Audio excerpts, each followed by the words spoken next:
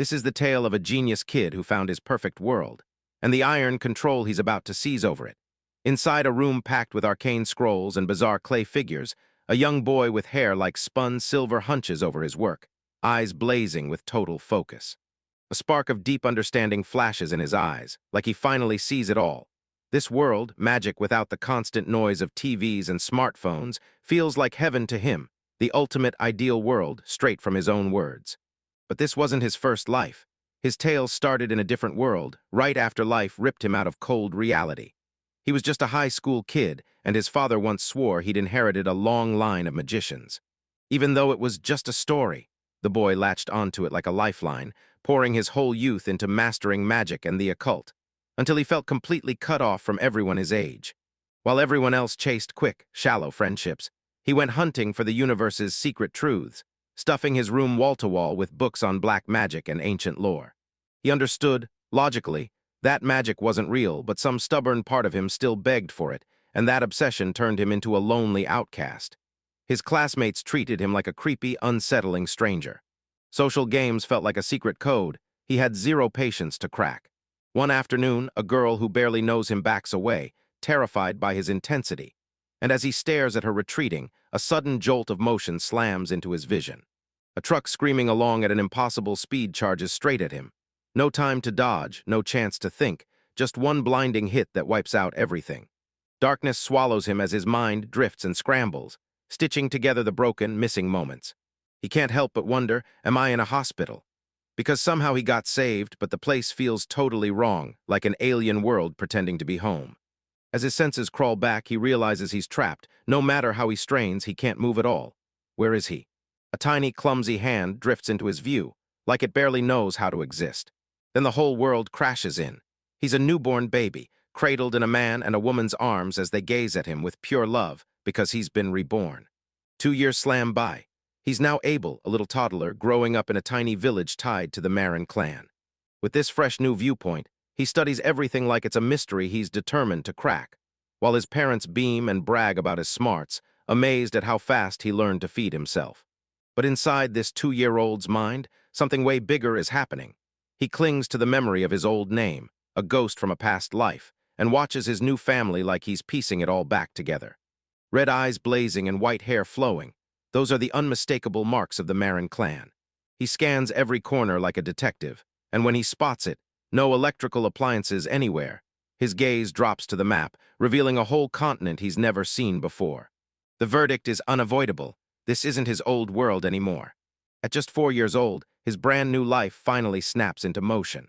He spends his days carving totems, bizarre wooden dolls that look like they're sacred to his clan. One day, while she cooked, his mother sliced her finger. Just a tiny cut, she insisted. Yet his father tore across the room and swept in at her side. He presses a ring onto the wound and whispers one word that shouldn't exist. Then a gentle glow erupts, and the cut disappears like it never happened. Abel freezes in place, mind spinning, healing magic, and it's real. He starts spotting it everywhere. His parents whip out simple spells for chores like it's nothing, animating dolls, pulling water from the well, and lighting a fire with a snap. Magic isn't some bedtime story here. It's woven into everyday life like breathing. In that instant, his old, lonely obsession finally gets the stamp of truth, and all those years of studying slam home that none of it was wasted. He's reborn into a world where magic is real, and the moment he finally gets to use it, joy hits him so hard it feels like he'll explode. Gizzle, his younger sister, tries to grab his attention, but Abel is so lost in his work that he just keeps carving another totem like nothing else exists.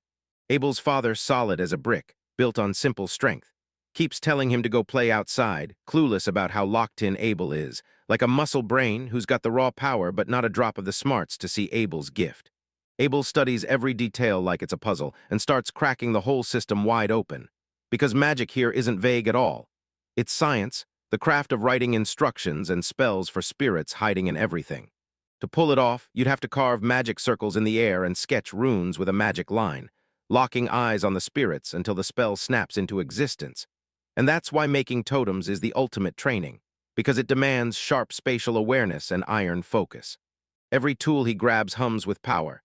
He gets the totem wood from enchanted trees, and the clan's knives slice through it like it's nothing at all.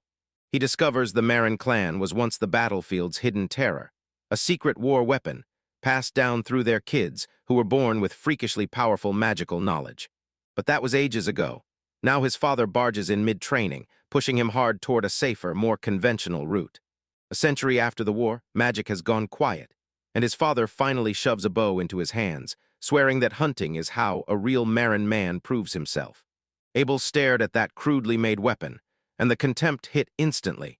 Getting something like this in a world where he could bend reality with a thought felt like a personal insult to his intelligence. By the time he turns 7, the whole village looks completely different. Abel won't stop chasing magic, and people swear he's gone totally totem mad. Meanwhile, his father is sinking deeper in despair as the carved dolls keep piling up outside their home. But Abel isn't just carving. He's out in the field, locked in and concentrating, and the words burst from him like living characters. A blinding, intricate magic circle erupts in midair above him, glowing like it's alive, while his sister, Gizzle, now 5 years old, stares with pure, spellbound awe. They've been training in total secrecy, and now both of them finally can pull off this core magic. Abel clamps a vow of secrecy on her, knowing that spilling their real power too soon would wreck their strategy. He's already blown past everything his parents could ever teach him. If he wants to push any farther, he'll need a real master, no fakes. His logic narrows it down to one name, the village chieftain, and if there's still a magic user from the Great War alive anywhere, it has to be him. The chieftain looms over everyone, an intimidating man who swears he's 50, yet blasts magic to stay looking young. Abel, with his Gizzle and Toe, marches up to the elder and begs to be his apprentice, and the chieftain sizes up the little boy with a sharp glare, warning him his teachings won't be easy. Abel's resolve doesn't budge for a single second. The chieftain throws him out with a cold, "Come back tomorrow, when you're ready," turning it into a ruthless test of whether he's truly serious. Right as they step out, the chieftain's granddaughter, Firo, crashes into their path. She tells him her grandfather lit up over Abel's grit, and she leans in to thank him for giving that old man a fresh purpose. She tries to hide her gratitude behind a snappy, dismissive act, but Abel sees right through it. He methodically dissects her every move, clocking it as that familiar personality type end. And with that, his official training finally kicks off. With the chieftain steering him, Abel's skills skyrocket, until he finally masters the real, structured magic circle art, and his sharp, complex-minded brain locks right into it like it was born for this. He devotes every waking second to prepping for sleep, firing off tests for his theories and drilling new spells. Because for him, this isn't work. It's the ultimate brain burn challenge. His room turns into a full-blown storm of research and desperate, non-stop invention. His devoted sister keeps showing up with meals, and her silent support never leaves his side. The floor and walls erupt in schematics and magical formulas as he scribbles, refusing to stop, smashing the limits of what he knows. 6 months later, the chieftain blows the whistle and demands everyone show what they've got. Abel stands before him, calm and unshakable, like his quiet confidence is hiding a whole storm under the surface. He starts chanting glowing characters under his breath. 2 blazing, mind-bending magic circles ignite at once, hanging in midair on either side of him as he readies himself to animate not 1, but 2 totems at the same time. The chieftain's jaw drops. Pulling off control over both at once is a feat that earns real awe. Abel slammed the magic circles onto the totems. No shortcuts, because this was the one step that made manipulation possible. He barks his doll dance command, and the 2 totems rise into the air, spinning with smooth, graceful control. The chieftain gives a sharp nod of approval. This kid's control is downright incredible, but Abel is just getting started. I'm not really in it yet, Grandpa, and he's smirking like he already knows. The air starts bucking and surging, then condenses into a ravenous, violently spinning orb of razor-sharp wind. He squeezes everything down, packing the energy into one dense, volatile orb. The pressure skyrockets until it hits a breaking point. Then he pulls off a move that completely shatters the chieftain's view of magic. When the destruction sphere rockets in, the 2 totems jerk forward on their own to intercept it, because Abel buried a hidden override in their programming. They're not his puppets, they're autonomous agents, and the moment they collide with that wind sphere, a blinding flash erupts and their controlled blast wipes out the attack while perfectly shielding the target. Abel spun around with a sheepish look, then blurted, "Sorry, I think I screwed up the power adjustment." The chieftain can't even speak, because this wasn't a fluke. The spell work was on a level he'd never seen, not even once. "Who taught you that?" he demands. Abel just shrugs and says he didn't follow any command. He kept experimenting until it finally worked. The chieftain snaps to the truth. This boy reverse-engineered a self-correcting magic circle all by himself, and it's pure, uncut genius. The old man grabs his chest, gasping, too overwhelmed to stand. "That's it," he says, voice cracking. "There's nothing left I can teach you." And then he stares you down. "You're the first one to ever finish my training. I can die in peace." Abel and his sister throw a joyous celebration for his hard-earned success. By just 7 years old, he didn't merely learn the basics. He mastered them and built brand new advanced magic. For a mind like Abel's, mastery is only the warm-up. He leans in and tells the chieftain he wants to study the more sophisticated magic buried in the books of his library. And he's going to need some of the chieftain's totems, too. Moments later, the old man freezes in disbelief as his enchanted totems march out of his house, each one hauling a towering stack of priceless magical tomes. "How many are you borrowing?" He gasps like the answer just hit him. Abel answers like it's nothing, says he'll need about 3 round trips to get everything, and then he's already standing there with his arms stuffed to the brim. With his sister at his side and his brand new magical servants following close behind, Abel storms off, leaving his master stunned in his wake. A huge, triumphant grin bursts across his face like he just won everything. With an ocean of ancient knowledge towering around him and endless possibilities rolling out ahead, he's sure, rock-solid sure, that this world is his to conquer.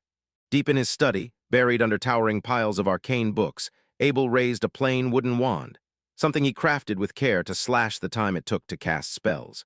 With pure triumph roaring in his chest, he burst out of his room, hoisting a strange metallic device overhead. "Giselle, I did it, it's finished." His younger sister's eyes lit up like fireworks as Abel, now 13, spoke his next move with the cool, steady confidence of a veteran researcher. "All right, let's grab the data right now." Crouched behind a hedge, they watched a local farmer sweat over his crops. Abel leaned in, locked his gaze on the device, and whispered the activation word, "Appear." Right over the man, a clear glowing panel snapped into existence and started spitting out the numbers. Hands. Magic 21. Strength 34, proving the device worked. A flawless way to measure the invisible forces running this world. Under the huge tree's shade, Abel leaned over the big projected display and studied the first readings, while the average magical power for an adult male, about 20, burned across the screen. Giselle stared at the messy interface and blurted, "Bro, what kind of magic is this?" Abel flashed a small, satisfied grin, because he was about to drop a piece of his old world into this one. A logicand measurement system that would let him rule and crush everything here. And honestly, I've always wanted an RPG element.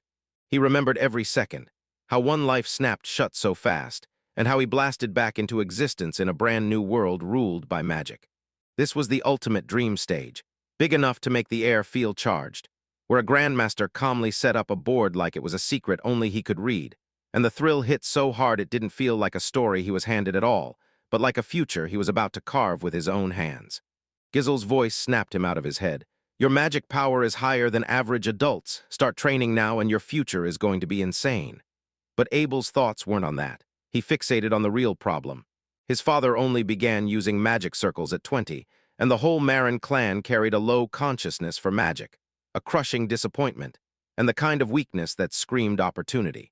Even the village chieftain's power couldn't touch his, yet Abel kept his eyes forward. Nothing small ever impressed him. Right when Giselle paused to gawk at a flower, a wave of dread slammed into him, and a quick glance showed her strength was 4 times his. He stared as she strode forward, not toward him, but toward a tiny, demon-looking creature crouched behind a tree. The second the creature showed its ugly face, Abel's tactical instincts snapped into gear. "Run, now!" he barked, yanking the bewildered Giselle back out of the danger. Even while he was still obsessed with magic and stories, he paused and stared at his old life.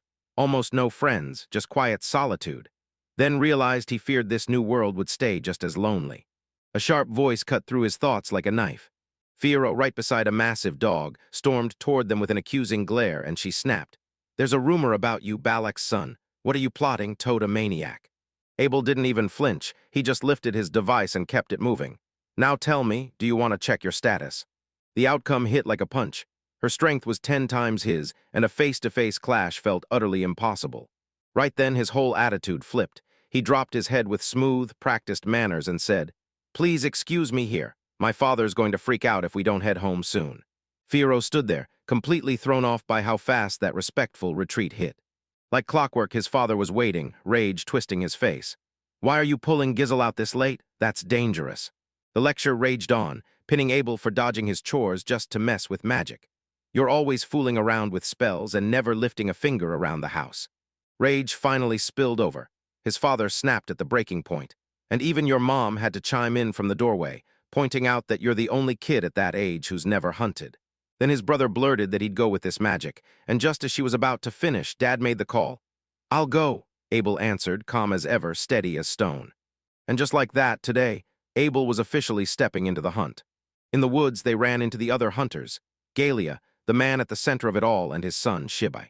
Abel clocked them as the Artie family, but this was the first time he'd ever actually talked to them, and it only made his self-imposed loneliness hit harder. That morning, he couldn't shake Giselle's awful goodbye, her voice cracking as she begged him to stay safe. But this mission had to happen, and as he held her steady, he admitted the truth to himself. He had to push his abysmal physical strength, test it, and make it stronger. He vowed to her, "I'll come back soon, and I'll stay safe." The thought of her deep admiration for him hit like fuel in his chest, and he hardened his resolve. In this clan, you hit adulthood at 16, and marriage came right on its heels, too. The zeal was no social butterfly, just clung to a tiny circle and stayed close to him at all times. A sharp pang of guilt hit him. His obsession with magic had sealed her away, just as lonely as he was. He fired off his first step and reached out his hand to the other boy. "Nice to meet you today." But Shibai only grunted, then spun away. Galia blurted out an apology for her son's rudeness, but Abel, already thinking like a grown man, just pulled his hand back and didn't even flinch. His father laid down the one rule for the day. If you can't resist, you're banned from magic, so try archery or train your body instead. Abel nodded because he knew exactly what he had to do, build real physical strength. He'd push himself to the limit, grabbing every last chance he had. But his own body betrayed him at the worst possible moment. Barely an hour into the hunt, he was wiped out, gasping just to keep pace. "Let's go home," he begged. He blurted out, "This can't be possible," because his whole body was tuned to magic, and it was never built for this brutal physical grind. She overheard him sneer through his complaints. What a good-for-nothing. Just then, Galia's eyes snapped to a juicy shimu parrot sitting on a branch, and his stomach practically started planning the feast. Shibai yanked his bow up, and you could feel the tension cracking in his face. He let the arrow fly, but the bird just flicked its wings and slipped it like it was nothing. Arrows ripped through the air, and as they missed, the birds dove in with harsh cries, tearing at the boy's nerves for daring to hunt one. As the men huddled up to slash for the bird with a knife, Abel's thoughts were racing like they couldn't slow down. He dug up memories of a past experiment, one wild shot at biotype magic, with a poor rat shoved in as the test subject. While the others were busy staring, he lunged forward, shot out his hand, and whispered a spell that dragged everyone into sleep. The bird went instantly limp, crashing out of the sky in a wild tumble. Abel snagged it with lightning-fast precision, handed it straight to the stunned hunters, sleeping magic. She blurted, utterly lost, so Abel played dumb and smiled like, "Sorry, I just want it as a pet." His father wasn't buying it. He burst out roaring, "I told you you're not allowed to use magic today." Abel tried to squirm back. "I'm here to train my physical strength." Suddenly, a heavy, pounding beat shook the forest floor, and the experienced hunters went stone still, Galia's face drained of color. "What is that? An earthquake?" One of them gasped as the footsteps closed in, and Galia snapped, "You too, run full speed." "Now," he snapped at his son, "we're heading back, report this to the chief. Come on, move it, idiot, hurry up." One heartbeat later, something massive tore through the trees. An enormous, monstrous beast, all razor claws and blood-stained teeth, like a greater bear brought to life. Terror slammed into the hunting party, and even Abel couldn't breathe for a second, because the beast radiated a raw, overwhelming power that hit like a storm.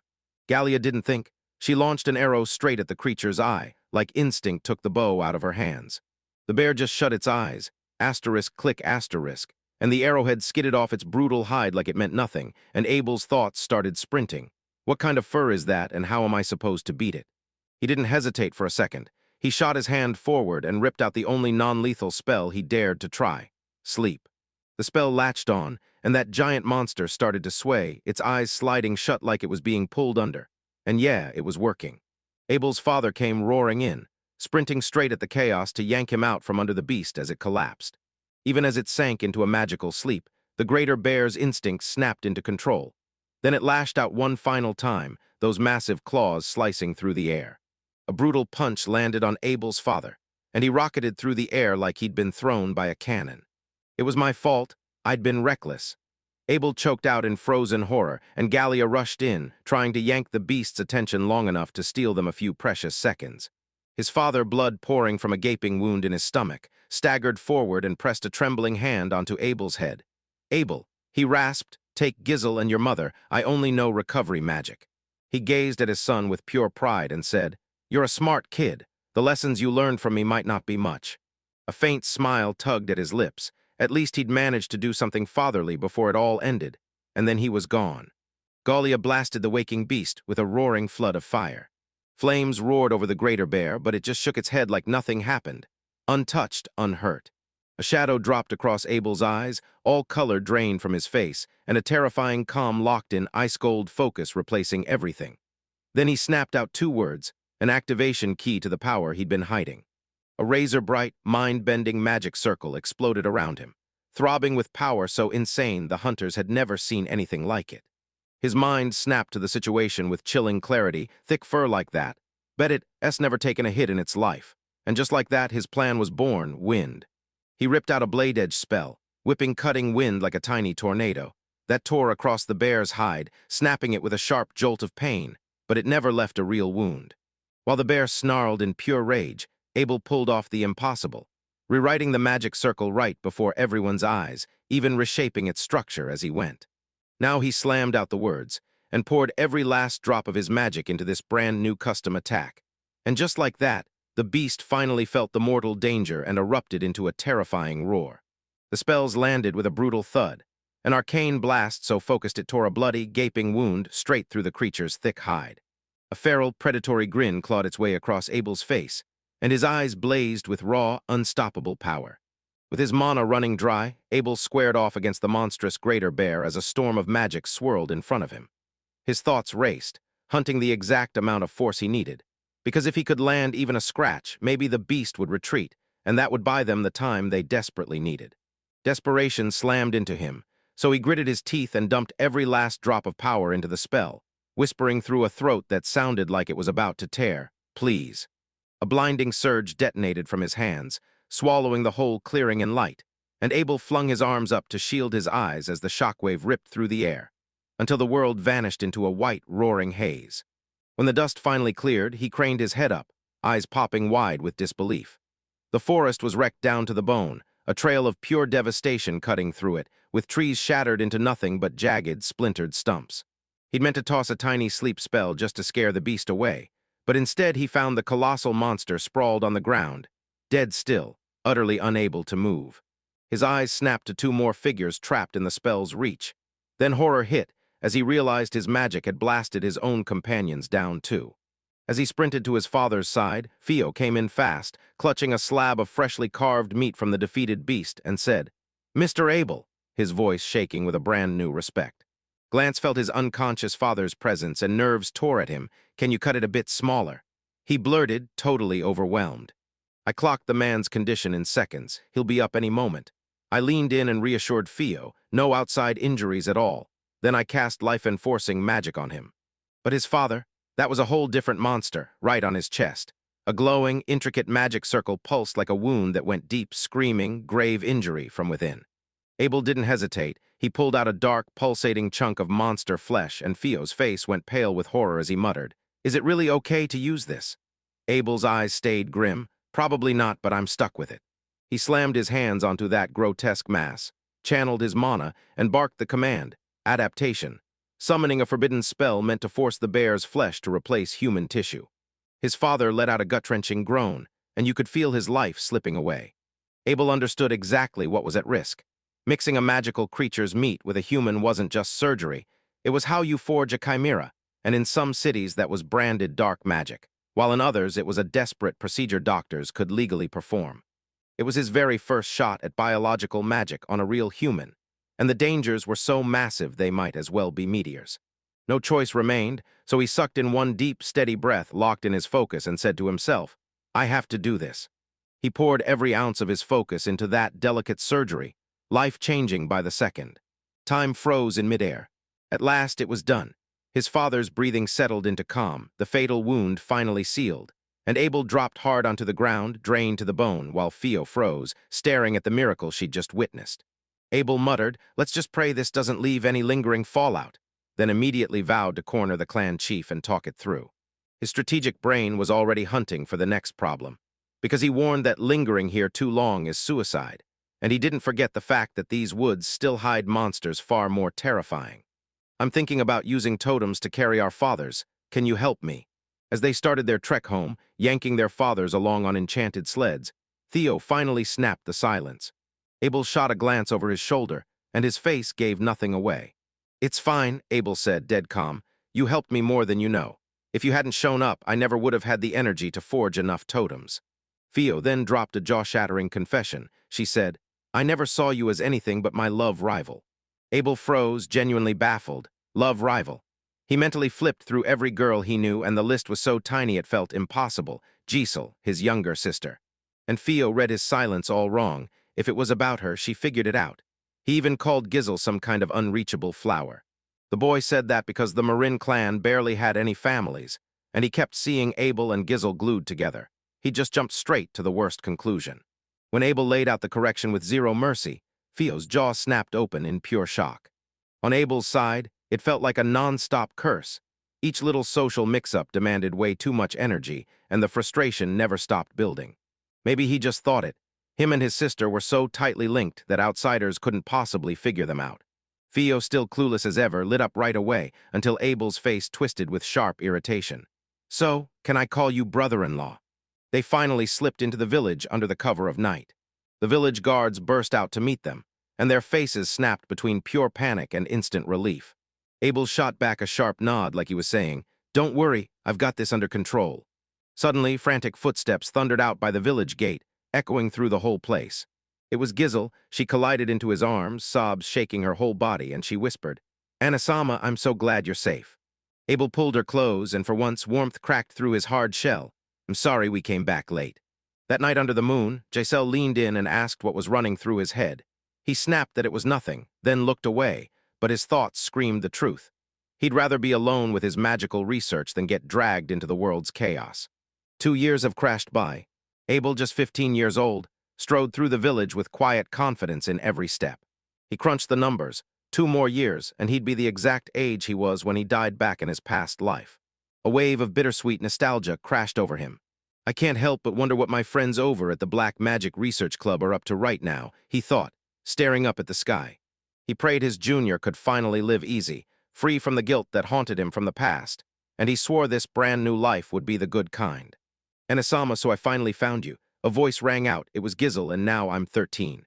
She guided him straight to a strange wooden structure in their yard, and lately I've been deep in a brand new gardening project. She said the magic supplements Abel handed Abel had made the plant explode to this massive size in just 1 week. And like she knew me already, Abel just smirked with that wry smile. He laid out his plan. He was determined to smoke the leaves for his coming-of-age ceremony, just like every Marin kid before him. So, of course, he rolled up his sleeves and grew his own to engineer the perfect flavor. He lifted a bowl packed with nutrients and offered it to one of those totem-like plants. "All right, Mr. Mountain, chow time." Dizzle tilted her head and stared. "Anisama, tell me why you're calling them Mr." A jolt of raw, deep emotion ripped across Abel's face.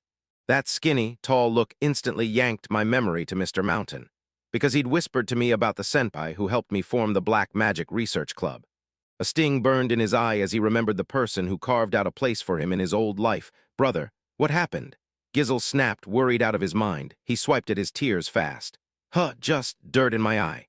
Their talk got smashed mid-sentence by an arrogant voice. "Hey, are you Abel?" And a smug little brat with a condescending sneer, backed by 2 goons, marched right up to them. "Who are you really?" Abel snapped, sounding completely unimpressed. The boy burst into laughter like, "So the rumors are real. You're really a shut-in who has no clue what the outside world is like." He swelled up with fake pride, chest puffed out like he owned the world. "Didn't you hear of the great Noswell Carlco?" The name Carlco jolted a far-off, totally meaningless memory into my mind. He finally made the connection. Then a look of mild annoyance flickered across his face. Staying on top of people's relationships is a nightmare. And right when Abel's out there working, a young nobleman shows up with his entourage in tow, smugly claiming he heard the chief's disciple is growing a totem. Then he feigns kindness and offers advice, like it's some gift. Abel sees right through that transparent excuse the second it's spoken. This visit isn't for advice at all. It's to verify the rumors and smash them before they can spread. To really feel how huge this visit is, you've got to know the village's economy. Because in the Maring clan's home, money doesn't exist, and everyone settles deals through bartering and trading goods. And then it hit everyone. This magical leaf, prized for its power, had quietly replaced real money, with the Karlko house controlling its growing and trading like they owned the world. And Abel knew instantly those weren't legit inspectors at all, just low-level goons sent to sniff out a new rival. Naswell the nobleman flicks his eyes at that lonely, plain little totem, so he just smirks like, just one. Then throws in, I appreciate you taking the trouble to come by. Abel stays cool and answers, I'm only letting it grow out of curiosity, it's no big deal. Naswell's smile widens. I see, he says, then there's nothing to worry about after all. But as he turns, a predatory smirk snaps onto his lips, his thoughts already sprinting, tallying the numbers. This isn't just danger, it's a goldmine. And his all, standing right there, suddenly feels ice crawl down her spine. Naswell's eyes flick to her for a split second, then he snaps, Hey, you be my wife. Abel just stares, stunned by how wildly arrogant the demand is. Naswell's retainers freak out in full panic, grabbing him like, No way, this is brutal. They shout, Don't you dare anger that guy or we're finished. Hurry, apologize right now.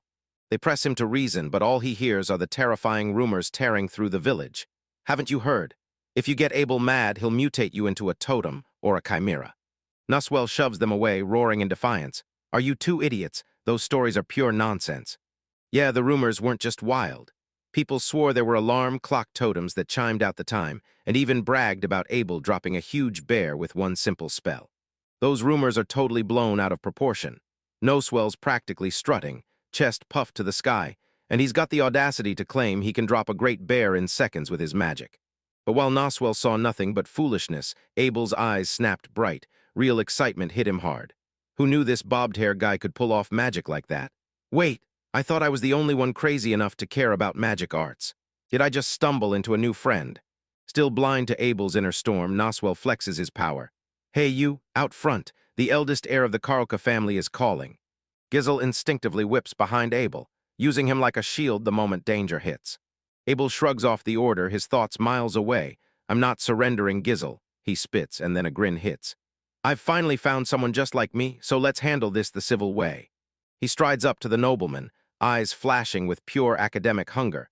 Your family's been growing leaves for ages, so you've got to be the real deal at making totems. I'm tinkering with an arrangement pulled from Calba Fuller's writings, but I'll admit, his theory hooks me too. Oh, and tell me, what paints are you using? No, don't recoil in shock at this terrifying prodigy. Don't you dare come near me. Noswell snarls and slams Abel to the ground with a violent shove. He brushes himself off and sneers like it's nothing. Ha! I knew it, the rumors were trash, he's just some pathetic shut-in. Then he whips that scorn right onto the totem itself. Hey, you're raising your totem the wrong way, you know. Abel's friends are left staring in shock, but NOSWA barrels on. Me too, I've been following every step of my research exactly, so tell me what's the problem. I'll show you. He thrusts his hand forward, and a glowing triangular sigil ignites above his palm as he summons a razor-sharp blade of wind. A razor-sharp blast of wind erupts from his hand, slicing clean through the totem's wooden body. The top half slams into the ground with a brutal, earth-shaking thud. He knew it all too well, and then his men erupted into mocking laughter. It didn't. Abel clamps his mouth shut, and his face gives away nothing at all. Giles darts to his side, Anasama, but Abel's mind is already made up. A brutal, cold fire burns inside him. Fine, he says, his voice flat as stone. If that's how it's going down, I'll go all in. His new battleground, the East Forest. Later, Corget grumbles that Abel yanked him into yet another one of his wild schemes. You're so mean, Abel. Gizzle-chan already headed home, and Abel just perched on top of a log, carving away. So yeah, I'm not keeping her here with us. Now quit yapping and carve. Gargot's head spins. Are you really trying to keep me stuck out here? Wait, what's your real motive? Why would you try to ruin Karlko house? Because you're not just talking, you're hunting revenge for Mr. Mountain. Apple yanked his work to a halt, so why do you think those leaves are so valuable? Kurgat just shrugged and said it's because they're hard to grow, and Abel cut him off instantly. Wrong. Then he spills the real truth behind the Karlko monopoly. Karlko house decides how much of it hits the market, and honestly, cultivating magic is that hard once you can lock down the magic supply. Gurget still hears the village chief grumbling. Karlko's family has kept that iron monopoly. because nobody else could master the kind of refined magic control needed to mass produce. Abel keeps talking, laying out the whole political chess match, because the chief is pushing magic ore to become the village's currency, and it won't vanish after it's used. But Carl Kohaus is suddenly in serious danger if the value of the leaf they produce ever drops, so of course they hate the idea. The chief and the Karlko family are stuck in a brutal Cold War, but the Karlko's power is so massive that the chief can't strike at them head-on. That's why Abel leans in and declares it with spine-chilling certainty. He'll wipe out Carl Kohaus's political power without touching the chief. His plan is a full-on economic weapon. He'll strike with the finest wood, carve an army of totems, and crank out high-quality leaves on a mass scale. Then he'll unleash a flood of product into the market, send the Carl Kolaves, value plummeting through the floor, and smash their monopoly overnight. When Kroggett demands, "What happens if we fail?" Abel slams down the final, devastating truth, and Gizzle might just get forced to marry into the Carl Ko house. The weight of the world crashes down on Kroggett, because this isn't a game, it's a fight for his friend's future. His resolve turns to steel. Let's do this. And when this plan finally hits its end, someone's going down. He snatches up a carving knife, determination blazing in his voice. "I'm gonna carve every totem I can." Nuswell and his squad crouch and watch the eastern forest's edge, silent as shadows. They stare out at the forest of totems Abel just raised, and I knew it. He's furious, real rage boiling over. One of the men huddles close and whispers. They spot one that's basically the same as the one Noswell just chopped down, and the laughs start, until they realize, "Oh no, he's gearing up to slam us with the totems." But no silence swells here. Listen up. Look closely, he's calling the shots. And yeah, you two are real idiots. Those aren't monsters, scarecrows. They're leaf-gathering totems, not attackers. His men finally clocked their blunder. Now that they can look back, it's obvious. He's really trying to grow those leaves, isn't he? They snort at the plan, dead sure one person can't possibly pull it off, like it's a waste of time. To lift something on that scale, you'd need 20 men, each packed with serious magic power. One of his men frets, and the message is clear. Don't brush him off. His magic is brutally powerful, and even the chief admits he's the one to fear. Nuswell mulls it over, and then a chilling thought clicks. What if this whole thing is a secret setup, cooked up by the teacher and the student together? He makes his move, and it's a brutal miscalculation. You two stake out the chief's house, and don't let Abel call him in for magic backup, but Nuswell totally misread what he was up against. He built his plans on bad intel, totally blind to the fact that Abel had already wiped out the Forest King. 2 years ago, all by himself, and he had no clue how obsessively the kid kept grinding magic day after day. Abel had power to spare. He could fuel all 50 growing totems at once, single-handedly, without breaking a sweat. 2 weeks later, the proof hit like a hammer. An entire field of fully grown, leaf-bearing totems stood proud, and the win was so one-sided it felt unfair. Kurget's overflowing with joy. "Abel, you're amazing. I honestly doubted we could pull this off at first, but we nailed it. And sure, I figured Noswell would step in, yet he didn't. And those incredible gestures toward your creations, that's got to be because of you too. Mr. Mountain number 2 and number 3, huh?" Their crops had fully grown and were booming, and now it was time to strike, leaf harvesting time. Meanwhile, Noswell's spies are posted outside the chief's residence, and they report something off. Every single day they watch, but the chief and Abel haven't stepped in or out even once. Noswell weighs it in his mind. Did he really accept defeat and call it quits? Right then, another spy barrels up. "So, what did you find at the Bellic house?" He tells them his little sister just left, but Abel wasn't with her. Noswell decides to take matters into his own hands and confronts Giselle on the road, right as her massive wolf, Firo, rumbles with a low growl. "What are you doing outside my house?" She snaps it coolly and he stutters. "We're not anything. I'm just looking for Abel." "Abel," she says. "Yeah, Abel hasn't come by in a while, you know." Her wolf's growls turn louder and sharper, and the noble with his entourage bolts in full panic. As they fall back, Noswell snaps it all into place. "Stupid lupus," she mutters, because if her words are true, Abel isn't teaming up with the chief at all. What a joke. By now, all those totems in that field are probably nothing but seasoned lumber, and Abel's just hanging his head in total defeat. A smug, cruel grin snaps across his face, because when it comes to cultivating leaves, nobody, not even close, rivals Karlko. Gizzle watches them vanish into the distance, her face locked in deep thought. What on earth did Abel do for Karlko House's eldest son to keep hanging around my place? Something felt seriously off. His coming-of-age ceremony was right around the corner, but her brother's behavior was getting stranger by the second. Or she lets out a heavy sigh and shoves that thought right out of her head. Whatever, this has nothing to do with me, so I don't care. At the Bellick house, Greget's father strikes a match and lights one of the freshly harvested leaves. The leaves today look unreal. How is that even happening? Abel strides in with a heavy bag stuffed full of their product. Ha, this isn't like anything I've smoked before. In the forest, everything's locked in, battleground ready. The trade market buzzing, the date nailed down, and Abel's own coming-of-age ceremony finally about to begin. The day finally dawns, and Noswell plants himself in the market, flashing that cold, predatory gleam like he's hunting. Across the square, Abel locks eyes with him. Boom, the tension snaps like lightning because this isn't a moment anymore, it's war. The grand ceremony wrapped up, and Abel was finally left alone to fend for himself. He stole a quiet moment for himself, watching the villagers from afar like he was taking in every detail. He breathed out a thin ribbon of smoke from that long pipe, and while the haze curled away, his mind was already sprinting to the next phase of his plan. The stuffy formality of that gathering felt like it was sucking the life right out of everyone.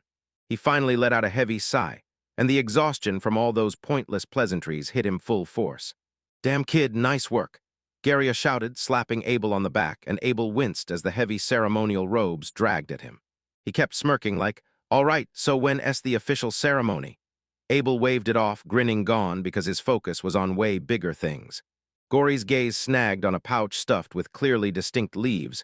"Wait, what's this?" And that's when she gasped because her son was gone. Right now of all times, where did he run off to? Meanwhile, Abel was already at the town market, flipping his real plan into action. Right when he was setting up, Goria slipped in behind him, and I caught on instantly like, "So that's what you've been up to." Then he stared down at the product and raised a hand. "You've got samples, right? I want a taste." Garya ripped a draw from the pipe, and his eyes blew wide with shock. "Whoa, this is amazing." Abel stays stone calm, though quietly admitting to himself he never really cared for the smoke. Out of nowhere, a man tore through the tent flap, shouting Abel's name at the top of his lungs like his life depended on it. In the middle of the loud, chaotic market, the man kept blurting out apologies like he couldn't breathe until he was forgiven. "I swear I thought I'd found the perfect spot. No one had claimed it, so I started getting everything ready," he said, clearly flustered. But by the time I caught it, his voice had already faded from somewhere else, and he spun around, scanning the packed stalls. But then he spotted Abel's simple mat right in the market's nexus. Couldn't believe it. That was the absolute best spot we could have landed. Abel's eyes flared with pure strategy. "Well done, now we sell, sell, sell until there's nothing left." The older man tensed with dread, then jabbed a finger at the extravagant stall right across from them. "Are you out of your mind?" Panic kept clawing higher and higher in his chest. There was no way we were getting away with this. Selling the same kind of product right beside them was basically pouring gasoline on the flames. And then Abel. He didn't flinch at all, just a tiny smirk like he'd already won. "Come on, Shibai, you've got guts." "Dude, calm down," Abel snapped, then soothed him with a steady hand on his shoulder. "This is where incense leaf hunters swarm, and if we get even a little luck, it could turn into something huge." 10 minutes later, their optimism crumbled fast. Not one customer came near their stall, while the Karlkov family's booth got mobbed nonstop. Unbothered, Abel snapped his head toward his sister and said, "All right, Gizzle, can you grab the totems I made yesterday? The red and the blue ones." She nodded fast. "Got it, Nisama." Abel's partner stared in pure confusion. "So what are those totems even for?" Abel just smirked, eyes hiding everything. "It's a tiny secret weapon I cooked up." Right then, a smug figure drifted into view at their ruined stall. Noswell, the Karlko family's heir, and honestly, look at you, pulling off mass production. He sneered at their tiny pile of goods, and your help still didn't matter. Because in his mind, this upstart's support was too suspicious to ignore, and he'd have to track down exactly who helped them. "My family's incense is forged by years of hard-earned technique, real trade craft, not some cheap brand." And he smirked, jabbing a condescending finger like you can't touch this compared to something a kid like you would churn out. Ours, different level entirely. Abel's calm face never flinched as he pumped magic into those totems, forcing incense leaves to spit out like they're supposed to, because that's your family's tradition, right? But then it hits. Your house is selling garbage, and everyone knows it. And if you're hiding your terrible flavor with additives, that's not craft. That's a nasty bargain basement trick. Abel shredded his rival's whole business plan with a few savage words, then slid into his seat. "Hey, you, pick that up. I'm the customer." Nusswell scoffed and dumped a bundle of leaves by his feet, then smirked. 5 bundles for 1 Akali copper, that's the deal." With a malicious grin twisting his face, He slammed his boot down and ground Abel's product into the dirt. He whipped around to face the crowd, and his voice thundered with pure authority. Listen, if any of you buy from this guy, you already know what's coming, don't you? Abel clenched his fist hard, and pure fury blazed in his eyes. At that exact moment, Giselle burst back in, "Naya-sama, sorry I kept you waiting," and dropped two crudely carved totems onto their mat while Abel blurted out, "Great timing." Their companions gaped at the objects, and Aguizel snapped. "So here's the deal. This red totem boosts sales like crazy, and that blue one pulls in customers." Abel jabbed a finger at Karl Kostal. "Over there, their customers are fed up, because the transactions crawl so slow they're getting impatient. Trust our flavor, our price is half of theirs," he said, eyes sharpening as a plan snapped into place. "If we snag just a few customers, we can flip this whole situation around." Then he unveiled his masterstroke. Those totems weren't magical at all. He dug the enchantment circle out of a book, but it did nothing. No spells, just psychology, one simple beckoning cat meant to hook everyone's curiosity. "Don't you think that's wild?" He grinned like a shining star and asked it straight to you. His companion gawked at him like he'd finally lost it. But right when they were about to call Abel insane, his father stormed in with a whole crew of men. "Hey, Abel, that test product you gave me, I passed it around to a bunch of others. Everybody's raving about it. Now sell me enough to build a serious stockpile." The guys trailing behind him kept nodding like crazy. "Come on, sell us some more." Everyone was practically begging. Abel's plan finally got the exact spark it was waiting for. The whole group surged on the stall, and it was honestly wild. So unique it felt unreal, and then one of them yelled, "Hey." It's like everything I've been puffing till now was just moldy leaves, and someone else swore, "Not only does it taste great, it's cheap as hell too." The crowd's noise shot up, and that crazy sweet smell started yanking people's attention left and right. Even folks stuck in the Carl Cole line couldn't stop themselves from following that mouth-watering sweet smell drifting straight out of Abel's stall. The moment they heard the Carl Co. price, they ditched their spot and sprinted over. "So tell me, is it really okay to sell it that cheap? I even bought 50 bundles. One snap and the dam busted open. The whole crowd from the Carl Co. stall surged down on them like a wave. "Sell me some, please," I shouted because I was already up first, while the swell just watched in horror as his customer base vanished in seconds. The tiny stall got hit so fast, it got completely swamped. Abel roared over the chaos, "Gizzle, keep hauling the goods from the storehouse." The whole scene still felt out of control. Pure chaos, and Philo, your friend, jumped in to help and get things under control, plus I'm here too. Nusswell's subordinate freaked out. "Nusswell, let's slash the price. If we don't, we're finished." But Nusswell couldn't escape the arrogance of his own family because his son had already snapped. "Fools, I won't budge. Papa said we keep this price no matter what." With desperation clawing at his chest, he shoved forward to cut into line at Abel's stall. Abel calmly stepped in front of him and blocked his path. Then, with a gentle smile, he said, "Ah, sorry, could you join at the end of the line?" While he locked eyes with Naswell's furious glare without flinching. A deep voice rumbled from behind Naswell. So who was it? Out stepped a massive, power-built man in a fur-lined coat, radiating pure authority, Norman Karlko, the family head. Noswell froze on the spot, stammering "Papa," while Norman flat-out ignored him, those ice-cold eyes locked on Abel. "Who are you? And who the hell put you in charge of this store?" Abel just nodded with a thumb over his shoulder. "My name's Abel, sir. Noswell's over there." Norman Koralko flicked his eyes from his son to his own bare, empty stall, then to the endless river of customers streaming past and right onto the boy stretched out on his simple mat. His eyes narrowed, and recognition hit like a spark. "Abel, tell me, you mean that totem-obsessed Blake kid?" For one stunned moment, nobody spoke. Then Norman Karlko threw his head back and erupted into laughter. Then he erupted in laughter, so loud he stumbled mid-laugh and crashed onto the ground. Nusswell was absolutely mortified. "Papa, get it together." And he snapped around on Abel, his face twisted with fury.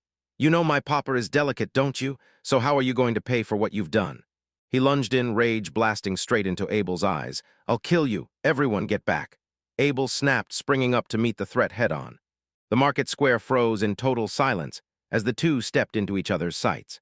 Garia just stood there on the sidelines, totally unmoved. Like, "Oh cool, the Karlko family's head is here with his son." He soothed the panicked Gizzle like, "Come on, I already know how to hold back so you're good." Abel's mind was sprinting, and he knew he could drop a great bear with his magic. But first he had to make it count as self-defense, so he forced himself to stay put and not strike first. Nobles started chanting magic all around him. This was the opening he needed.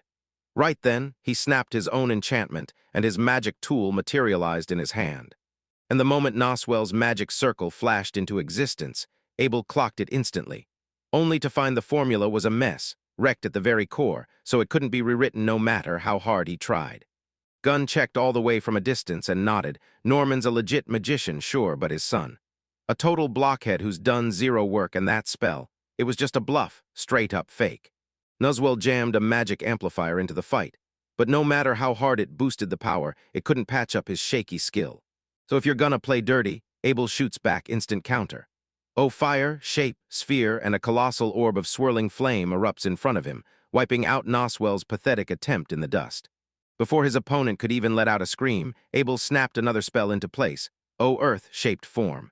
A brutal wall of rock detonated out of the ground, smashed into the fireball, and warped into a new shape on the spot. It loomed over them, a hulking stone golem towering in full force. Go Yamasan number 4, Abel shouted the command. The golem slammed a colossal stone fist down, and Noswell could only freeze in place, terror locking every muscle. He choked out a pathetic shriek as the fist slammed down on him. Gizzle stared with eyes bulging, and trust me, she wasn't holding back for a second. Abel stood there calm as the wreckage burned around him, mocking his opponent. What's wrong? Come at me from anywhere. He clocked Noswell's pathetic bait the moment it hit, and he refused to bite. Not a chance. At last Noswell snapped, tears flooding his face as he screamed, "Save me, Noswell-san." Then it hit him hard. That whole attack, all that magic flare posturing, it was nothing but smoke. He wasn't fighting for real, he was bluffing. 10 days later, the fallout from that showdown had flipped the whole village's economy upside down. Abel's incense leaves, better and cheaper, spread through the town like wildfire. The Carlico family's grip and monopoly shattered. Their prices crashed, and the people they'd been squeezing finally broke free. Noswell rushed up to Abel, shaking all over as he thrust a basket of goods toward him. Abel stared him down, cold as stone, no pity at all. "Don't break my papa's heart again, not when you've already done it," Noswell pleaded. Until now, they've been raking in unfair money without lifting a finger. Abel snapped. "I hope you'll finally work the right way from here on out." And with terror in their bones, Noswell scrambled off. Abel basked in his win, then handed the reins of the new, insanely productive fields straight to the village chieftain, so every coin of profit would flow to everyone. He locked in a massive personal fortune right from the very first sales. A fortune he needed to bankroll his next massive project. He dove straight into research. He leaned in to inspect his brand-new boxy machine, and sure enough, it's finished for now.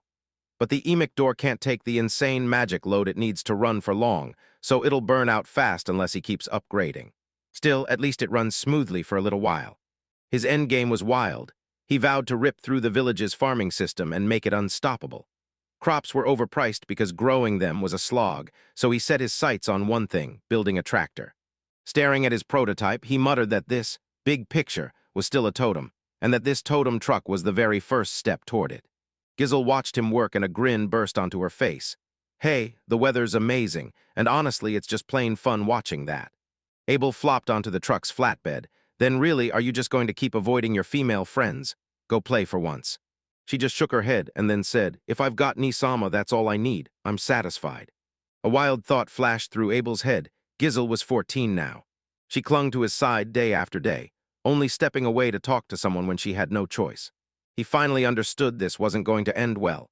If she stayed like this until she hit adulthood, it'd turn into a real problem, so he knew he had to march straight to his father and talk. That night he caught Garia at last, fully relaxed. "Father, what's wrong?" Garia asked. "Is this about your incense leaf?" "No, this is about Gizzle," Abel said, "and he just hoped you don't end up like a second Carl Coe family." His father dodged the topic like, "Now you're an adult, huh? Suddenly you want to talk about that." And then he added, "Yeah, Gizzle will be grown too in 2 years." Abel just stood there completely baffled. "So when's the ceremony?" Garia stared at him like it was the simplest thing in the world, yours and Gizzle's wedding ceremony. Those words hit Abel like a sucker punch. "What?" He stammered, wait, how in the world would Gizzle and I be related? I'm his sister, we're blood." His father laid out the terrifying truth. Marin brothers and sisters are supposed to marry once the brother hits adulthood, and if they're within 5 years of each other, you don't get to pretend you didn't know. Abel's world cracked in half. What the hell?" Those words hit Abel like lightning, and his brain spun out over how wildly insane that statement was. His brother faced him head-on, and his expression was a locked door you couldn't crack. You don't want to? He pressed, and that one simple question hit like a thunderclap, because Abel was only just starting to realize what an entire culture was demanding. Abel's mind tore through panic as the horrifying truth hit him, because he'd always seen marriage as a political and social pact, a sacred tie that locks two families together, forging alliances and shaping their future. But this was on a whole other level. Abel stammered, his composure shattering mid-breath, while his brother answered with that calm, bone-chilling casualness. Even I married my little sister. That confession hit like a punch to the gut. His brother fired back that the Marin clan lives by this custom, traced to magical theory. The tighter the bond between the parents, the more viciously powerful their offspring's magic becomes. He caught the anguish on Abel's face and totally misread it because you really hate it that much? I thought you were always babying Gizzle. Abel started to argue, but his brother waved him off and wrote his feelings off as nothing but older sibling affection. With a condescending pat on his head, he smirked. You're a grown-up now, an adult of the Marin clan, so take this chance and become one. The very next morning, Abel jolted awake in a cold sweat. The horrifying truth hit him like a ton of bricks, this village and his annoying father. He just knew they'd start shoving wedding plans down their throats for him and me, so he had to stop it, no matter what.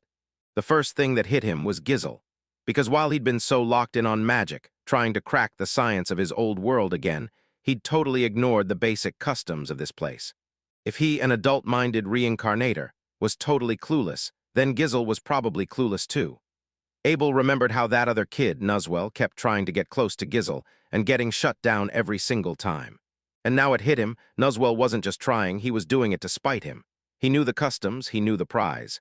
An ironclad plan snapped into place in his sharp mind. Siblings must never marry.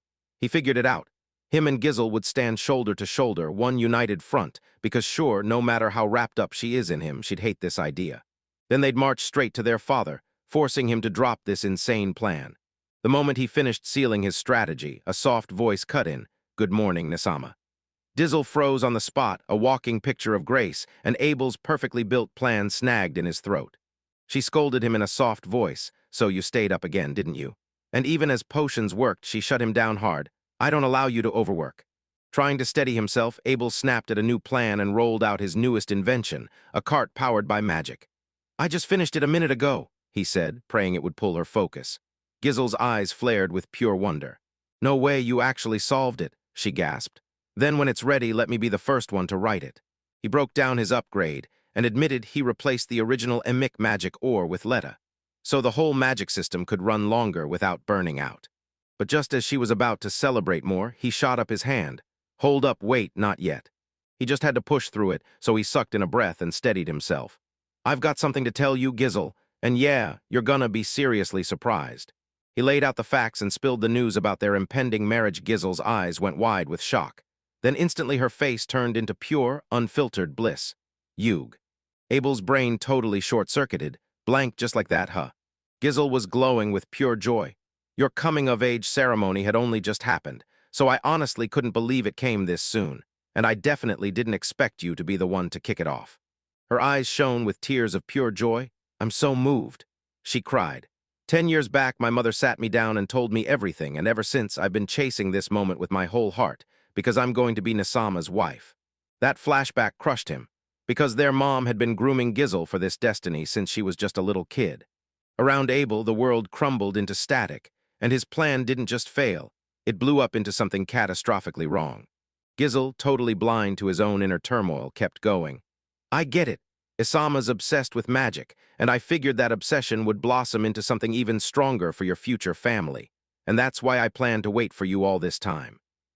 She stared at him like he was her whole world, pure adoration, burning hope, and Abel suddenly felt the crushing weight of a promise from a whole decade ago that he had no idea was even real. Panic slammed into him. He had to find an escape, and fast. Then it hit, the book's storage. It still needs some tweaking, but he'd go to the chieftains no matter what. But he started backing off fast, rambling non-stop nonsense. Then he bolted again, leaving the incense leaves business for next time and a slightly puzzled yet still radiant Gizzle behind. And with him gone, she faced the empty air and spoke like her mind was made of stone, calm, steady, and unstoppable. "Like I said, we'll hold the wedding ceremony in 3 days." She clasped her hands, buzzing with excitement. 3 days from now it would all happen, and it was almost. Nearby, another woman snapped that Abel didn't look like he cared at all. But his brother just shrugged it off. Whatever, he'll get pulled along with the current fast enough anyway. Once the ceremony's over, he'll finally settle.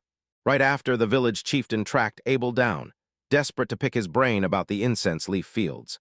Abel's brain spun into chaos of doubts, and he could only wave it off. Can that wait just a bit? He fled into the book storage, sank against the shelf, and just crumpled in total defeat. This was the real nail in the coffin.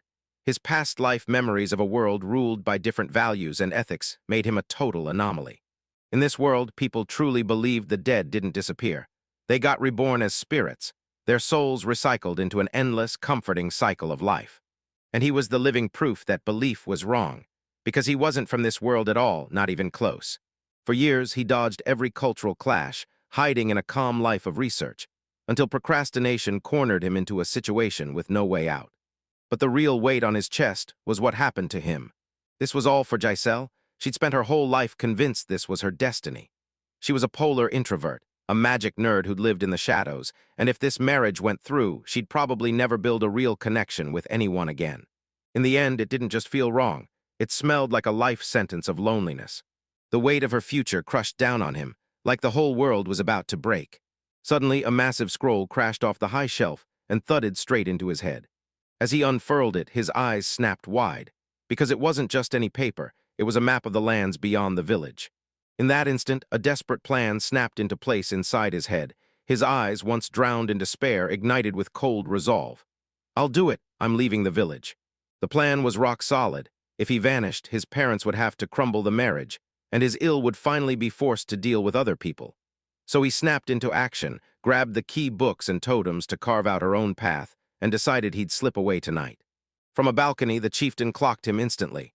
"Return them," he demanded. Then Abel, cheeks burning but determined, blurted an urgent okay and dashed off. His escape nearly got wrecked the second he collided with Philo. Then Philo grinned and said, "Abel, congratulations on your marriage." The news was already racing through everyone. "Wait, hold up. Where'd you hear about it?" From that low, sharp point, I caught sight of your father weaving through the crowd, making sure everyone heard. Because he wasn't just guiding you, he was boxing you in tight with social pressure like bars around a cage. He had no choice. He had to vanish right now. "Philo, you've been looking out for me non-stop. Thanks for real," he shouted, then bolted away. Philo stared at him, stunned and speechless. Like this couldn't possibly be the end, like their goodbye couldn't be final. He burst through his front door and kicked off the very first phase of his master plan. "I'm about to dig into some research, so don't step into my room," he told his brother, tossing incense leaves onto the excuse like a smokescreen. The brother let out a heavy sigh, brushed him off as some little punk, and walked away to let him handle everything on his own. From the shadows, Gizzle watched him vanish, her resolve rock solid. If he's set on locking himself away, then she'll keep preparing for the ceremony. Locked inside his room, Abel slammed stacked heavy books against the door like a fortress. A knot came undone, Gizzle stepped in, offering to fetch him food, and he waved it off. It's fine," he said, claiming he'd already eaten at the chieftain's place, but the truth hit like a punch. He'd lied, and his heart was hammering in his chest. Her voice trembled with worry. "Don't you dare drop from exhaustion halfway through." He forced a steady, reassuring voice. "Yeah, sorry to stress you out." Once her footsteps died away, he slumped against the door and let out a trembling breath. Beneath a flickering candle glow, he scribbled one last note to cut the cord for good. "I'm leaving the moment I hear Gizzle has married, unless I end up marrying someone first. Until then, goodbye." With everything set, he fired up his trusted totems, stuffed to the brim with supplies, and let them roll. He slipped out of his fortified room and slipped through the silent house like he was made of smoke. He stood there, staring back at his home one final time, and nostalgia hit him like a wave, just like the old days when I'd sneak out like this, because I'm pretty sure this is the last time. He dashed to the fence and grabbed the new invention he'd hidden there. With a low, silent command, he starts it up, and the totem truck rumbles to life. The cart rattled off into the black, and guilt slammed into him like a lightning bolt. Gizzle. He knew the rules inside and out. Anyone from the Marin clan was barred from leaving the village unless the chieftain personally gave the go-ahead. Break the rules and it's over. No coming back, no excuses, just exile total and absolute. A lone tear slid down his cheek, while he pictured a future where he'd only be able to guard her from afar. He tore through the night on the road, then jolted awake with a big yawn as the first streaks of sunrise crept in. He checked the map and charted his next move. He was headed for Lawmarn, the loud, thriving trading city where secrets moved faster than footsteps, and the kind of exotic magic tools you couldn't find anywhere near his cut-off village. A massive, roaring city that never sleeps. The idea of brand new knowledge, fresh magic, and a whole new life hit him like lightning, filling his chest with real, unstoppable excitement. Suddenly, the cart slammed to a brutal stop, yanking him forward. Ouch. Back in the village, his father's fury-laced roar tore through their home, Abel. He stood in the boy's empty room, staring at the abandoned letter that screamed his son's betrayal, stunned that he'd run off. His brother leaned in and said, "Maybe this is just a test, like they're trying out a brand new totem." Gizel Kalman calmly shut down the thought of raising an alarm, and with a soft, steady confidence in her voice, she said, "I think it'll be fine." Her hand clenched hard, crushing the letter she was holding like it could shatter her world. A chilling, peaceful smile curled on her lips while her eyes shimmered with that unsettling glow. "And me? I've got faith in Nisama." Miles away, Abel froze mid-step, staring in total disbelief at what ripped the world to a halt. They even let him ride in the baggage area, cheap price for a guaranteed escape. The carriage thunders down the road, dragging him away from the village he couldn't wait to flee. As the rattle fades behind him, he can't stop thinking about the people he just met. Those eyes, that hair, the way they stood out. James, still young, blurts out his whole situation. "Why are you all the way out here?" He admits he and his family never saw eye to eye, so he bolted from home, and Abel leans in, catching every detail that marks him as part of the Marin clan. Maya jumps in with a sharp little chiming comment. "Then it's basically the same as me." Maya's face lit up with shock. "Wait, you mean that traveling couple was real?" And then she reveals James came to her village to trade, and that's how he ended up taking her along.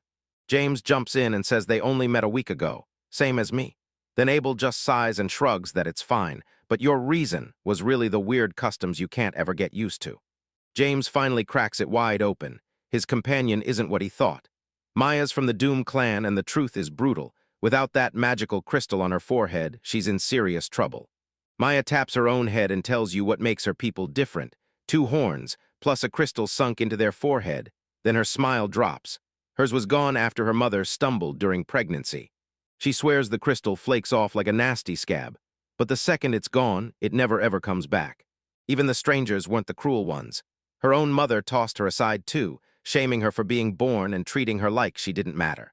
Maya yanks out a jingling pouch of coins, her secret stash, the one she brought from before, saying it's mom's savings. James is stunned, but Abel immediately gets it.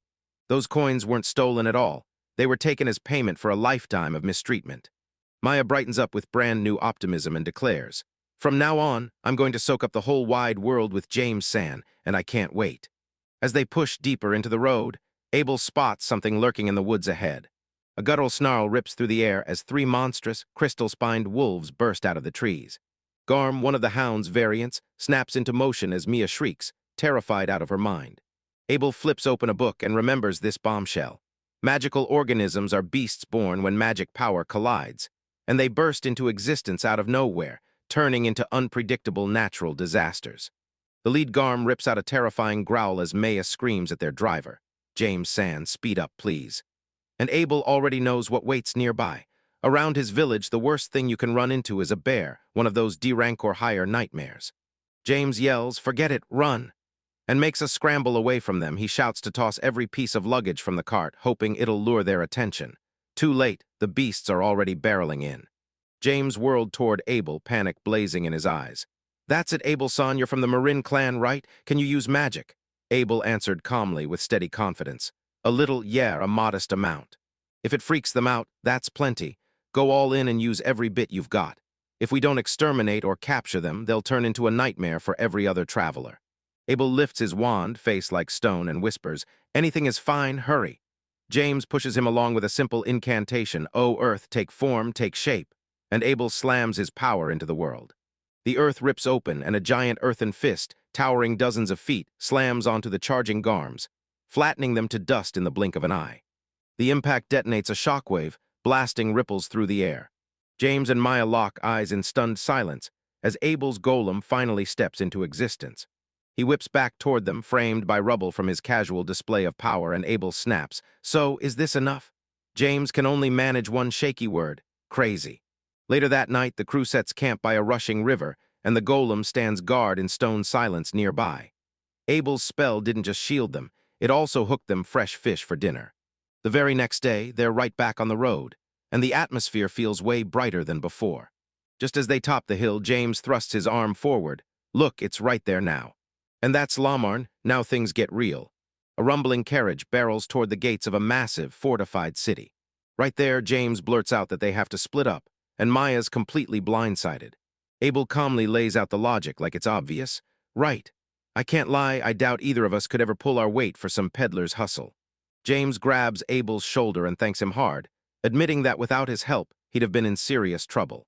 Still rattled, Maya snaps, shoves her bag of coins into James's hands, and promises she'll buy every last bit of his wheat, so he'll be left with nothing to do but obey. Her reckless move hits James like a punch. He can't even find words. Maya whips around and clamps onto Abel's arm. Abel, you're not going to leave me, right? Her eyes lit up with pure academic curiosity. Then she leaned in and asked, So, you still haven't taught me the advanced methods of totem engraving? Maya clearly wasn't done, and she wanted more of that magical stuff. Abel just nods and agrees, because having backup could save his skin, and he has no clue who to trust around here. Then she leans in like she's sharing a secret, clutching her savings up for everyone to see. Right, good, make it count. If there's anything you want, Maya's gonna buy it. The city hit like a total shockwave, nothing like the quiet village he left behind. This sprawling metropolis roared with people, noise, and non-stop life. As they fought through the crowd, Maya's eyes popped wide when she spotted a vendor's stall stacked high with blazing red apples. But Abel's focus locked onto one clear target, Chimera's tail, this cozy little shop packed with magical and alchemical tools. His eyes zipped right past the enchanted trinkets and rare reagents, and then, bam, he locked onto a plain little block of wood in the corner. The shopkeeper, a woman with the aura of a real sorceress, clocked his stare and smiled. Oh my, I thought that thing would be invisible to everyone. It's been sitting here for a while, but you're the first one who's actually noticed it before anything else. Abel stared at it. What is this, a tree trunk? And his senses screamed at the massive power packed inside. The witch grinned. Not a trunk, it's a branch. She traced the legend back to a legendary tree at the heart of a monster-breathing forest, thick with magic so savage, it birthed countless ferocious beasts. Then told how a famous four-hero party once marched in to hunt them down, and only one soul ever made it back. That lone survivor, stripped of every legendary piece, still slipped out alive with just one lone branch, then cashed it in for a jaw-dropping fortune. Abel felt a roaring flood of magical power punching through the barrier, spilling out like it couldn't be contained, and his thoughts sprinted with wild ideas. This could let him forge a totem of unimaginable might. So when the witch asked about the kind of magic tools they had back home, he couldn't stop himself from being intrigued. In that moment, she reached for a tiny sealed vial and said, "Try this, unicorn blood." She claimed it was leftover from a monster panic, a disaster where swarms of unicorns suddenly burst into the world, and no one has the slightest clue where they came from. Abel's mind spun like lightning, gears clicking, blood boiling, and he locked onto the perfect recipe for his craft, ready to forge a flawless masterpiece, until the shopkeeper shut him down with a price tag of $2,100,000 gold asterisk. That number hit like a brick. Abel's own stash of incense leaves from his homeland meant nothing in Lamarn, and in that moment he was basically broke for real. Right when the reality of his money trouble finally hit, a heavy pouch smacked onto the counter, and Maya, eyes locked in determination, promised she'd cover the whole cost. With this much you can spare it, she declared with steel in her voice. So tell me, what if we trade all of this here instead? Abel was left speechless, trying to shut down her outrageous generosity, but Maya would not take no for an answer. Sensing a once-in-a-lifetime windfall, the witch snapped the deal shut. All right, for you, I'll slash it to $2,050,000. Maya talked herself into the purchase, because getting a piece of the world tree wasn't just lucky. It was a once-in-a-lifetime shot that hit her the second she blinked. She was already celebrating in her head, picturing the comfy place the rest of the money would finally get them. Back in their room, Abel perched by the world tree branch, eyes sharp and mind racing, already plotting his next move. Her parting words kept slamming into his head. She'd bet everything on him turning that branch into something worth exponentially more, then vowed she'd buy the finished product back for double or even triple its price. This wasn't just a purchase, it was a binding contract. One move like this, and he'd forge the world's greatest totem, pay back Maya's trust, and lock in his future. He owed a debt that was burning to be paid. After hours of non-stop focus, he finally smashed through, and it was done. Abel raised his finished totem high, and the cursed masterpiece practically screamed with raw power, because with it in his hands, he could pull off almost anything. But that massive push finally broke him. He crumpled in pure exhaustion, and only a potion kept his eyes from shutting for good. Maya tore to his side just as his voice died in his throat, sobbing his name as he slipped out cold. His thoughts slipped away, and before he knew it, he wasn't in the inn anymore. He was back in his old storage house, staring at all the creations he'd made before. As the memories of his escape crashed back in, he saw the broken-down truck on the road to Lamarn. Then a brutal jolt hit as someone grabbed him and held him tight. He jolted awake on a bed and found Gizzle staring back at him. Then she rushed to apologize, saying she'd tied him down to stop him from storming off and doing something reckless again. "Please don't ever risk your life like that again," she said, wearing a calm, peaceful smile. He suddenly clocked with sheer dread that she'd mistaken his escape for one of his wild, dangerous experiments. But now that couldn't be right. She thrust a bowl of stew into his hands and said it was a Marin clan tradition.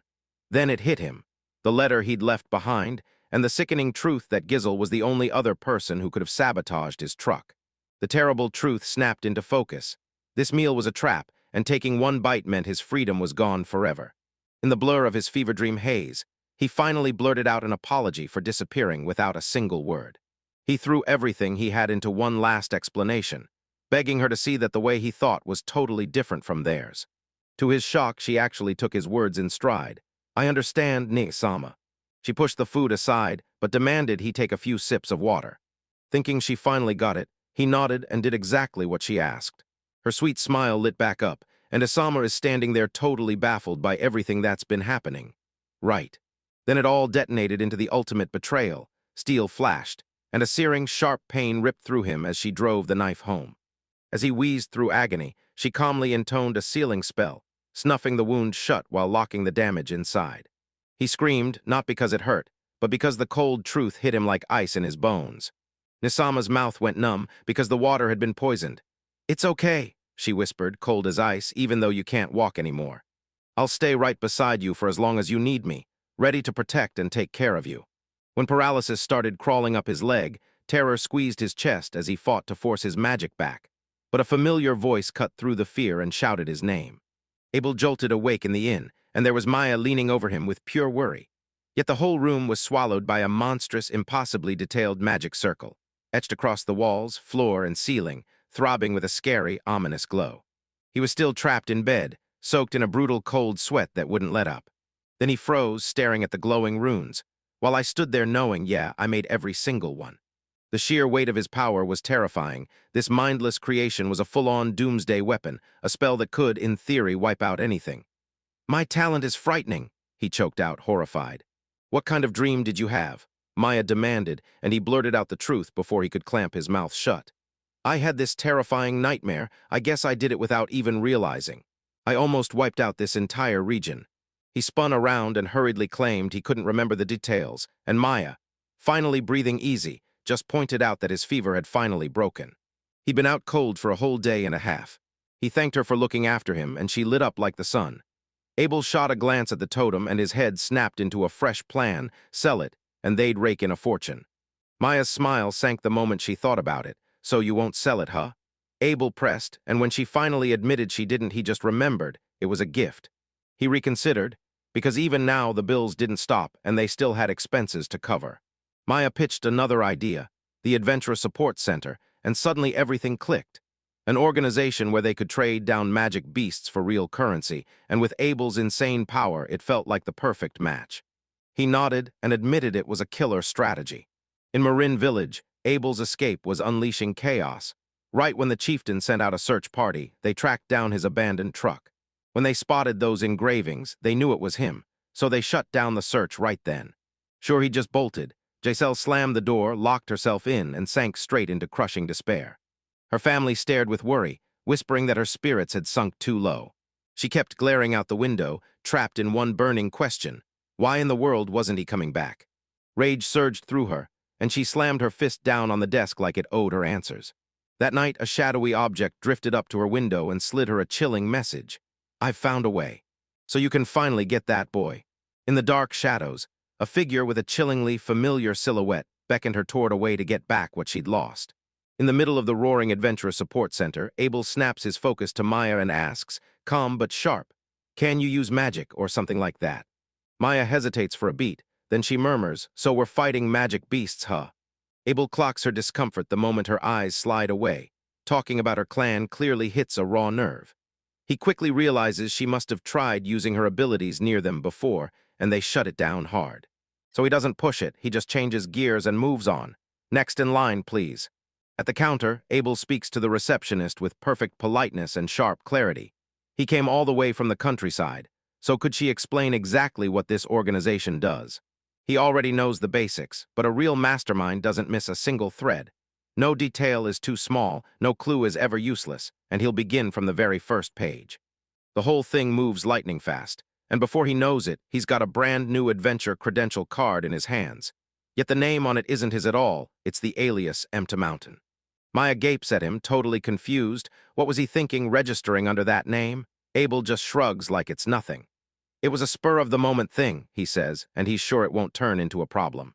The briefing keeps rolling, laying out what the Adventure Support Center lives for, hunting magic beasts, backing adventurers in every way, and pushing a whole new wave of fresh talent into the spotlight. An adventurer's true value gets measured by a simple rank ladder. F to a, then pushes even higher only when you pull off legendary feats, and that's when royalty steps in with special privileges. Abel flicks his eyes to the lowest rank, F, and it's immediate disinterest. He has zero desire to climb that ladder, because reputation and responsibility feel like a cage he refuses to step into. Maya freezes at the card's name, eyes snapping wide, benefactor, and then it hits her. My benefactor is Mr. Mountain. Her voice shakes with awe as she tells it. He saved me when those magic beasts swarmed in, and if it had kept going, I'd be dead. In the blink of an eye, he burned every one of them to ashes, then turned around and healed me completely when I was teetering on the edge of death. Abel's face stays stone cold, but a flash from his old world rips through him, seeing himself at a computer. Mountain effortlessly mowing down a mob of monsters around some other player. He even talked about that online game. But Maya, totally oblivious to that truth, only sees a legend, WHOO. She clutches the card like it's a holy relic, shouting that every single one in the Marin clan is unbelievably strong. When I see how excited she is, I quickly steer the talk. Since we're done registering, should we lock in plans for after this? Right as they're about to decide, a thunderous voice blasts through the hall. "Huh, I've been thinking this for ages. Maizen, I don't see eye to eye with you." The blonde adventurer whirls around, all bravado and regret. "No, I went too far too, my apologies." But his party members won't budge. Right there, just moments ago, I apologized and begged for peace, and he pleaded, "Let's make up."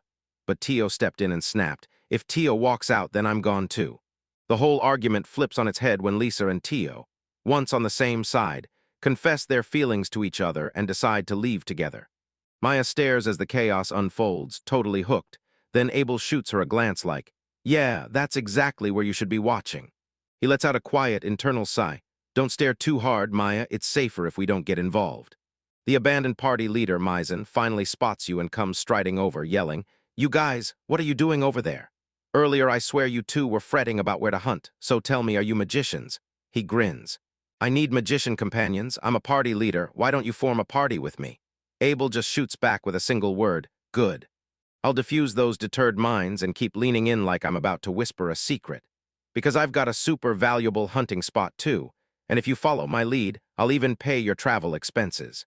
That sketchy proposal somehow hooks them, and before they know it, they're bouncing along in a covered wagon, rolling through a thick haunted forest, until Abel finally snaps and demands, "So where's your super valuable hunting spot?" Maizen lays it out.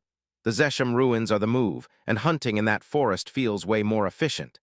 Lately, it's like the world loosened its grip, since a bunch of barriers finally fell, and an investigation in those ruins got shoved back once magic beasts stormed in right after the barriers opened. As the ancient structure finally looms in front of him, he keeps the history lesson rolling. So we dive straight into the ruins, hunting down the treasures hidden inside. These ruins once stood as the Norks clan's fortress, an ordinary people with zero magical flair, until the elves of the sky country of Alfheim hunted them out centuries ago. Abel digs up a map from the old historical records and rushes straight to the truth. Because the prize is the elves' legendary secret treasure, the Arrow of God, right? Only what's supposed to be there isn't that, it's something else. Mize flashes excited nods, and just like that you stack it on the cakewalk of magic beasts in these ruins that are about to hunt. 2 birds, 1 stone. And those magic stones that keep the barriers holding the whole place together. They've got to be insanely valuable, right? Maya hears the plan and actually believes it's airtight. So yeah, there's nothing to worry about. Maizen puffs his chest like he's earned it all, even though he's got nothing but hot air, because I'm almost an E-rank adventurer and somehow this party's leader. Ain't that hilarious? He's the one paying, too. Abel sits across from him, staring back with pure total indifference. They finally reach the spot, and bam, their path is blocked tight. He threw out lies, stared her down in shock, and still couldn't believe it, like the ruins weren't sitting right there in front of him. Later that night, huddled by the campfire, he snarls and seethes at the investigation team. Like, just because you've got some lord's support doesn't give you the right to act so arrogant. The guards didn't budge for a second. No outsiders get in here. Now get out. Abel snapped into perfect clarity about what was really going on. Someone hadn't told the support center yet. A lord with a secret stash this strong wouldn't just hand it over to strangers. So yeah, we've come all this way. Now we wait until sunrise. If we can spot the ruins from far off, everyone's probably gonna be satisfied. Maizen slumps, so you're really ready to throw in the towel. Yeah, I get it, it's impossible. That place is guarded so tight you can't even breathe. But in the very next beat, his resolve surges back. Because trouble and adventure always tag in together. And if we grip patience with steel, they'll have to crack and show us the opening for. A blood-chilling screech slices through the air. Me flinches, Maizen jerks upright in perfect timing, his jump coming right on cue. He whips his sword out with a flashy flourish. I'm trapped here, tapping my foot, going stir-crazy. Then he's like, come at me and I'll show you what an almost E-rank adventurer can do. Abel snaps, don't, oi, settle down. And the rest of us hiss, there's no point broadcasting our position. But then too late, a colossal, snow-white, furred beast explodes out of the undergrowth. A terrified gasp tore through the room as fear slammed in. Maizen rockets forward, slamming his blade straight into the creature's claws. He snaps the attack aside, carves him back with a clean slash, and bursts out laughing. Ha ha, easy peasy. The wounded beast staggers backward and unleashes a brutal, deafening shriek. That scream wasn't pain, it was a warning. In the dark, 3 more identical beasts clawed their way out, eyes blazing under the firelight, and Maizen's bravado instantly melted away. Shit. Panic grips him like a vice, and his sword clatters to the ground. Then my instincts kick in. I keep them busy, you guys run. He snaps around and screams, and he bolts for his own life. As the beasts swarm in on the terrified adventurer, Abel steps forward without a shake, raises his wand, and calmly says, yeah, it's great you're fired up. With a dead calm, half-bored vibe, he chants the spell under his breath. Then fire erupts and devours everything down to nothing. A roaring torrent of fire blasts from his spot, swallowing the monsters charging straight at him. The shockwave blasts through the area, knocking the mice and the tumbling chaos straight down to the ground. He scrambles upright, eyes wide with pure, jaw-dropping disbelief at what he's seeing. The flames die out as fast as they ignited, and all that's left are those smoldering, headless magic beast corpses. Abel drops his wand without changing a thing, while Maizen trembles and drops to his knees. Thanks. Still reeling from the shock, he swallows his pride and makes a desperate offer. So, Lilith Bleeder's position, Abel doesn't even look his way. Nah, you like it, keep it. The 3 of them stand there, soaking in the eerie quiet of a clearing that's finally safe. But they weren't alone. Lurking in the forest's deep shadows, a stern-faced elf stared them down, eyes narrowing as he studied every detail of the young mage. The white hair, the red eyes, and those strange magic circles. He spots the signs immediately, and a cold, deadly certain conclusion locks into his mind. That kid has to be Marin, no doubt. The stern-faced elf stared down the young magician in front of him, eyes glittering with razor-sharp judgment. The boy's companions just stared, baffled. One leaned in and hissed, an elf. The elf didn't even look at the boy's face. Her eyes locked onto the plain wooden staff in his hand. That staff is built to sharpen magic control and reel in spirits, so the elf's voice shook with straight-up disbelief, because it's totally beyond normal theory. How? Cyrus himself was stunned, because this stranger spotted the staff's secret power with a single glance. Yeah, I'm using it as an experiment, Cyrus shot back, voice iron stable and shaking none of his nerve. No intimidation, no panic. I could tell I didn't need any magic amplifying effect. The elf's face tightened, and then he smirked like, so you're pretty confident, huh?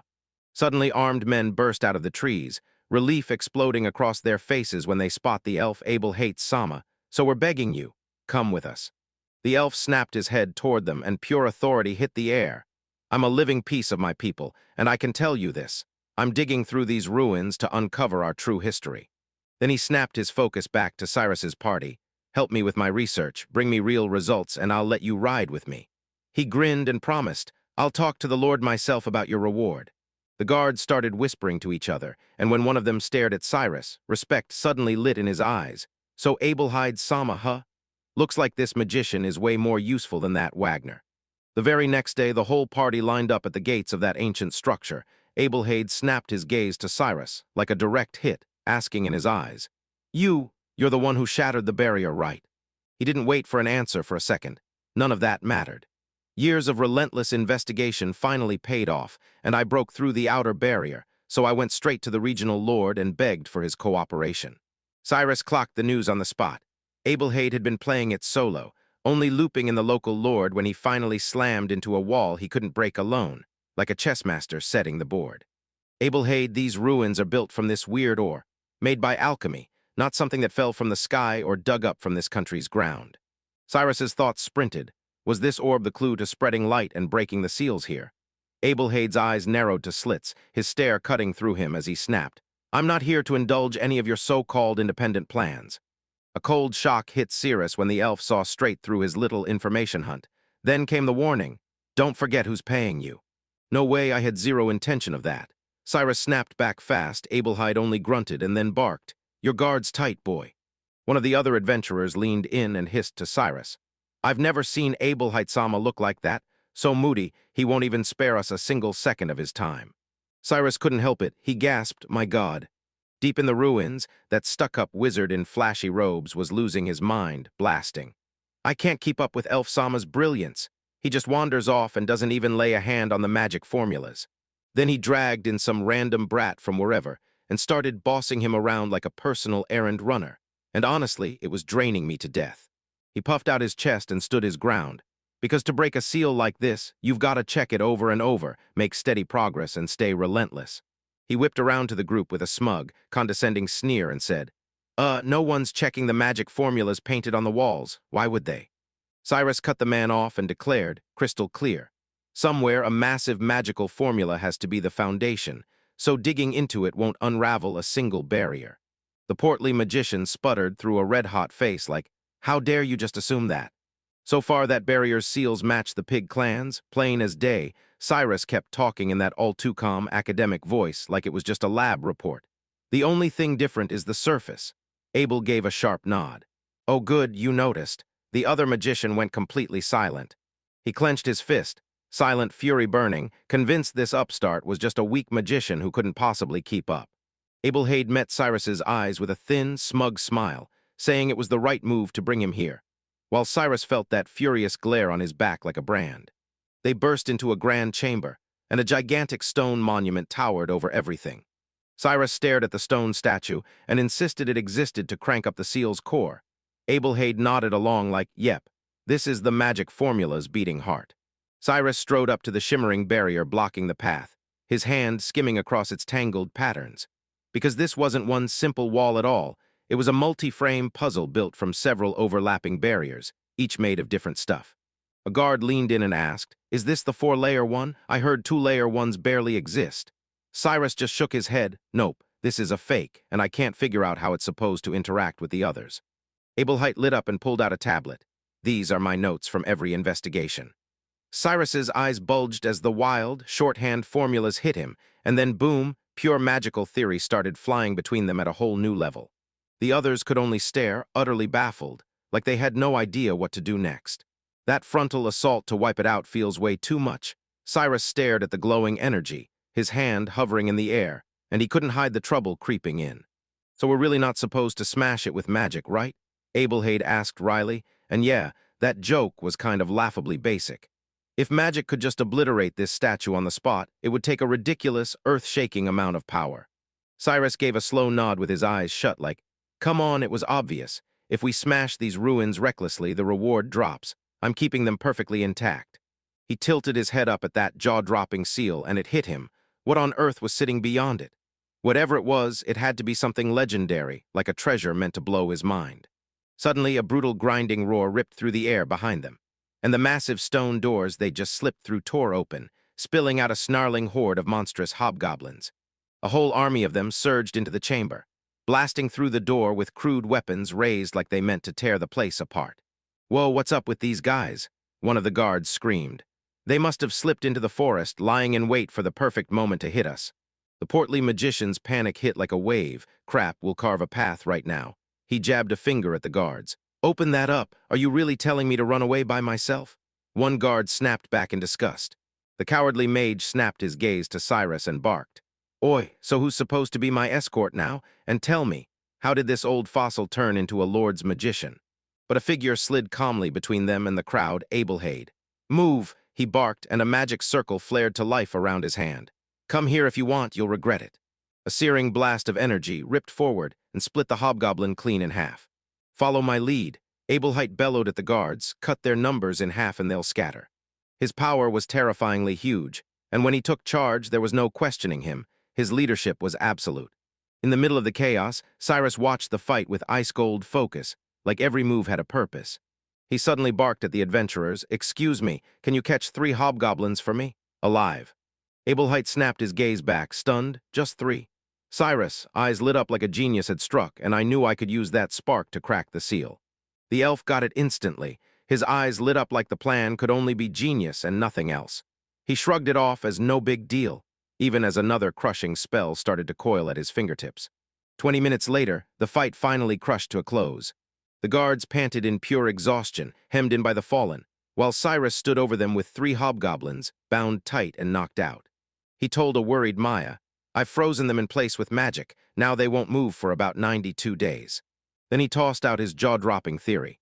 To break that seal, they'd need the magic power of a specific magic beast, something they'd have to track down step by step, and with a 2,000-year-old seal, it might already be gone for good. He stopped dead, letting the moment hit like a punch. So he slammed it down and said, "I figured I could turn their magic power into a substitute." He launched into biomagic, using a magician's spell to rewrite a creature's body. So he hijacked the goblin's magic organs and made them pump out the exact magical frequency the griffin statue demanded. Abelhite froze in shock. "So that's it. I was so focused on the idea that a magical beast's magic was needed, but I never once saw your plan." "My plan, thanks to your notes, Abelhite-san," Cyrus said, still sounding humble while his words carried doubt. "It might not work. First, we've got to remake the hobgoblin's flesh, and that means we need to go get magic stones. I've got some of the highest quality gear," Abelhade snapped, and he signaled a guard to move in. The man slammed down a heavy sack, and Cyrus's breath caught, because inside were king-grade magic stones. Abelhade shot back that half of them had been handed down by the Lord himself. Cyrus clutched a huge glowing stone, and this wild, near-manic grin took over his face. "Like with this in our hands, there's no way we can fail." Maya watched with sheer worry. "Are you really trying anything crazy right now? If you can't handle gore, then look away." The ritual ignited, and the hobgoblins instantly snapped into a violent convulsion, bodies warping, twisting, and reshaping into something truly wrong. The whole process felt chilling in a way that crawled under my skin. The guards stared in terror as the goblins dropped like flies, and someone hissed that the magicians were no ordinary threat. They had to be demons, pale with fear, because they'd been massacring them just moments ago. At last, the grotesque transformation finally calmed down. "That should do it," Cyrus declared, and his voice boomed through the silent hall. He spun toward Abelhade. "I trust you with the rest." The elf gave a quick nod, then Cyrus thrust his hand out and a massive new magic circle slammed into existence. "Assimilate." The circle surged to life, swallowing the 3 altered goblins and stitching their brand-new magical signatures straight to the ancient statue. It was working. Those creatures started jerking and shaking as their energy got yanked away, a creepy miasma whipping around them, and Cyrus burst out. "Looks great, it's responding." He burst into yelling at the goblins, riling them up with those fresh names he'd picked, shouting, "You've got this! Don't you dare die on me!" With a bone-rattling groan, the giant stone door in front of the statue shuddered and slid wide open. Just like that, the barrier was gone. The guards blew up in cheers. "We did it! This is the kind of moment history remembers, and now we finally get to dive deeper." But it might have felt like a jolt in the air. A tiny pebble skittered across the floor, and then the whole place started trembling like something huge was about to move. Abelhite's eyes snapped to the griffin statue, only now it was split wide open, riddled with cracks. The statue exploded into a storm of dark energy, and from the smoke a monstrous shadow surged up. Then an ancient, venomous voice roared through the chamber, "Damn annoying elves." The creature finally burst all the way out, and its power choked the air. Good job sealing a king like me away for 2,000 years. It ripped out its claws, eyes burning with savage hunger. "Every single one of you is going to be my sacrifice." The ancient king lunged forward, striking like a thunderbolt. The great griffin, pure myth and muscle, spoke in the voice of a dethroned king and said, "You did brilliantly sealing a monarch like me away for 2,000 years." Its body twisted into a grotesque parody of what it used to be, and those eyes burned with ancient hatred. "Because every last one of you is about to be my sacrifice." Abel's eyes snapped wide, not with fear but with a sharp recalculation, because the power pouring out of this beast was something no ordinary monster could ever match. While his companion fumed over her missed chance to tame the goblins, Ulhate, the stoic elf, locked onto the real danger lurking beyond them. With the calm of a battlefield commander, Alhaid snapped his orders. "Everyone, use our numbers and crush him by surrounding him." He thrust his hand up and chanted a tight little binding spell, "O light bind." Pure energy chains snapped around the griffin's leg. Then it crushed them with one savage, contemptuous stomp. The shockwave blasted the other adventurers off their feet, sending them crashing through the air. Ulhaite's eyes snapped onto Abel, and he barked, "Attack! Tear out its wings!" Abel's jaw clenched, rage flared hot, and he shot back, "How dare you boss me around after what you did to the Gabu brothers?" But he knew the Guardian came first, so he launched into his incantation. Then a glowing magical circle whipped into life around his arm, and he roared, "O wind, take the shape of a blade." The griffin fixed him with its ancient, sharp, intelligent gaze. Abel went rigid, because that creature had just spoken in spiritnese, right in the tongue of the spirits themselves. The Guardian snorted at him, "So you're counting on wind magic to work on me, huh?" A sickening realization hit Abel hard, and even so he blasted the spell anyway. He realized only a tiny circle of magic beasts and top-tier demons could truly understand spiritnese. To unlock this power, the creature had to be drenched in spirits so deeply that it became almost unbreakable, granting it massive resistance to its matching magical element. Griffins were bound to wind spirits, so wind-based attacks barely even scratched them. Abel stared as his perfectly crafted blades of wind fizzled out harmlessly, shredding nothing but the creature's feathers. The griffin screamed out a victory shriek that rang like thunder. But its victory got yanked away when the ground exploded. An earth shaft shot up and skewered the beast from beneath, and Abel just froze, staring in stunned disbelief. Ulhaid grabbed the opening, and then he erupted into a roar. The adventurers dug deep, grabbed their courage back, and crashed straight into the wounded Guardian. Watching how quickly it all wrapped up, Mayer couldn't help but say Abel's power made that legendary beast feel way less terrifying than everyone expected. But Abel didn't even glance at the fallen griffin. His eyes locked onto Ulhaid, and her icy, calculating stare snapped back like a silent dare. Later, right in front of a sealed stone wall, Abel calmly spoke one word, "Open," and the whole thing seemed to wake up. He slammed his palm onto the rock, and a glowing curse-marked circle erupted across its surface. A doorway suddenly shimmered into existence, popping out where solid stone had been just moments ago. It looked like the ruined building's closed window finally swung open, and Alhaid said it, his voice suddenly crackling with fresh intensity. He stared at Abel with piercing, analytical eyes, digging into the very core of the kid's power. Greed blinds the other adventurers, and they sprint toward the fresh passage, desperate to snatch every treasure waiting inside. Their oncoming push got yanked to a stop by a sudden, jarring noise. A roaring tide of monstrous, rat-like suifis surged into the corridor, snapping at everything in sight, all lured in by the scent of magic. The party's swordsman flashed a grin, loving every second of the fight as he yanked his blade free to take on the swarm head first. 30 minutes later, the fight finally died down, but the party staggered away, wrecked, drained to the bone. When one of them dared to suggest turning back for the day, Alhaid shut it down. His answer was pure ice, and weakness didn't stand a chance. Only when Abel's companion calmly suggested they secure the area to rest did the elf finally give in. Even Abel felt it. The strain gnawed at him, and his stamina was nearly out, even though his magical reserves still had plenty left. Alhaid declared they'd drop everything, make camp, and settle in right there. Tomorrow, we jump right back into the investigation. That night beside the crackling campfire, Alhaid caught Abel hunched over ancient texts, then snapped, "So you're just not sleeping." Abel told me he'd taken a breather earlier, and now he was downing a homemade potion just to lock in his focus. Alhaid's eyes narrowed as he studied the vial, like he was weighing danger itself. and he knew this wasn't something he could let anyone see in public. The elf's voice suddenly turned grim.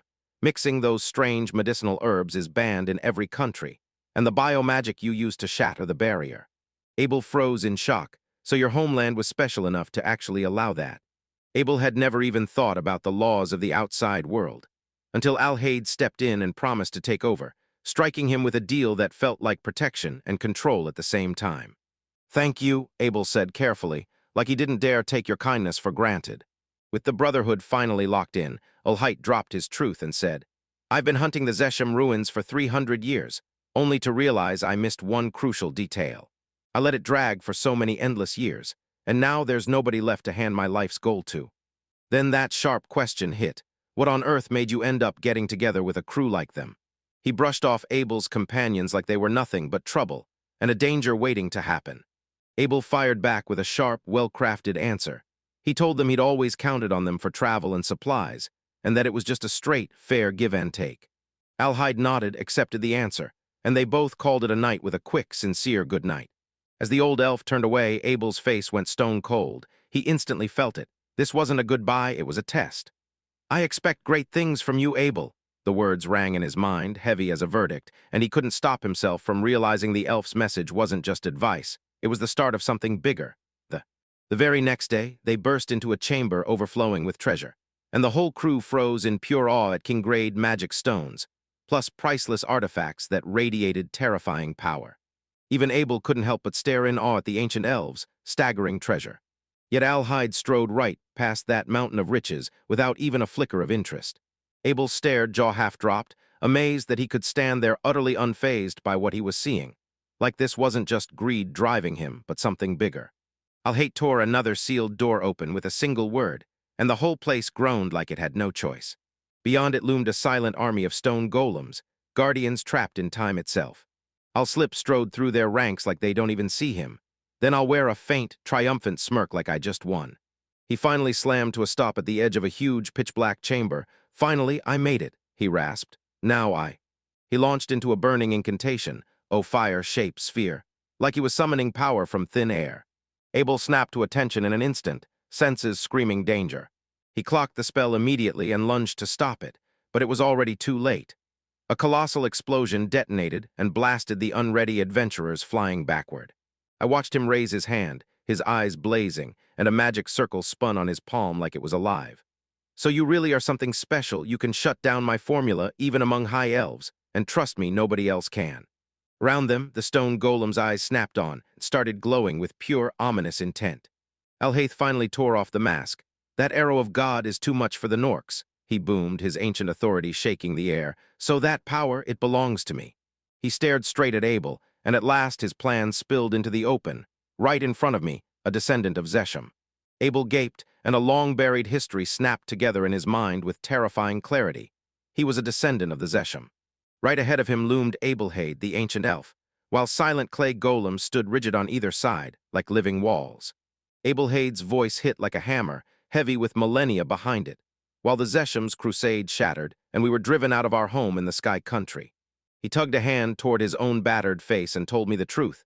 "Down here, the moon's magic barely scratches the surface. Our bond fades to nothing, our bodies start breaking down, and our people can't reproduce." Abel understood it on the spot.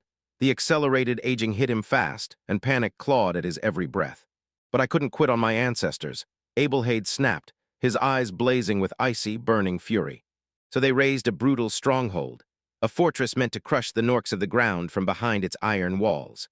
He threw his arms wide, as if the whole terrifying scale of his plan roared into existence. This was a weapon built to smash the Sky Country, so the Zesham could finally seize our rightful throne again.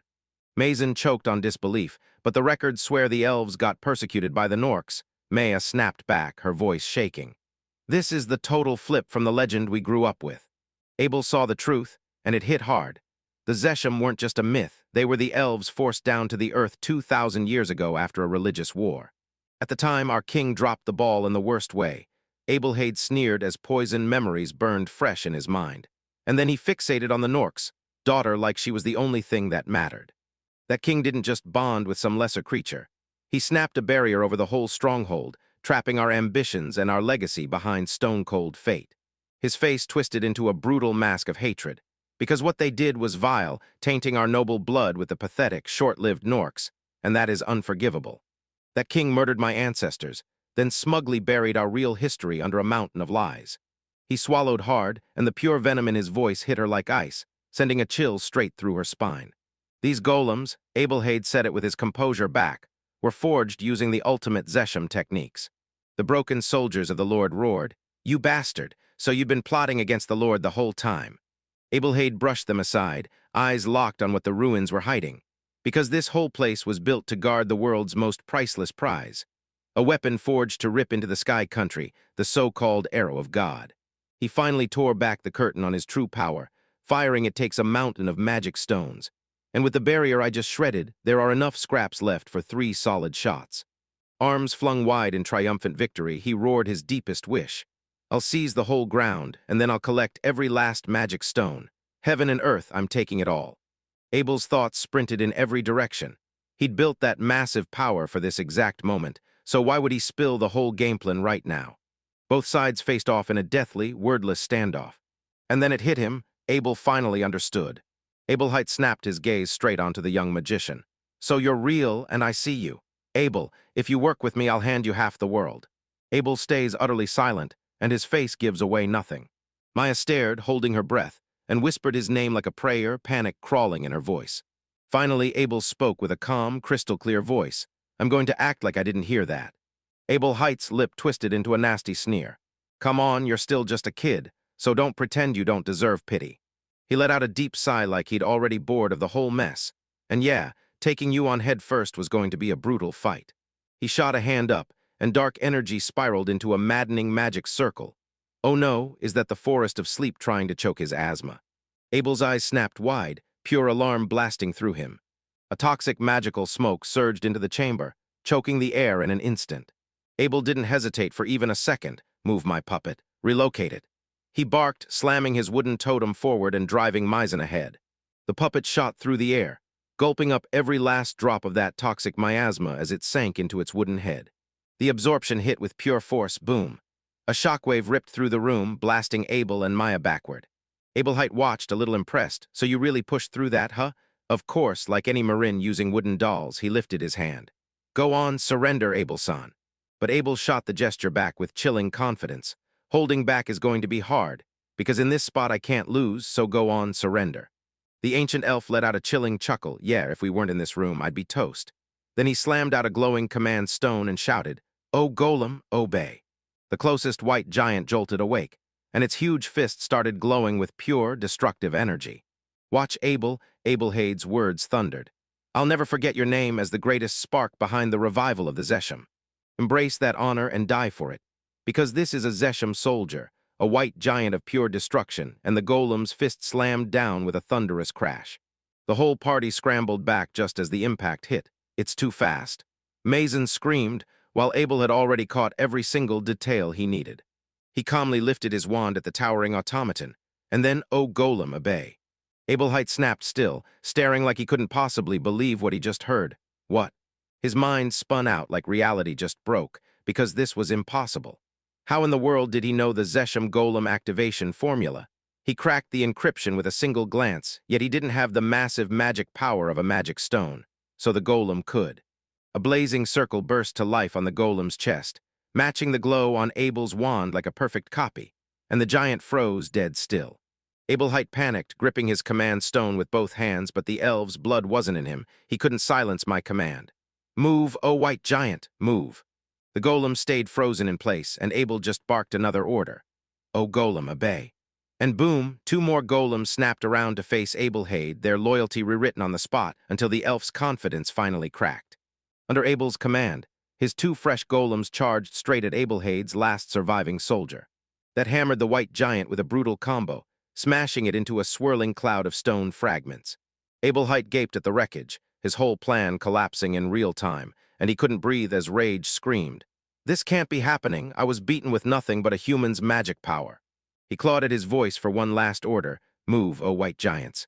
But the last golem stayed stone still, now locked in his enemy's silent army. Abel landed the final, crushing strike, and I just seized control of every golem in this room. You think you can override my barriers? Think again. The crushing weight of Abelhade's total defeat slammed into him, and his body buckled. He dropped to his knees.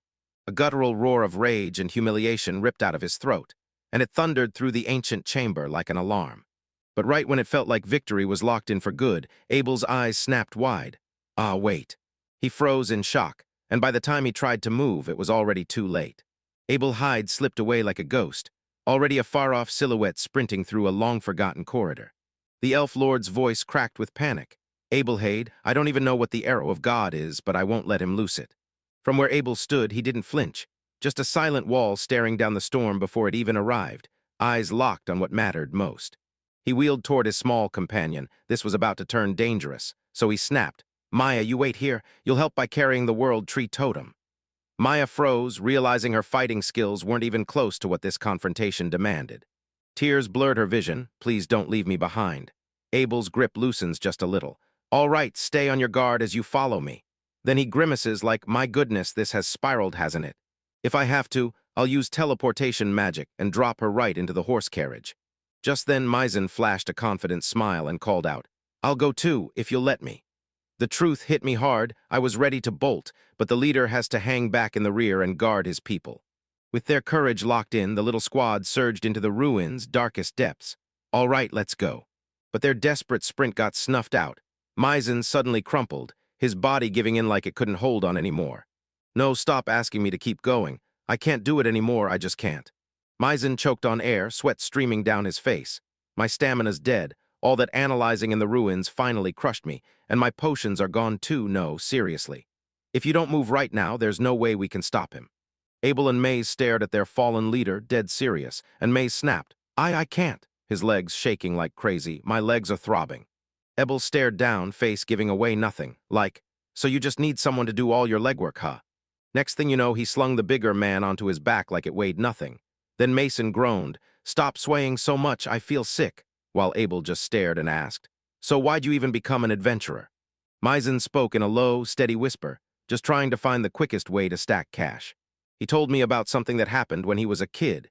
He'd wandered into a magic beast's nest all by himself, and right as it was about to tear him apart, a passing adventurer burst in and saved him.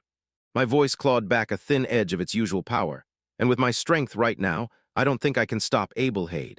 He stared at Abel's head, jaw set with pure determination. Because as our current leader, I'll throw everything I've got behind you, Maizen. With his leader hoisted piggyback, they pushed onward with pure momentum. Before long, we hit the doorway to this massive, towering chamber. Whoa, we've climbed a long way, haven't we? Just past this entrance, Abelhade might. They burst through the doorway and step into a massive, towering, pillared hall. A crushing darkness stretched ahead, so thick I couldn't see a thing. It's too dark, Maizen murmured. From the crushing shadows, a lone silhouette started to take shape, like it was stepping out of the dark itself. A colossal wolf-shaped automaton made of stone and metal loomed in front of them, its eyes burning with power that hadn't awakened yet. A beast model golem.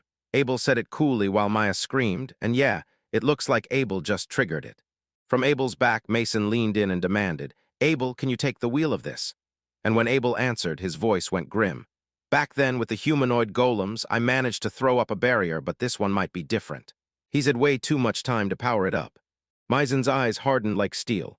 Abel's mind was already sprinting ahead, cooking up a fresh strategy. And hey, good thing this room is huge. Just as he was about to finish, Maizen launched off his back, yanked his sword free, and charged ahead alone. Ooh, it's fine, you don't have to risk your life, Abel shouted, but Maizen was already all in. While I keep its attention, you guys, run. The swordsman sprinted past the towering construct. The golem let out a thunderous roar and snapped its focus onto the lone warrior. Maizen-san screamed in pure terror. You guys, stop Abelhade. Maizen barked over his shoulder, his face set with raw, desperate courage. He screamed, tears blasting from his eyes, begging you to spread my story and paint me as the hero. I'm counting on you, please. I watched the screen while he stayed detached and kept yelling, useless. He can't hear me like this. We're running out of time, so I'm going to take out that golem. He lifted his wand, and the air in front of him buckled and twisted, like it was getting dragged into place. A surge of raw power, Refine's vortex, spun into being and yanked spirits and magic right out of the atmosphere. In the span of seconds, it snapped into a dense, shimmering black sphere, pure magical alloy, and Abel declared it as Hydeem Magi metal. forged by mixing magic power, spirits, and other airborne components, with its quality changing depending on who crafted it. Then he snapped his voice up, taunting the mechanical beast. "Hey, scrap dog, over here." The golem snapped its head around, and its blazing eyes locked onto the fresh threat. As the thing started to charge, Maizen screamed, "Maizen, get away from the golem." With a sharp flick of his wand, Abel hucked the sphere forward like a cannonball, an eerie, silent black blur of pure annihilation. The projectile ripped into the golem's side, with a power so brutal it felt impossible. No explosion, just a brutal hit that tore through its armored torso and left nothing intact. The sphere punch ripped straight through, smashing the golem's head and core apart in a violent burst of pulverized stone and metal. The construct's momentum shoved its headless body forward for a couple heartbeats. Then it slammed to the ground and shattered into nothing. It slammed to a stop, leaving behind a pile of lifeless scrap. Maizen gaped in disbelief. Yep, it looks like the whole thing finally stopped working. But the projectile wasn't done. This barely slowed sphere of magi metal rocketed straight into one of the hall's massive support pillars, smashing in deep and locking itself into the ancient stone. Cracks spiderweb across the pillar as Abel snaps his tongue, annoyed out of his mind. So the regional lord won't try to make me pay for this damage, right? Then let's blame it on Abel Hyde. He smiled at Riley. At least that's something, right? I mean, we should be grateful that's all the damage we managed. Then, boom, the whole chamber started violently shaking, and that battered pillar groaned like it was about to collapse any second. Maizen froze in pure terror as the ceiling started to crumble above him. Shouldn't we already be sprinting for our lives, right now? A jolt of memory slammed into Abel's mind, his own inner logic. If we don't move, I'll hide and risk losing someone as sharp as me, and that would be a tragedy. And because I missed one key thing, I've got no descendants to pass my life's goal to. His past self had it all figured out. I expect big things from you, Abel, and Abel Hyde won't waltz back into town after what he's done. They'll slap him with execution, no question. His choice was sealed. Then he swung toward Maizen and ordered the investigation team to be left behind, sleeping. He dropped to his knees. Let's escape. Climb on my back. And Maizen just froze in confusion, because in his mind, he'd rather meet his end in these ruins he's guarded for years than get dragged into that town for execution. Abel calmly stared at their former enemy and said, "If I can repair the golem model beast, we'll make it work. Then we escape by riding it." He snapped his wand up again. Then Heidi Maggie's metal started shifting, changing shape in real time. The black sphere popped free from the pillar, melted on impact, and surged back into the golem, sealing every crack with a blinding flash, and just like that, the golem was fully repaired. As they finally hauled themselves onto the Abel launched into a technical lecture. And honestly, I wanted no part of fiddling with that controlled device, simplifying it and patching it up, because this golem's magic power draw was rough from the start. Was it the age gap and skill levels, or was it just the elves' way that made his companions shut him down? They cut him off at once. Yeah, we'll listen later. With their brand new steed blasting forward, they tore out of the collapsing ruins just in the nick of time, leaving Abel Hyde to his fate while Mai's inside exhaled in relief. Thank goodness we made it. So what was that arrow of God in the end? Crossing that dead, empty wasteland, Maya's eyes snapped to Abel's hand. "Abel, what is that?" He lifted a tiny crystalline shard, wall rock pulled straight from the ruins. I snatched it up before we broke free. He leaned in and studied it like it might explode. "Yeah, that ore's weird as hell. I bet the elves cooked it up with alchemy." He poured a tiny spark of magic into the fragment, and to everyone's shock, it leapt off his palm and started floating on its own. Turns out it has a special trick where the right magic wavelength changes its buoyancy. The truth snapped into Abel Hyde's mind with terrifying clarity.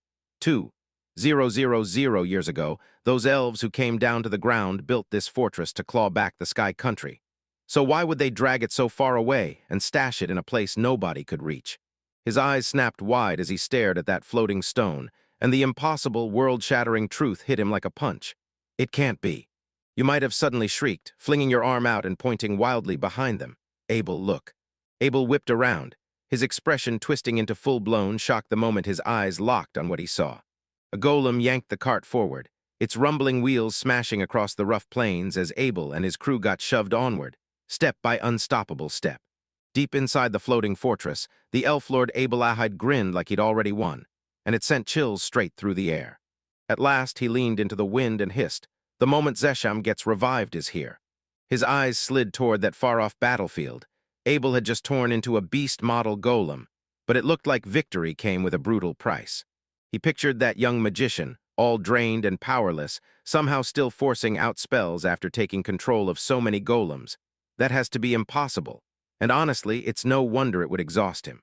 Abiela balled his fist, and a dark sigil flared on his back, like fury made visible. Of course he sneered because in his eyes, only an elf could stand against Zeshem's weapons and win. He strode to the edge of a grand balcony, staring down as the whole world sprawled out beneath him. I'm about to loose the arrow of God and light up the city of Lamorn. He pictured it all, one divine shot, and the city crumbled into a blazing wasteland.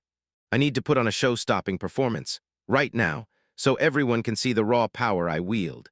His voice oozed pure venom. Just wait, Sky Country Alpham. This time I'm going to crush you for good.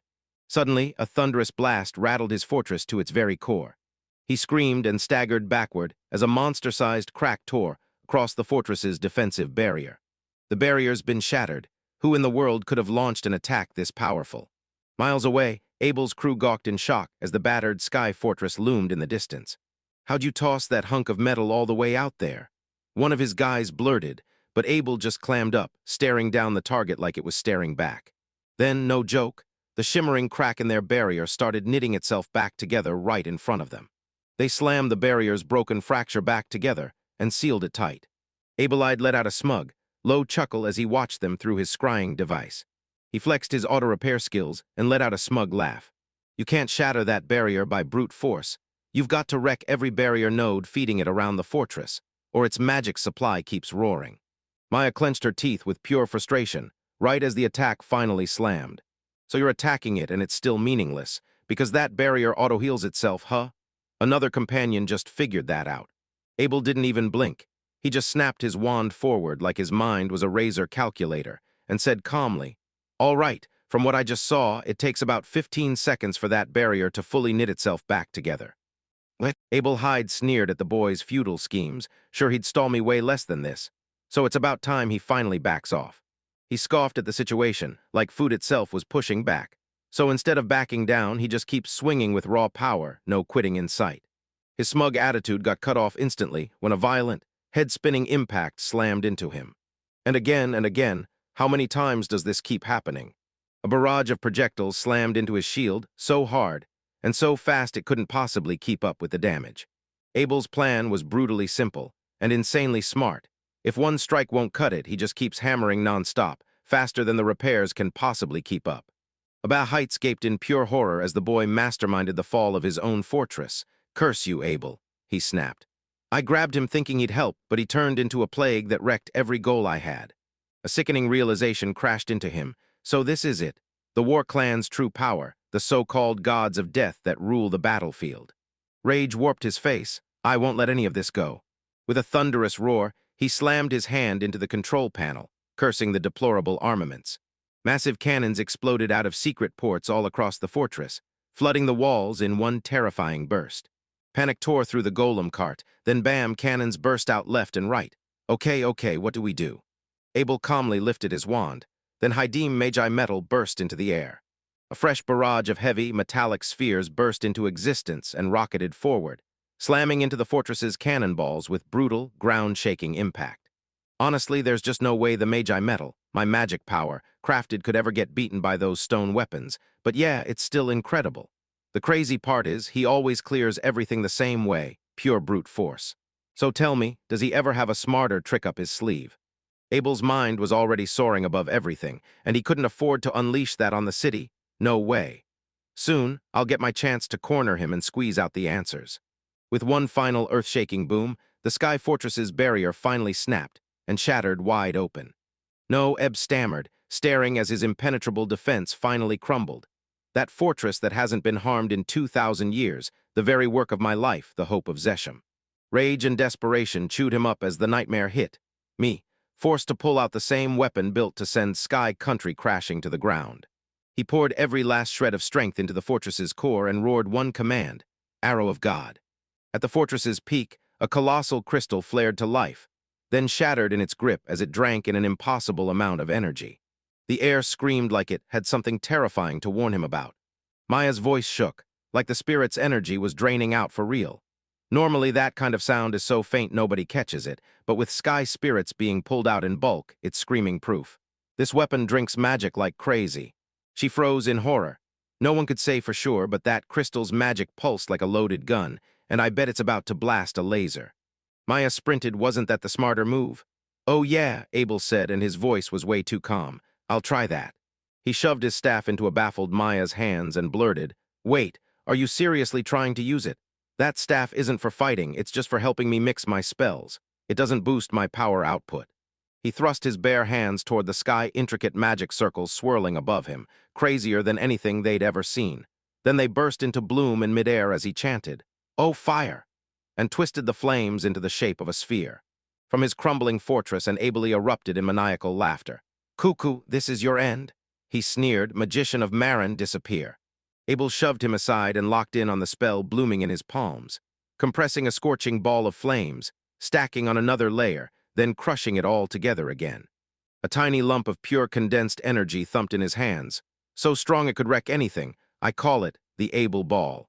He replayed the instant he found it, an offhand theory he'd scribbled down while rebuilding his strength, and he could not believe fate handed him a chance to try it so soon. His gaze snapped onto his target. Here I come, a blaint. He slammed his hands forward and blasted a blinding beam of pure annihilation straight into the void. The attack hit Abel Hyde like a wrecking ball, stealing his chance to even scream. The Abel Ball smashed straight through the Elf Lord, shattered the fortress wall to pieces, and then slammed head-on into God's fully charged arrow. For one razor-thin second, the two ultimate weapons fought tooth and nail for dominance. Abel Hyde's face locked in pure agony as he watched his ultimate weapon get crushed. Abel's spell hit the massive arrow of God Crystal. Cracks raced across it. Then it shattered and blew apart under a power that couldn't be stopped. The sky got swallowed by a silent, brilliant white blaze. Mid the city's non-stop chaos, Abel and Lilith stole a rare slice of calm, kicking back together on a cozy cafe balcony. Lilith sank her teeth into her meal, then shot Abel a worried look. Are you really okay with that? She asked, her words a little muffled by the bite. He shoved the magic beast extermination report into Maizen San's hands and bolted. Abel reclined like the spitting image of calm. And no, I didn't do anything special during the goblin hunt, he said, shrugging it off like it was nothing.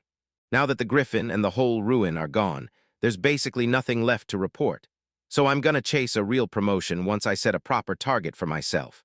Lilith relived the brutal chaos in her mind, how the arrow of God tore down on them with an overwhelming, earth-shaking force. She couldn't forget Abel's desperate scream as he burst with raw power, slamming it straight into the divine attack to stop it. With just one word, wind, he tore reality open, summoning a ruthless vortex of force. He didn't try to destroy the rampaging elf. He calmly redirected Abel Hyde, steering him away from certain death. She remembered Abel looming over the defeated elf, his face impossible to read. Why would you do something like that? Abel Hyde blurted, totally stunned by the sheer mercy he'd just shown. Abel snapped, let the city decide what happens next, sealing the case on Abel Hyde's world domination dream, one that would stay buried as a secret. Lilith tried to explain it to the guildmaster, but her words burst out as pure excited chaos. Swoosh, bang, then Abel yanked the golem into control, and it slammed again with blinding light. Bang, bam.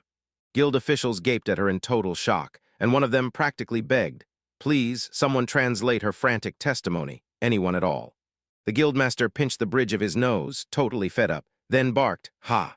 He then shot Abel a furious glare, but come on, no lone magician could pull off feats like that. So are you just chasing trophies, or what? That's exactly why I can't stand handling people who live out in the sticks. Back at the cafe, Abel's side stayed deadly quiet. He knew that once he spilled the whole truth, it would only torch everything more. So instead, he let them hang on to their own story because that was the smartest way to keep the results on his side. Just then he caught snippets of a conversation from the next table. Hey, you heard about it. About that barrier ruin, I heard it blew apart. People swear one of the elves serving the master of the land tried to seize control, and it all backfired hard. Lilith's eyes went wide, so that guy really dodged a death sentence. And the elf's still rotting in jail right now. The adventure kept rolling anyway, but with the ruin finally wiped out, there's nothing left for us to do. Abel just clammed up, and when I replayed my last talk with Abel Hyde, the elf finally told me the truth.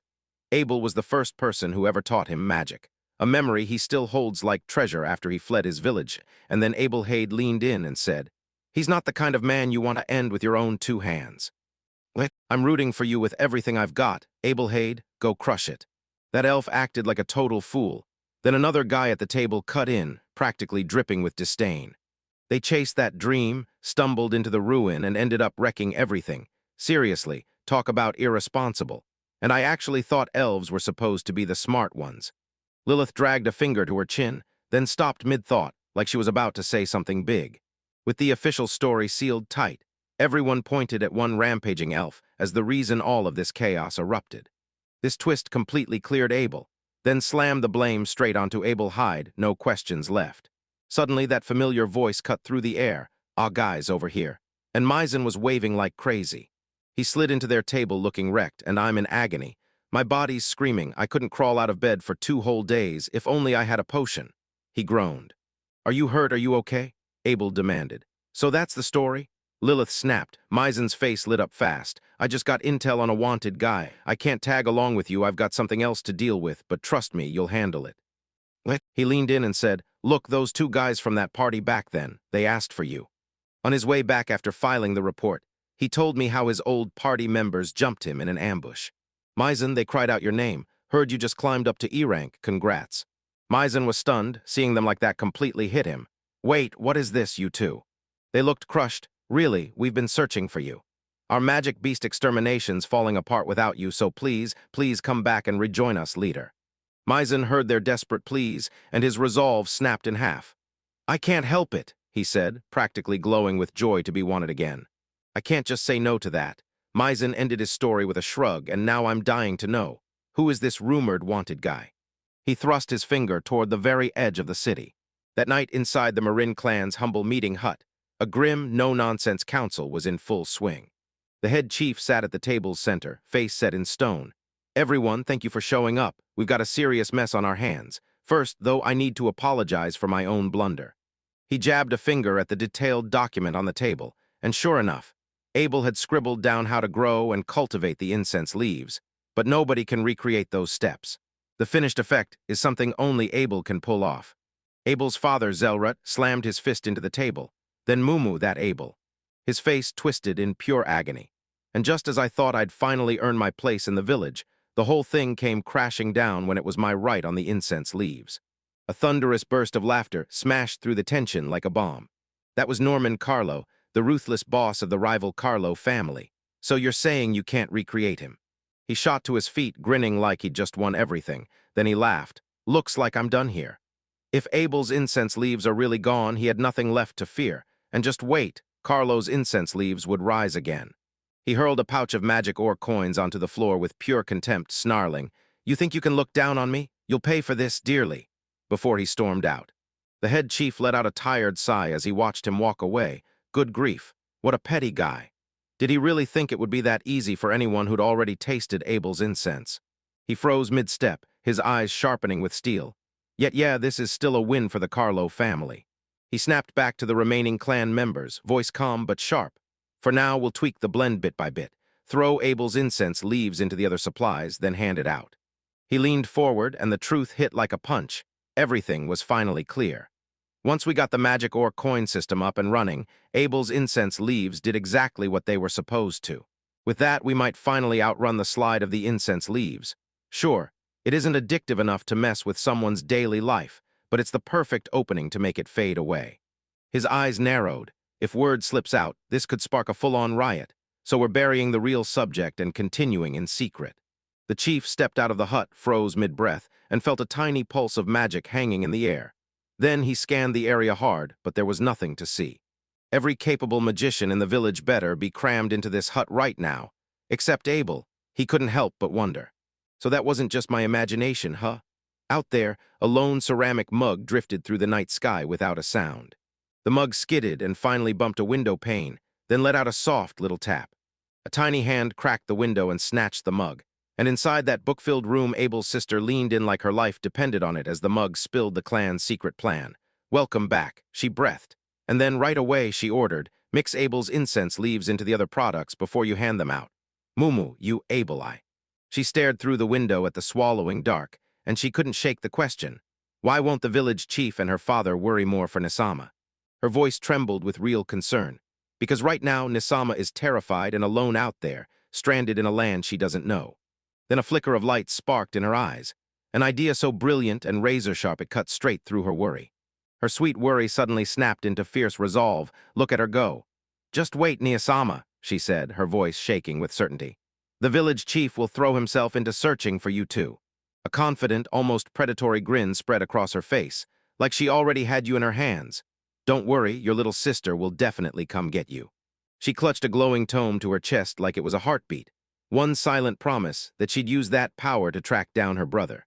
In the southern reaches of the Dinlart kingdom, the ancient Kudalmain temple's stones scream, and then the Ordi monastery detonates in a violent explosion. A dark figure looms in the ruins, his silhouette cut sharp by the creeping twilight, gripping a staff that still crackles with spent power as a voice hails him for breaking the seal. Yet in the cloistered halls, everything is buried under silence, because a tomb sits there now, and the former inhabitants lie cold and still on the stone floor. From the shattered sanctum, a terrifying presence bursts out, an unstoppable high demon, her body draped in shadow and ancient power. "It's been a few hundred years since I last saw the outer world," she muses, and her voice carries the weight of centuries. The cloaked man lowers his head at once, honoring her freedom. Zalaman Sama booms, declaring himself the great demon of knowledge and destruction, and he says it like a sacred truth. Zalman's sharp eyes lock onto the horizon. The spirits close, she thinks, and a faint, predatory grin curls across her lips. "Last time I saw it, it was just a middle-rank spirit, but it's grown up now." She snaps her order like a commandment. "All right, Magus, head south from here to Lamarn." After that brutal journey, Abel and Maya finally drop down by a calm stream, letting the cool water soothe their aching, tired feet. Their non-stop journey finally lands them in Dinlor territory, where they arrive at the west branch of the Lamar and Adventure Support Center.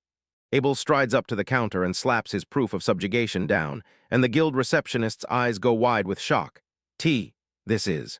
Her shout slams into the crowded guild hall, and everyone's disbelief ripples like thunder. Wait, the head eater demon actually spoke to adventurers. The whispers explode. Seriously. That monster's skin was so brutal it shattered swords left and right. And then someone chokes out, "No way, that kid really did all of that." Abel and Maya suddenly find themselves trapped in the crossfire of dozens of razor-sharp stares. Maya seems to eat up the attention, whispering to Abel with a stifled giggle, like we're suddenly famous for some reason, but those whispers drip with doubt. "I'm telling you, it's blown way out of proportion," a seasoned adventurer scoffs. "That ear's from some other beast, and he just dyed his skin to make it look convincing." Abel suddenly feels those stares pressing down on him, and he clocks the envy and suspicion in an instant. This isn't admiration, not even respect. The flustered receptionist shoots forward and blurts, "I'm sorry, but the rank inspection is going to take a bit. This is the first time we've ever handled material this rare, and please, can you lower your voice?" He could feel himself being forced into an okay-size fate, and it was exactly what he dreaded most. Because he'd heard that the moment someone hit rank C, nobles often come sniffing around to scout them, and that would turn his whole situation into a nightmare. While other adventurers chased higher ranks to build a name for themselves, Abel didn't care about fame at all. He just wanted to rake in money, no limits, no chains, no rank chasing. Suddenly, a booming voice shatters the murmurs.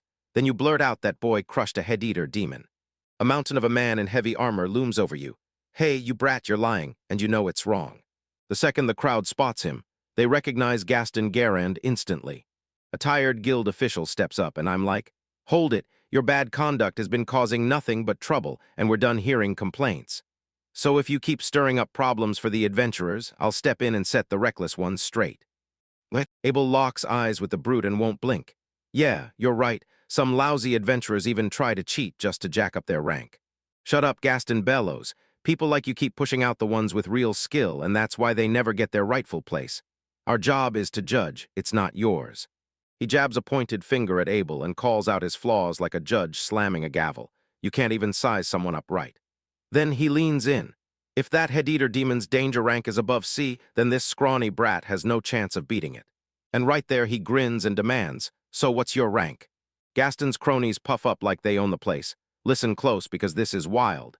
Gaston San is a D-rank adventure, and after 10 straight years as a D-rank, yes, a whole decade, he's basically a veteran among veterans. Abel's mind snaps into action like a blade, processing everything at once, already spinning a plan. So he's basically a trained thug the nobles won't touch because his skills aren't there, then yeah, I can use him.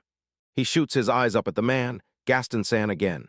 Let's not cause a scene, why don't we talk in private? In the back alley, Maya stares at him, shocked. Abel, he shoots her a calm, reassuring look. Don't worry, just wait here for a bit. In a quiet little alleyway, Gaston folds his arms and says, You've got more guts than I expected, I'll give you that. He cracks his knuckles and a savage grin lights up his face. So tell me you're ready to do this, yeah. Talk. Abel stays ice calm, mind racing several steps ahead. Sure, I'm not the one who went after that demon, so if I smash him to pieces here, all it'll do is make other hunters green with jealousy, and I'm not trying to deal with that mess. What? He kicks off his carefully built story. And yeah, you caught me, right? I'm only trading it for money because someone told me to go buy that guy who just had his adventure and status stripped away. He leans in and drops his voice to a secret whisper. Yeah, I can't say his name, but trust me, he's beyond dangerous, and if you dare spill the truth to anyone, he'll kill you too. Abel stares straight at Gaston's face, hunting for a crack, and thinks, Come on, that lie is so obvious, right? Gaston burst out laughing. Foo, I knew it all along, didn't I, from the start?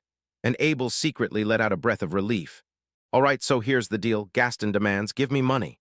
Abel immediately shakes his head like, I can't, I need it just to live, then pauses and goes, but I've got a better idea.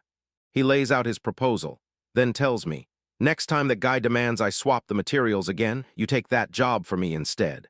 Gaston's stares totally blew my mind, so you're saying I can take the credit. He goes on, and at first I'm like, okay, I kinda loved how it boosted my rank. But then it hits me. It's weird that someone as weak as me could pull off something like this. Still, I'll take the money you offer. If you do it for me, it'd help me a ton.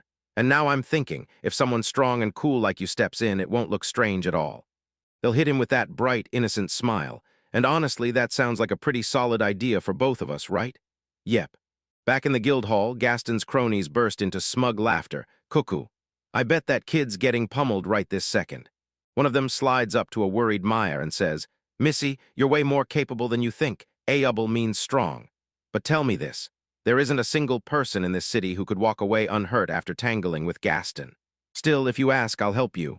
Right then, the door blasts open and Gaston strides in, big bro. His men roar, going wild. Are you done manhandling that little brat? Gaston lands a sudden punch on his subordinate's jaw, and the poor guy gets launched into the air. Big bro, why would you do something like that? His other man stammered in shock. Then Gaston erupted, roaring with righteous fury as he tore into a fellow adventurer's companion. Abel pops up behind him, sorry to keep you waiting. And now it's Gaston's men getting grilled while you're still whining about what everyone else accomplishes. Aren't you ashamed? Maya's got to copy every move, so come on, I'll fill you in after. As they walk out, he snaps a look over his shoulder at the thugs and growls. You've all rotted out, and since you started this, I'm gonna straighten you up myself. Later, at a smoky tavern, Maya leans in and listens as Abel lays out every detail of what happened. He tips out a heavy pouch of coins, and the weight of it hits the table, like, all right, we're back in business. With this cash, monster hunting won't feel risky anymore, so we're spending it right now to buy gear for the very next hunt. Maya stares at the sum, then snaps, Abel, why do you need that much money? Why do you ask? Abel shrugs, dead serious. Of course it's for my daily expenses. I've got to pay back what I borrowed from you too. Maya's smile drops to nothing. Wait, Dee, are you really set on leaving me that far behind? She starts to panic. Did it happen because Maya's useless after all? Maya swears she'll carry the luggage too. Abel throws his hands up in a calm, soothing gesture. Why are you freaking out? I'm not accusing you of anything like that, okay? He stares at her, wearing a deep, thoughtful look, then asks himself what tore up her hometown and left her convinced she'll be abandoned. I'm not the kind of person who dodges debts. I'll pay them back, no excuses, he says softly. And honestly, I've got a whole bunch of dreams I'm dying to chase, so first things first. Let's get everything we need. He leans in, eyes blazing with ambition. I want to craft magic tools, chimeras, golems. And yeah, I'm aiming even higher. I want to build a hand phone. He breaks it down and digs into memories from his past life. Because once, he read about monsters that can cast magic to talk across insane distances, like they're firing spells the way electromagnetic waves travel. He can't help picturing the revolution it would spark. If I can build a smartphone in this world, it'll blow up and everyone will want it. Maya's still staring like she's lost, but Abel can't stop daydreaming about the future. A brutal knock on their door tears him out of his thoughts. It's Maizen, grinning from the doorway like he owns the whole scene. Yo, Maizen, you're really holding up strong, Abel greets you like, hello there, how's it going? Maizen nods, his smile dropping into seriousness as he says, "Thanks for telling us." Then he leans in and asks, "So you really took down a head-eater demon, huh? Abel, did you spot anything weird in the forest?" Maya jumps in. It has to be that demon munching on them. She points to those fish we found in the river, heads missing and scattered everywhere, and then adds, "I didn't notice anything weird besides that." Abel blurts, "Did something happen?" And Maizen's voice drops hard. "Yeah, we got sent the other way. When the order hit, it told us to push all adventurers below BRANK back. And trust me, that order will reach the support center soon enough." Abel's senses snapped into focus, and the reason for the order felt deadly serious, because the squad the Lord sent just got ambushed. Deep in the pitch-black forest, a sinister wind slithers through the trees, rattling every branch like it's hunting something. A twisted, towering tree looms like a silent warning, etched by the brutality of a battle it refuses to forget. The dirt around its roots is torn open and stained, like a brutal fight raged here. Then everything went quiet forever. In the heart of those shadowy woods, Maya's voice slices through the suffocating quiet. "Abel, tell me, are you really okay?" Abel clenched his teeth, panic sprinting through his mind as Maizen's harsh warning hit him again. This forest was off-limits to anyone below B rank. Sure, they'd already fought down a B rank griffin, but the moment he stepped in, a far uglier dread settled over everything. They swore the expedition crew got ambushed by a living tree, and Maya's eyes raced over the endless canopy as she muttered, "If that's real, it's got to be hiding somewhere in all this, right?" Abel flashed a confident grin and brushed off her worry like it was nothing. "So yeah, it'll be fine." Then bam, cold dread crashes over him, and his bravado instantly collapses. Like he feared, it's way too dangerous to go snooping around here on their own. He slams the brakes, right there. Maya jolts in shock as he stops cold and blurts, "What's wrong, Abel?" Abel jumps at the chance to reset his plan. He grimaces, clutches his leg like it's killing him, and sells the pain so hard it fools everyone. Then that ruthless pause buys him the precious seconds he needs to think. Now tucked beside a hidden little waterfall, Maya can't stop worrying. "Are you really okay?" she asks, and Abel lets out a quiet sigh at last, finally catching his breath and really taking in what's going on. Suddenly his eyes flare with inspiration. Ah, that's it. He lifts his wand. It'll react if weird magic hangs in the area, but he can't keep his arm raised while he's walking. A brilliant, simple plan hits him. He whips his wand toward his pack and barks one command. A world tree totem flickers into existence right in front of them, and Maya snaps, demanding to know what it's really costing to keep it alive. But Abel waves her off. "Relax. I haven't truly run out of magic, not until now. Honestly, I should have done this way sooner." The floating totem glows ahead like a magical alarm, so they press onward with every step. Abel stewed over how his power truly worked.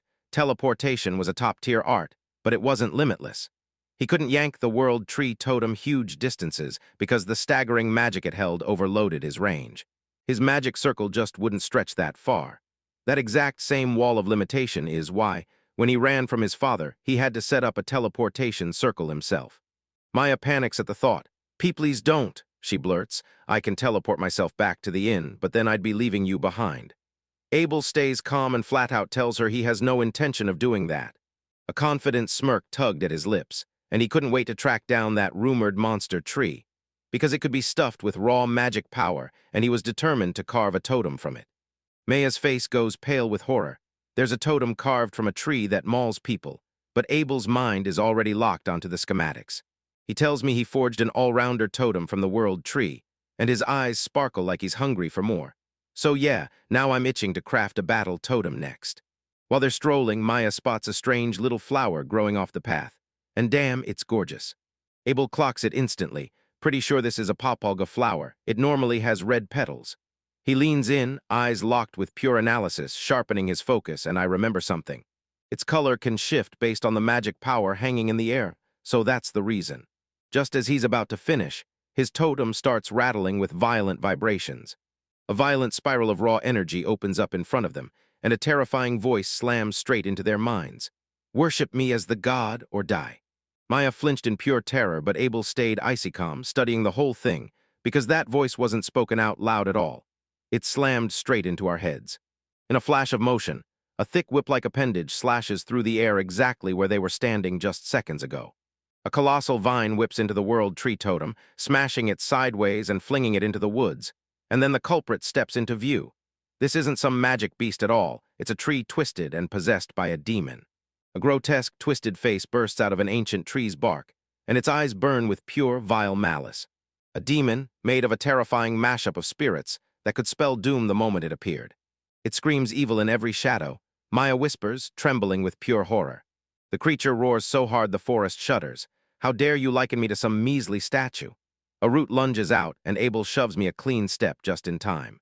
He whips around to stare the monster down, grinning like he owns the night. A mere statue, huh? Brave talk, and I'm about to prove with my masterpiece exactly how powerful I am. His totem zips back into the clearing, snapping back into the fight and locking onto the enemy again. The possessed tree erupts in a violent lash of roots, but the totem slides out of every hit with this smooth, unreal grace. Abel stares at the pattern, eyes sharp like a blade. His mind's already plotting a feint move. The tree lunges right on cue. The totem tumbles beneath the strike. Then wham, its full weight crashes straight into the monster's trunk. Abel calls it out bluntly.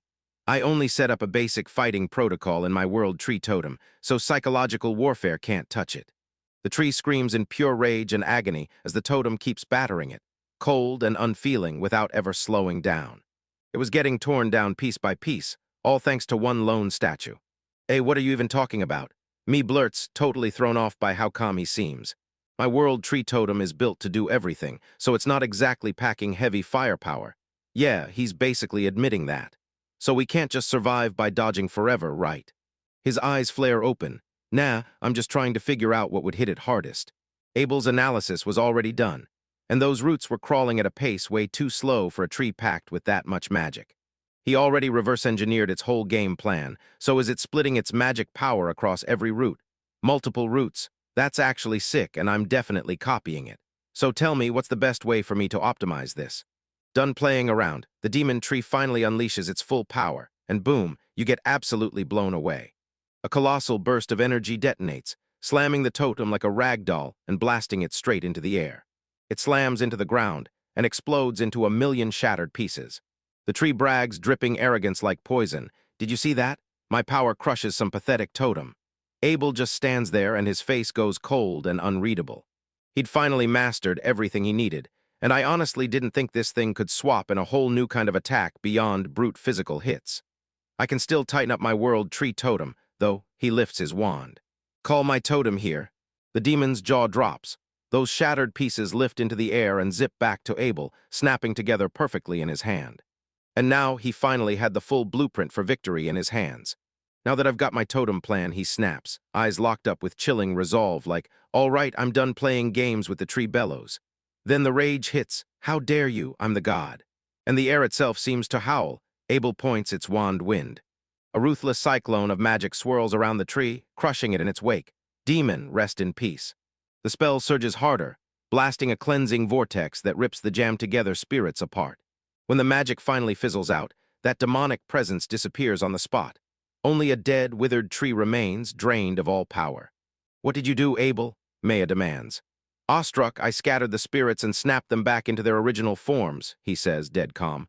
My clan knows how to do this, plain and simple. He throws a gesture to the tree's base, right where its roots thrum with soft, living magic, and that's where the real stakes are. The tree's true value isn't in its branches, it's in those magic-loaded roots. Abel's brain fires off a checklist the second the materials hit his sight. First, I've got to slow its decay, then I've got to see what it can do. Wow, the magic conductivity's crazy high, so I could even turn it into a piano, tweak the height, snip off the root, and repurpose it. Then there's the ball joint. Guess we're stuck here for a while, so I'm making camp right here. After he busted his way through a brutal stretch of non-stop work, Abel raises his newest creation like it's a trophy. I did it. Can I show you? And then he whips out the battle totem he just finished naming, Ashura 5000. He snaps into a dramatic pose, commanding the totem dance with pure presence. That new totem is a masterpiece, packed with extra limbs, moving in perfect sync, like every joint knows exactly what to do. Seriously, just look at this craftsmanship, isn't it insane? Maya sizes it up, and the sheer bulk of it hits her like a shockwave. More importantly, he confirms, just like that world tree totem, I can teleport with this guy. His work was finally done. He stomped out the last demon-tainted remnants of the possessed tree, and the job was over. Let's head back to the inn and crash. I'm starving, he said, already sprinting in his head to the next move of his grand plan.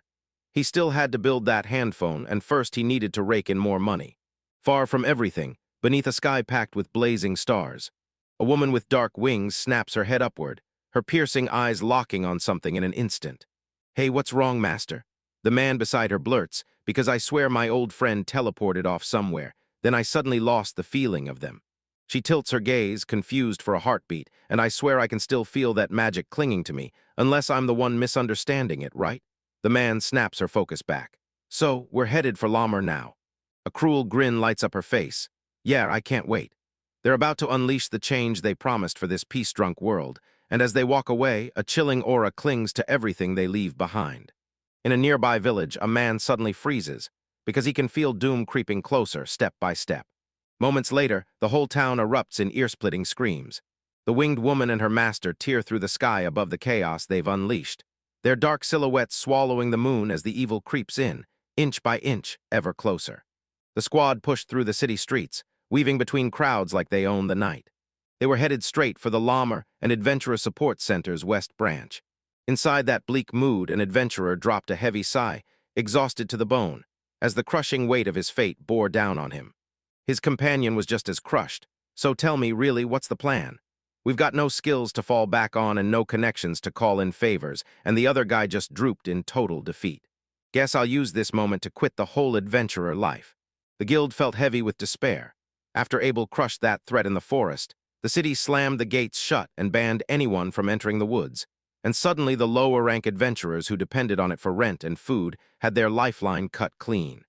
The man drummed his fingers on his head, panicking over his shrinking money, plus we still owe loans for our weapons. "Forget the housing budget. I'm not even sure I'll have enough to eat tomorrow." Right then, a crystal-clear voice sliced through the gloom. "Everyone rejoice." Abel declared, with Maya and Maizen at his side, claiming that Gaston San has finally cleaned out the monster's nest in the northern forest, so the ban should be lifted any moment now. One of the desperate adventurers jerked up to his feet, furious as fire. "Ha, you gassed on that? Cut the crap. Don't you dare run your mouth when we're this broke. You brat, I'm telling the truth." Just as the argument started to spiral, a heavy pressure slammed into the room. Then the doors ripped open. "Look at that." Gaston strode in with a grim, unshakable stare, like he'd come to take control. Strapped across his back was a monstrous tangle of thick, dark roots, so the skeptical adventurer snapped. "Whoa, that bundle of roots."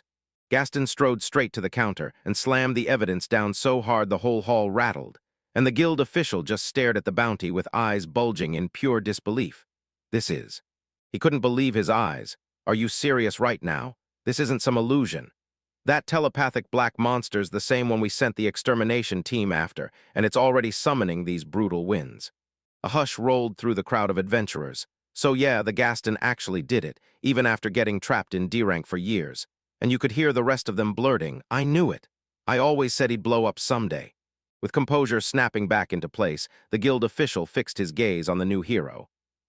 Gaston Dono, I'm sorry for the wait. This mess is going to demand a special kind of investigation."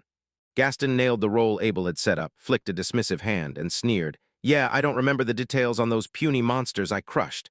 The crowd blew apart with awe. "Amazing. That sounds exactly like a real pro."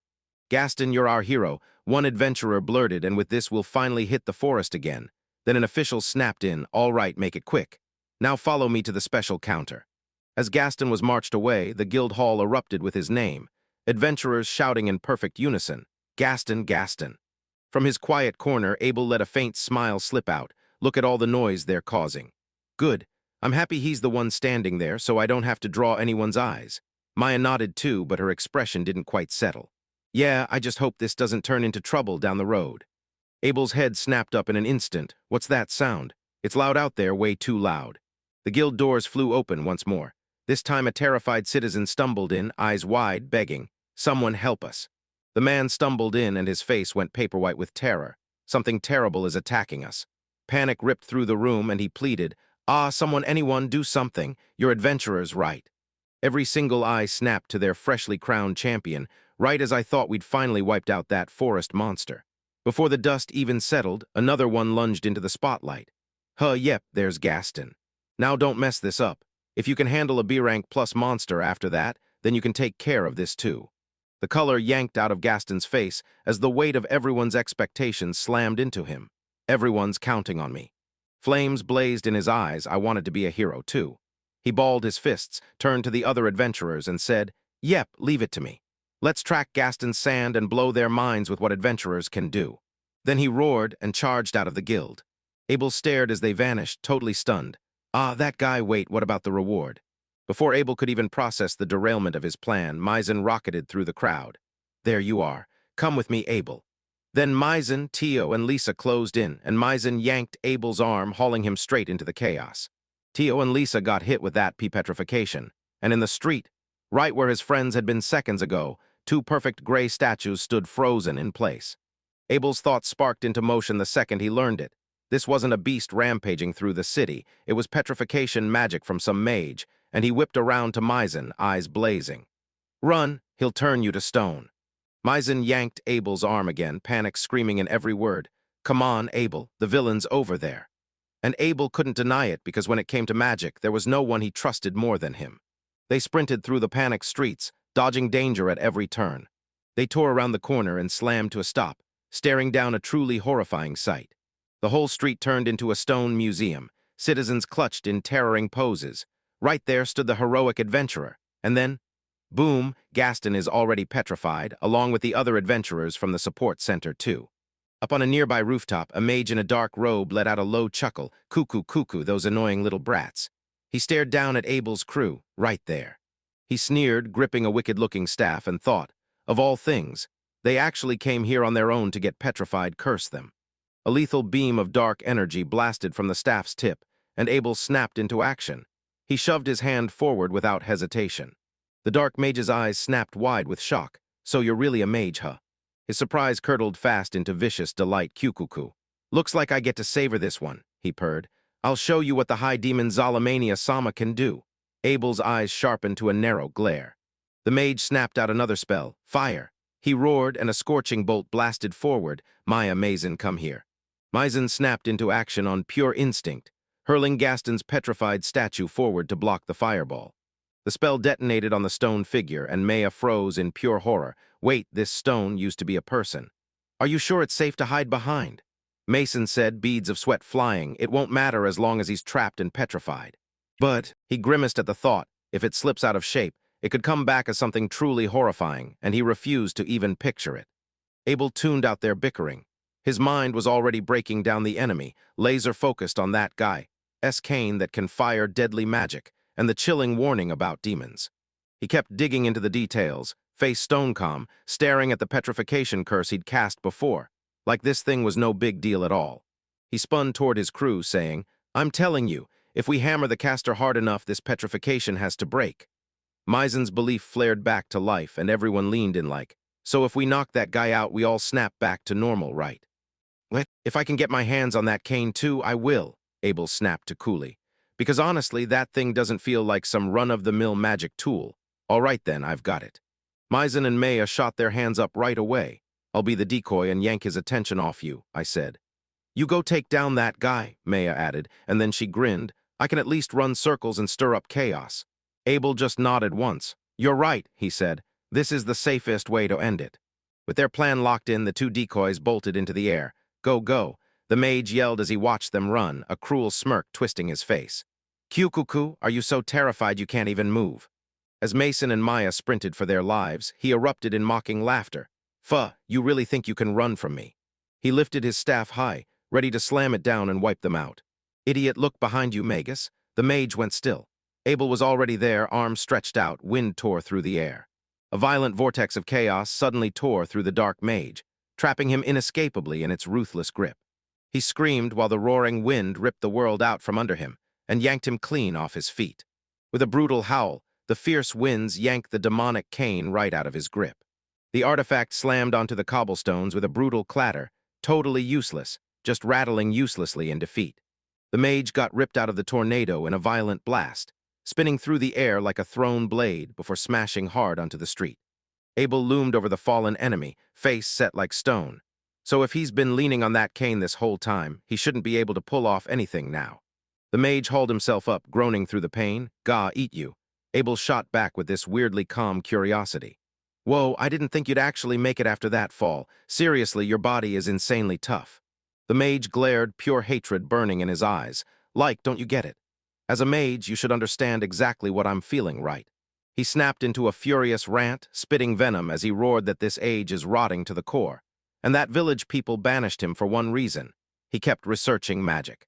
His face contorted into pure insanity. Doesn't that hit you too? This peace-drunk world is treating magic like it's nothing, and that's the one wrong thing.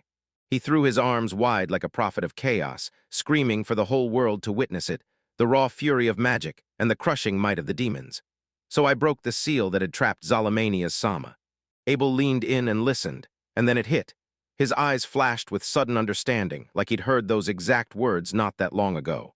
He replayed the elven princess in his head, both of them capable of hiding in plain sight. Because this guy they'd picked had totally twisted things, and no one even bothered to understand them.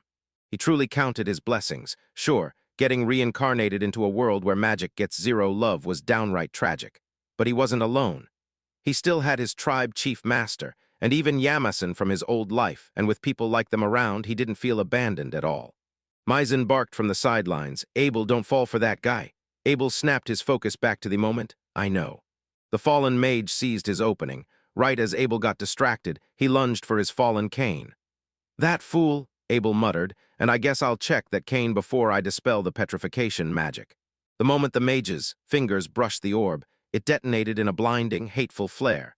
And from the artifact tore a winged figure, radiating power so immense it felt downright terrifying. At last, the ancient demon Zalomania burst into view right in front of Abel. Perched high above the mayhem, a winged demon stared down at the battle raging far below. She snapped at the other mage, dripping with condescension. "Zalamonia-sama, why are you dragging this out against this little pipsqueak?" Abel's eyes narrowed the second she stepped in. His gaze locked onto her like a knife point, and the magic blazing off her hit like a tidal wave, dwarfing the mage sprawled on the ground, as Abel instantly knew it. She wasn't just strong, she was in charge, the one tugging every string. Zalamonia the demon glided down onto the street, and a cruel smile curled on her lips like she owned the night. "Does it matter? I've got nothing better to do, so let's have some fun." Maya Maizen, Abel's voice sliced through the air, icy and commanding. "Who are you talking to up there?" Maizen blurted, confused. "Keep your eyes on the staff, don't let her touch it." Abel snapped. But Zalamonia was already in motion, blasting out a non-stop torrent of dark energy in total silence. Wordless magic that landed exactly how he'd expected. Abel snapped into action with inhuman speed, thrusting his hand up and bellowing, "Light wall." A translucent sheet of pure energy blasted into existence before him, swallowing the demon's strike like it never happened. Zalamonia let out a cruel laugh, and her voice slammed through the alley like thunder. "Yeah, it's been a minute since I last used magic." Then she grinned because it felt just fine.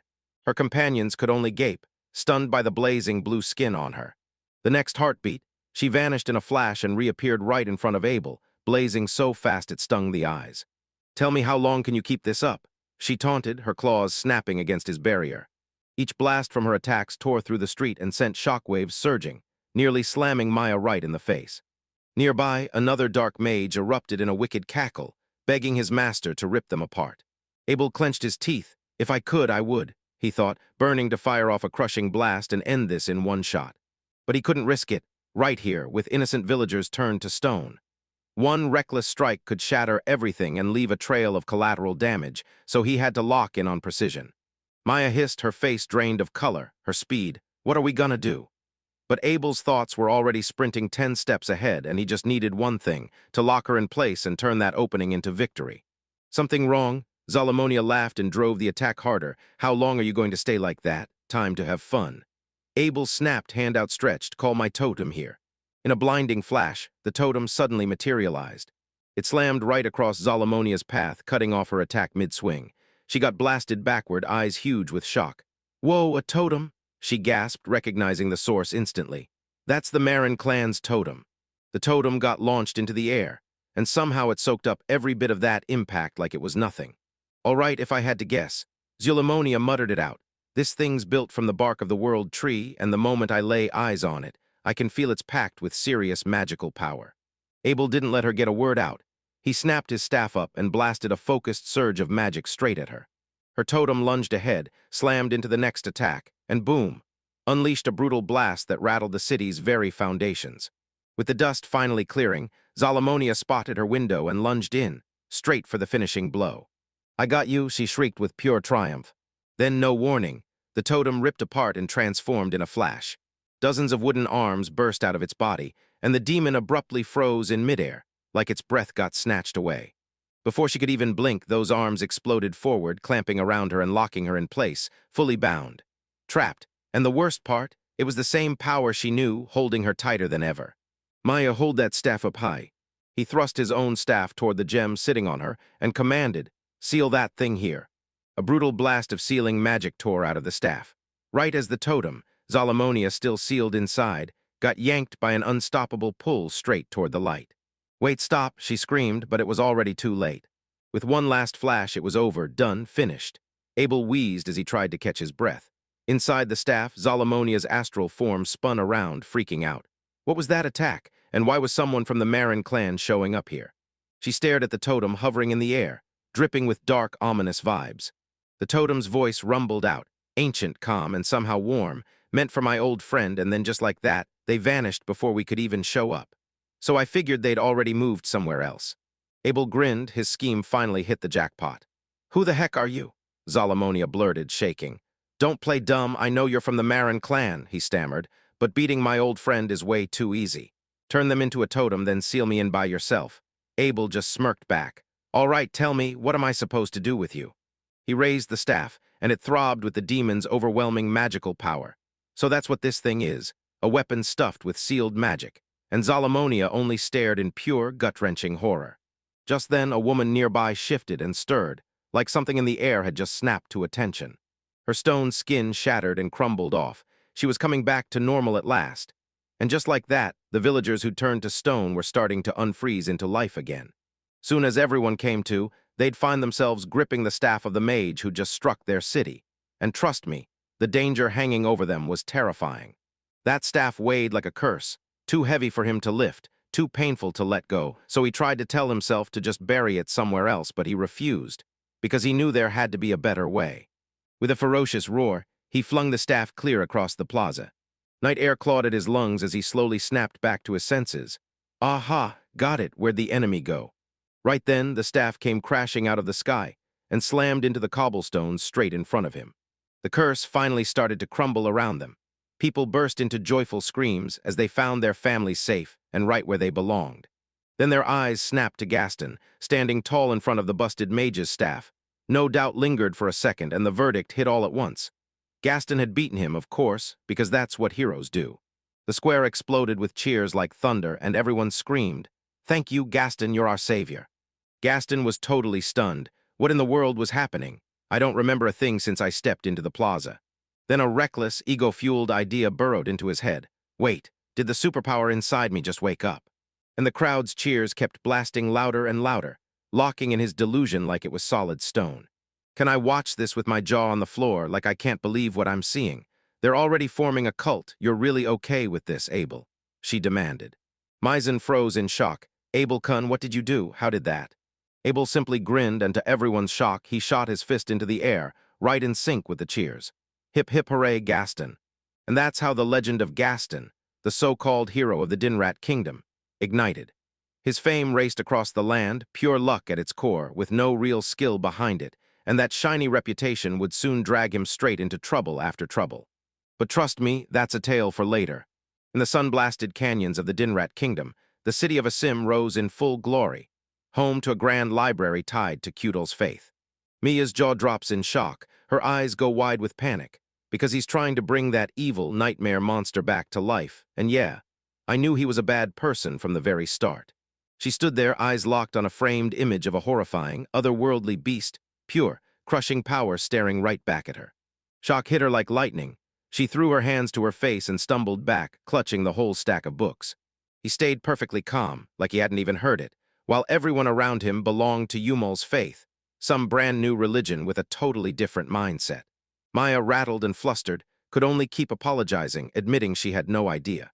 He pointed around the library and told them, "This place is tied to Kudal's faith, nothing like the other religions in the Dinrat Kingdom." He leaned in and added, "They don't discriminate against anyone's beliefs." Then the talk jumped straight to the man shaking the whole nation, Gaston, getting crowned as a hero for bringing back the ancient demon Zalaman and saving whole villages from getting turned to stone. Gaston's fame didn't just stick in Lamarn. It exploded through the town like wildfire, until his name finally landed in the king's own ears.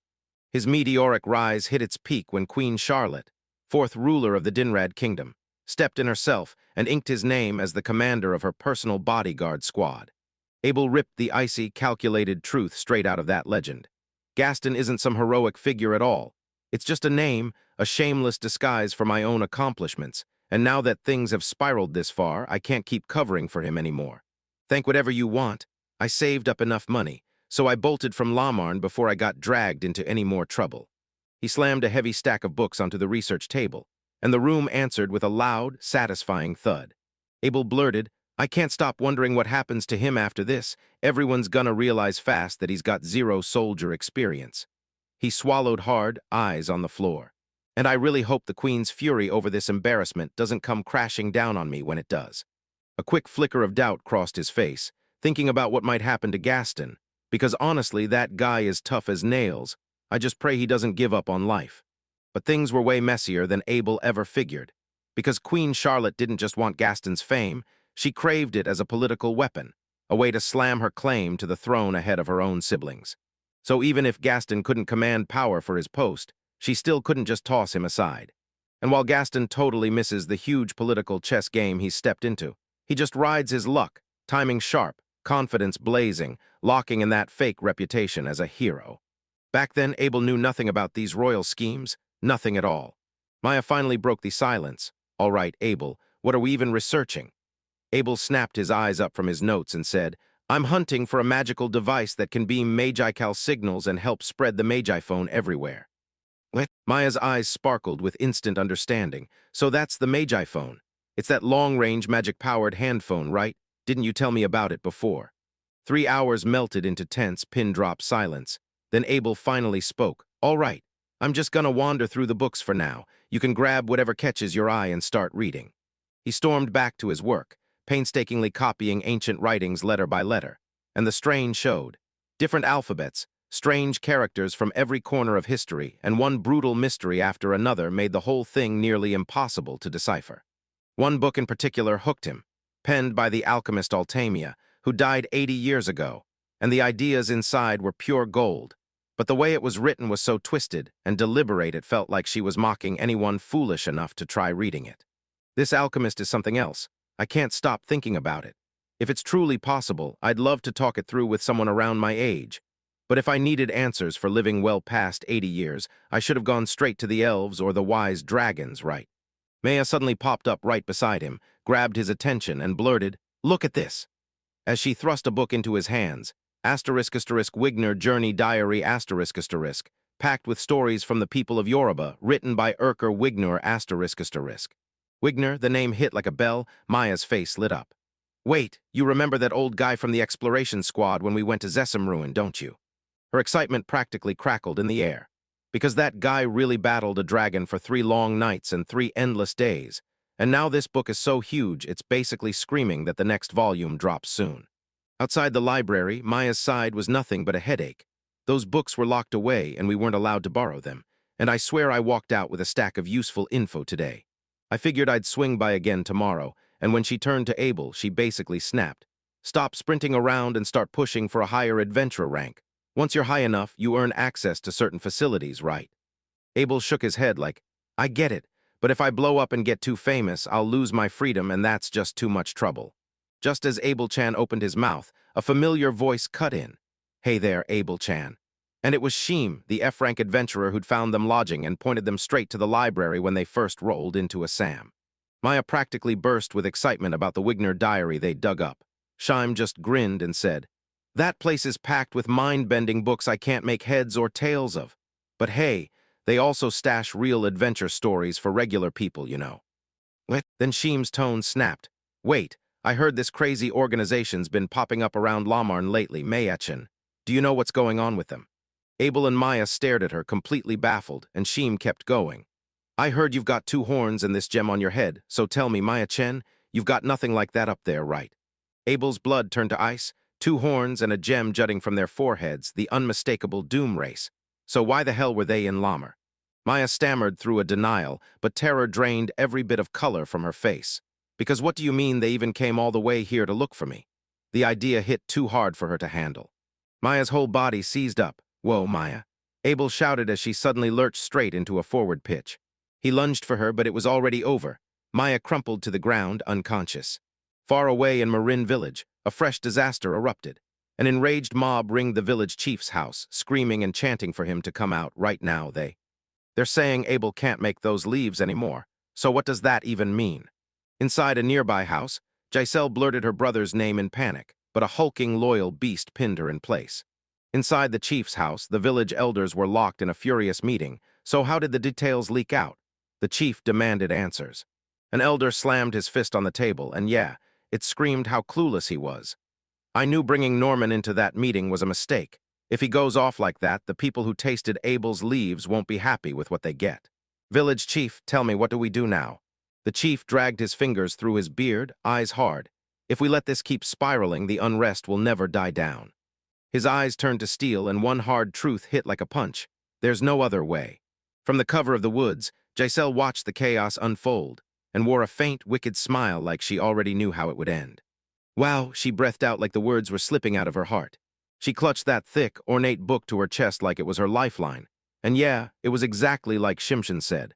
Dark, calculating intent flashed across her face, so they could send people out and hunt Nisama down fast. She spun around and marched deeper into the forest, dumping the chaos behind her like it was a bad dream. That kid from the village sprinted after her, gasping, "Gee, Gizzle-chan, I swear I feel it. Something's rotten about that magic book, and tell me, who is this Shim you keep talking about?" Gazelle just smirked and kept walking, saying nothing at all. A cold promise flickered in her mind, an urgent message for her faraway brother. "Just you wait, Nisama." She admitted, voice shaky. "Abel's only staying with me because he owes me money, but I don't care about that. I just need you to let me ride along on your travels." She gripped the sheets like they were lifelines, her resolve turning to steel, not going back home. Abel stayed quiet, swallowing every painful memory like it was burning his throat.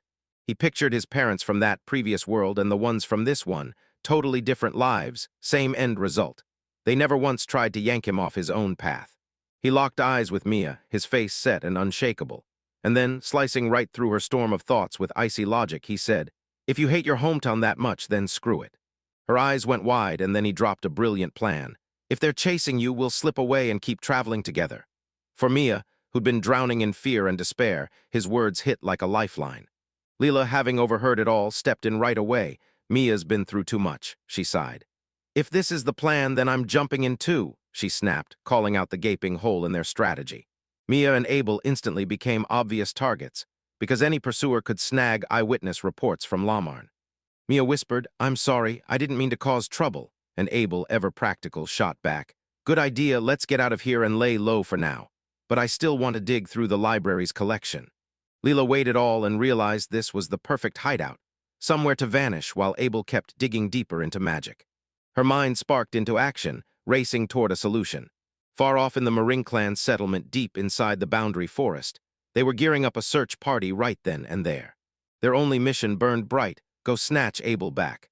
The whole settlement was in quiet panic, because Abel was the only one who could grow their precious grow tobacco, the lifeblood of their economy. To drag him back, they'd have to shatter their most sacred rule. Leaving the settlement is forbidden, and anyone who dares will regret it. Abel's father tore into a goodbye kiss with biting words, "Take care of our home, Gina."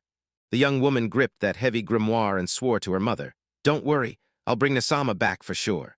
Fila, a young man, stared at her with worry on his face. "Giselle," he blurted, "don't you think she's acting weird?" He couldn't put a finger on it, but her whole aura had snapped into something new, because she was never without that strange grimoire.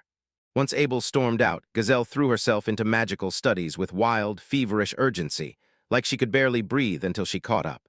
The grimoire? A relic pulled straight from her grandfather's library. She stared into the distance, the shock of her fiancé vanishing without a trace still burning like a fresh wound. "Damn it, Abel." She hissed, fists clenched as she'd torn the village apart just to find nothing.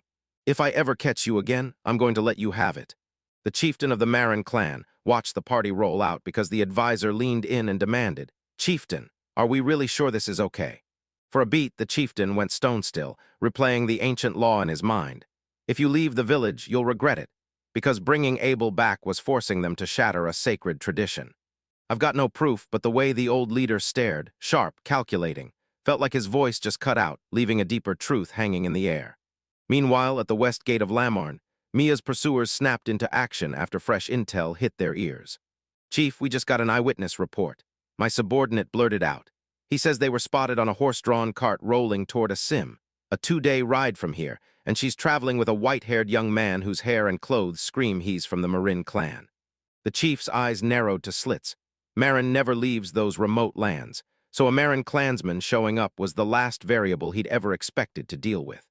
Anyway, he barked that we were heading for a SAM, and his troops snapped to attention, then surged out into the field. Their road got slammed shut by a line of soldiers. "Stop right there." The chief snapped, "What's going on?" And the guard stepped up. "A magic beast tore through here yesterday, and now these cliffs are cracking. We'll need about a week to make the road safe again. So you've got to take a detour."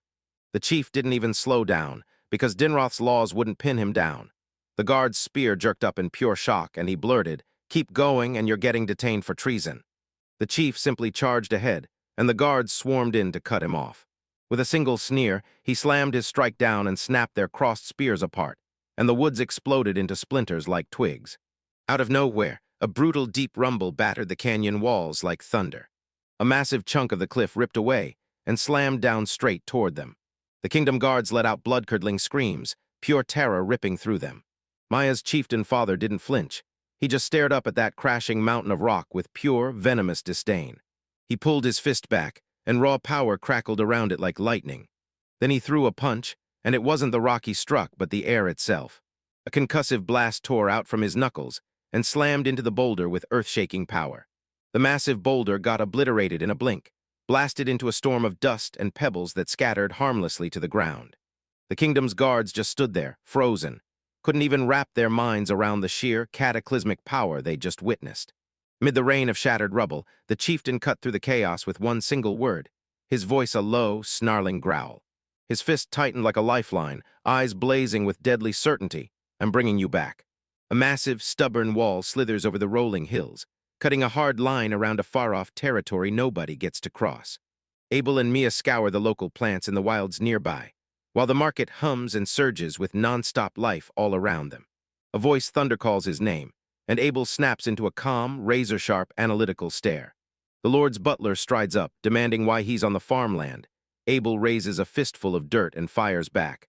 "I heard the magic grass is acting up, so I came myself to test the soil." The butler blurts out his shock, stunned that Sir Abel doesn't just wipe out magic beasts. He also knows botany like a scholar, and Abel shrugs it off, saying he learned it back in his hometown. Then the butler leans in and demands, "Are you really happy with that reward, Abel?" He can't believe a win over an A-class magic beast didn't come with a bounty and promotion that were far bigger, yet Abel just grins and reassures him, "It's totally fine." He finally breaks down the real goal behind his mission, and all he asks for is simple: a roof over their heads and a quiet place to rest in Farge, out in the countryside on the country's western edge. For 2 weeks straight, this whole territory was cut off, its trade routes ripped apart by a terrifying magic beast that even battle-hardened adventurers wouldn't touch. That's why they ended up here in the first place. Shime pushed them to come. A nightmare with 3 heads roared into the region, a colossal hydra dripping with raw power, the kind that had been terrorizing everyone for ages. Abel's sheer crushing power left it with 0 odds. Then a blinding surge ripped through the air, and the creature got erased on the spot. For pulling off that wild feat, the local lord rolled out the red carpet and hailed them as heroes. They rejected that massive reward cold, only begging for permission to camp on the land, and it threw the locals into total shock. Abel leans in and spills his masterstroke to the butler, then bargains for his service. By sundown, he's got a research lab promised, materials guaranteed, all ready to go, and in this far-off territory where trade barely exists, he's finally locked in a perfect, silent hideout to work. May stares at him with worry in her eyes, like, "You've done all this for me." But Abel just flashes a confident smile and brushes it off, saying he's sure they won't be followed all the way to the edge of the Dinlat kingdom, because their new life's foundation is finally solid. Mia blurts, "What are you even talking about after all that?"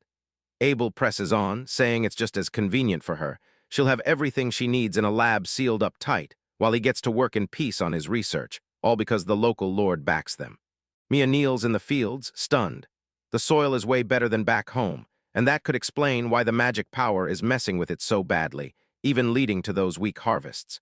Then Abel lights up, admitting he's been chasing farming too. He even tried a crazy experiment before, mass-growing an herb with magic as the core of it.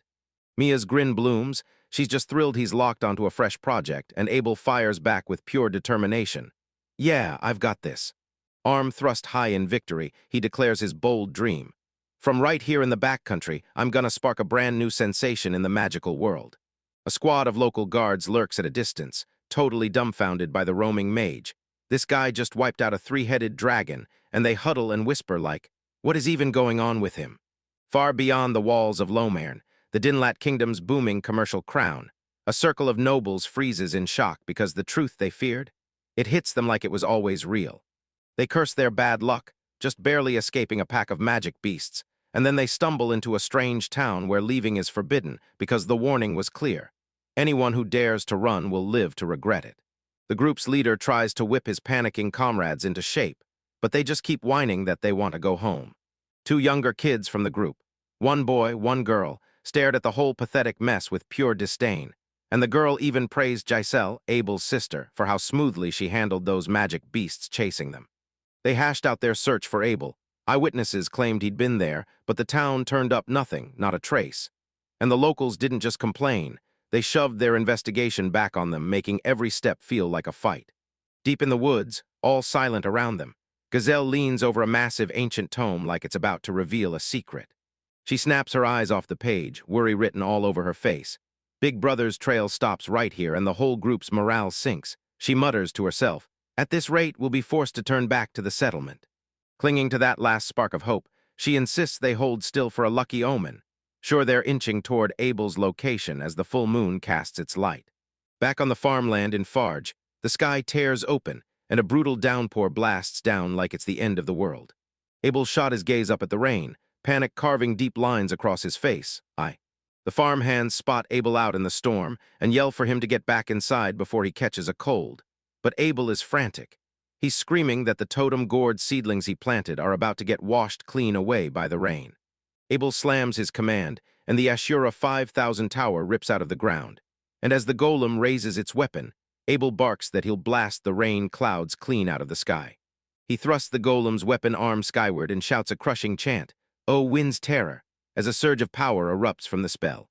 A glowing magic circle ignites, and colossal power surges forward, carving a deadly path straight through the air. The spell screams across the sky, ripping the clouds apart like cloth and yanking open a clear, endless blue beyond. The rain cuts off dead in an instant, and the farmhand's stunned stare turns into instant disbelief as I laugh like I just won. With that shout, I swear nothing is impossible for me. The very next day at the Lord's Manor, Abel lies trapped in bed, drained to the bone, burning with fever, barely holding on. Mia barrels to his side as he whispers that his life could end right here. Like this isn't just a common cold, but something far worse. But the doctor leans in, calming a panicked Mia, swearing he'll be fine by tomorrow, then snaps at Abel for dashing off to the fields and orders him to rest. That evening, Mia perches by his bedside and swears she'll stay right there, because the locals told her the world tree totem is already watching over his gourds. While Abel drifts into peaceful sleep, Mia curls up right beside him, eyes open, guarding him like it's her last promise. A razor-bright point of light quietly ignites on Mia's forehead. The glow rips free and floats toward Abel, and just like that, his fever shatters and his mind clears in an instant. Shimmering particles spill from Mia into Abel, then whip outward and splash out the window. A ribbon of light streaks over the manor and shoots straight into the night sky. It keeps climbing higher, carving a dazzling ribbon of light straight through the cosmos. High above the jagged mountains, the sunlight gathers and snaps into a blazing, cross-shaped sigil, lighting the heavens like a warning flare. Giselle and her hooded crew stared up at the sky as the celestial event erupted. Finally, the omen she'd been waiting for. She and the lead mage jerk their heads up in shock, and they realize this divine sign is pointing the way. Back in the manor, the very next morning crashes in. Abel jolts awake from his sleep, heart thumping, as if something just pulled him out of a dream. He jerks himself upright, feeling fully recharged like nothing ever happened. Then bam, an eye-opening rush of insight slams into him, the exact memory from a dream. He doesn't waste a second, he blurts it out, then jumps straight off the bed. He bursts out of the room, grinning at a stunned Mia, and blurts that he's got to try the magic circle he saw in his dream. High on a hill behind the Lord's Manor, Abel slams his power down with a cataclysmic blast, ripping a brutal trench straight into the earth. Maya can only stare, frozen in pure shock, as brute force rips the moment wide open. Whoa, it's actually working. Abel blurts out, practically shaking with excitement as his fresh inspiration pays off. He blurts the thought out loud, that maybe these wild ideas hit him every time sickness drags him down, while Mia still trembles, terrified they'll get punished by the Lord for wrecking his property. Abel shrugs off her panic and keeps his eyes locked on the next move. He needs a solid excuse for the damage, but before anything else, he's got to name this brutal new technique. Just as he steels himself, the sharp thud of someone landing on the ridge above them slices through the air. A crew of hooded figures hovers in shadow against the sky, and their leader, a harsh, horned man, stares down like judgment itself as he begins. I found you. He stood rock solid, both a leader and a father, while a storm of duty churned in his eyes. The peaceful morning in the nearby town shattered the instant people spotted something chilling. Two adventurers sprinted down the road toward the Lord's mansion, while a thick plume of smoke billowed up from the mountain behind it. They speed up fast, like pure panic is driving their feet forward. But a wall of trouble slammed shut in front of them, cutting off their path. A squad of towering white-hooded figures stood right in front of them, and their leader's eyes burned with total, unquestionable authority. Meanwhile, Abel, blissfully clueless, shouted Mia's name into the air. He stretched out like a man finally coming back to life, then declared, "All right, breakfast." I was stuck in bed for ages, so yeah, I'm starving. Mia pointed at the ruined stretch of land around us, the kind left behind by his last fight. If this gets spotted, won't the Lord lose it? She asked. Abel just grinned. Don't worry, I'll have a construction totem fix it later. As they headed toward the town, he spotted the chaos immediately, like the place was already roaring even though it was still early. Hey, somebody's voice ripped through the air, calling his name. It turned out one of the adventurers had slipped around the robed figures. Gotta be Mia, he thought, nodding at the young lady, and then he shouted, Sir, you've got a visitor. From the shadows of the trees, white-robed figures surged out, and the air instantly turned ice cold. Mia froze on the spot, her face draining of color as terror hit like a punch. Her eyes snapped wide the moment she spotted their leader, horns she knew all too well, and a grim look that screamed trouble. It was her father, right there, the truth slamming into her like a punch. Father, she breathed it out in pure shock, like she couldn't even believe it herself. His eyes pinned her in place, and his voice came out low and rock solid. Mia. The command slammed down with zero room to argue, and Mia just stood there, stunned, confused, and terrified. Before she could even get a word out, Abel lunged in and stepped between them, shielding her from what came next. Mia snapped that she doesn't want to go back to you, and he cut in, cold and sharp. Then if you don't care about her, stop bothering her and leave her be. She finally found her voice, fear snapping into fury. You left me alone all this time, and now you suddenly show up to take me back. What is your problem? The man's severe face didn't even flicker. So Mia's power is finally waking up, he said, like that single sentence solved everything. Abel froze. What do you mean? His father's patience finally snapped, his eyes turned into a venomous glare. Move aside, brat. Abel didn't budge. He just lifted a hand, and a glowing, intricate magic circle snapped into existence, blazing with power as he calmly declared, teleportation, like he was talking about the weather. In the blink of an eye, a colossal multi-limbed totem tore out of thin air and slammed between them like a meteor. The robed men jerked back in pure shock. Matt, right on cue, Abel barked orders and yanked her onto the construct. The totem lunged forward, blasting them away and throwing up a giant wall of dust like it was their fastest getaway. It tore through the forest, yanking them away from that confrontation before it could swallow them whole. Locked on the speeding totem, Abel's thoughts sprinted like crazy. He doesn't look like the type you can talk down, so how the hell did they track our location? Suddenly, the ground right in front of them detonated like a bomb. Abel and I snapped into a stunned cry, tears spilling like we couldn't believe what we'd just seen. In a trench he carved with his own hands, Mia's father stood tall, moving so fast no one could track him, blocking their path completely. Abel's face went stone cold. Yeah, looks like we're out of options, so we're fighting. He snapped his gaze to Mia, dead serious. Mia, tell me, is it okay if I blow your father and his men away? Her eyes went huge with terror, but she clutched the truth in her voice. I don't want to go back. Abel shot a furious shout and thrust his hand ahead. Then a fresh magic circle blasted into existence, unleashing earth rage. The ground under me tore apart. My father and his men unleashed a brutal rupture, and massive pillars of rock blasted up from the earth. The chieftain clamped his jaw shut, bracing himself as the magical assault crashed down. Abel wasn't done. He snapped, Go, Ashura. and his combat golem exploded forward, its blazing fist tearing through the air. Point the lens forward and boom, everything snaps into focus, a mind-blowing feat of magical engineering, but his father slipped the strike like it was nothing, moving with impossible ease. He slipped through the golem's non-stop flurry of strikes, moving like a ghost across the battlefield. Abel stared stunned. He was actually keeping pace with Usura's moves, and that old man. He wasn't human, he was a monster. The chieftain clocked his chance, and the moment felt like the start of something big. He snapped aside the strike and slammed his fist into Ashura's torso. The strike smashed down so hard, split the earth beneath the golem with a bone-rattling crack. Abel snapped to action, earth turned into a wall now. A jagged wall of solid rock blasted up from the earth, slamming right into the chieftain's march and stopping them cold. But it didn't even slow him down. The wall exploded into shards like it was nothing but glass. Tore clean through everything with the man's brutal, raw strength. He burst out of the rubble like it was nothing, unshaken and totally unfazed. He snapped in closer once more, charging right in to finish Ashura, ready to tear the golem apart piece by piece. But Abel was already one step ahead. 5 spheres of pure, condensed energy blazed into existence above his head. Hiding magic metal, he let out a thunderous roar. The 5 orbs blasted forward like cannon fire, slamming toward one single target. Devastating explosions tore through the forest, smothering everything in smoke and blinding flashes. The chieftain didn't even try to escape. He just braced himself and took the hit. He got swallowed whole by the blast. As the smoke finally started to lift, Abel stared straight into the epicenter, eyes locked on the chaos like it was about to explode. Did I push it too far? He thought. A stone slammed down to the ground with a sharp clatter. And then through the thinning smoke, a shadowy figure stepped out. So yeah, turns out it was Mia's father. His clothes ripped up a bit, but his body was totally unscathed. Not even a single scratch marred him. Abel's eyes bulged with total, jaw-dropping shock. The chieftain's stare cut cold and calculating, like a magician straight out of Marin. He absorbed it all at terrifying speed, and the fact that a tribe member who hasn't left their settlement in over 150 years is now siding with Mia. Yeah, that's the world's distortion swelling even more.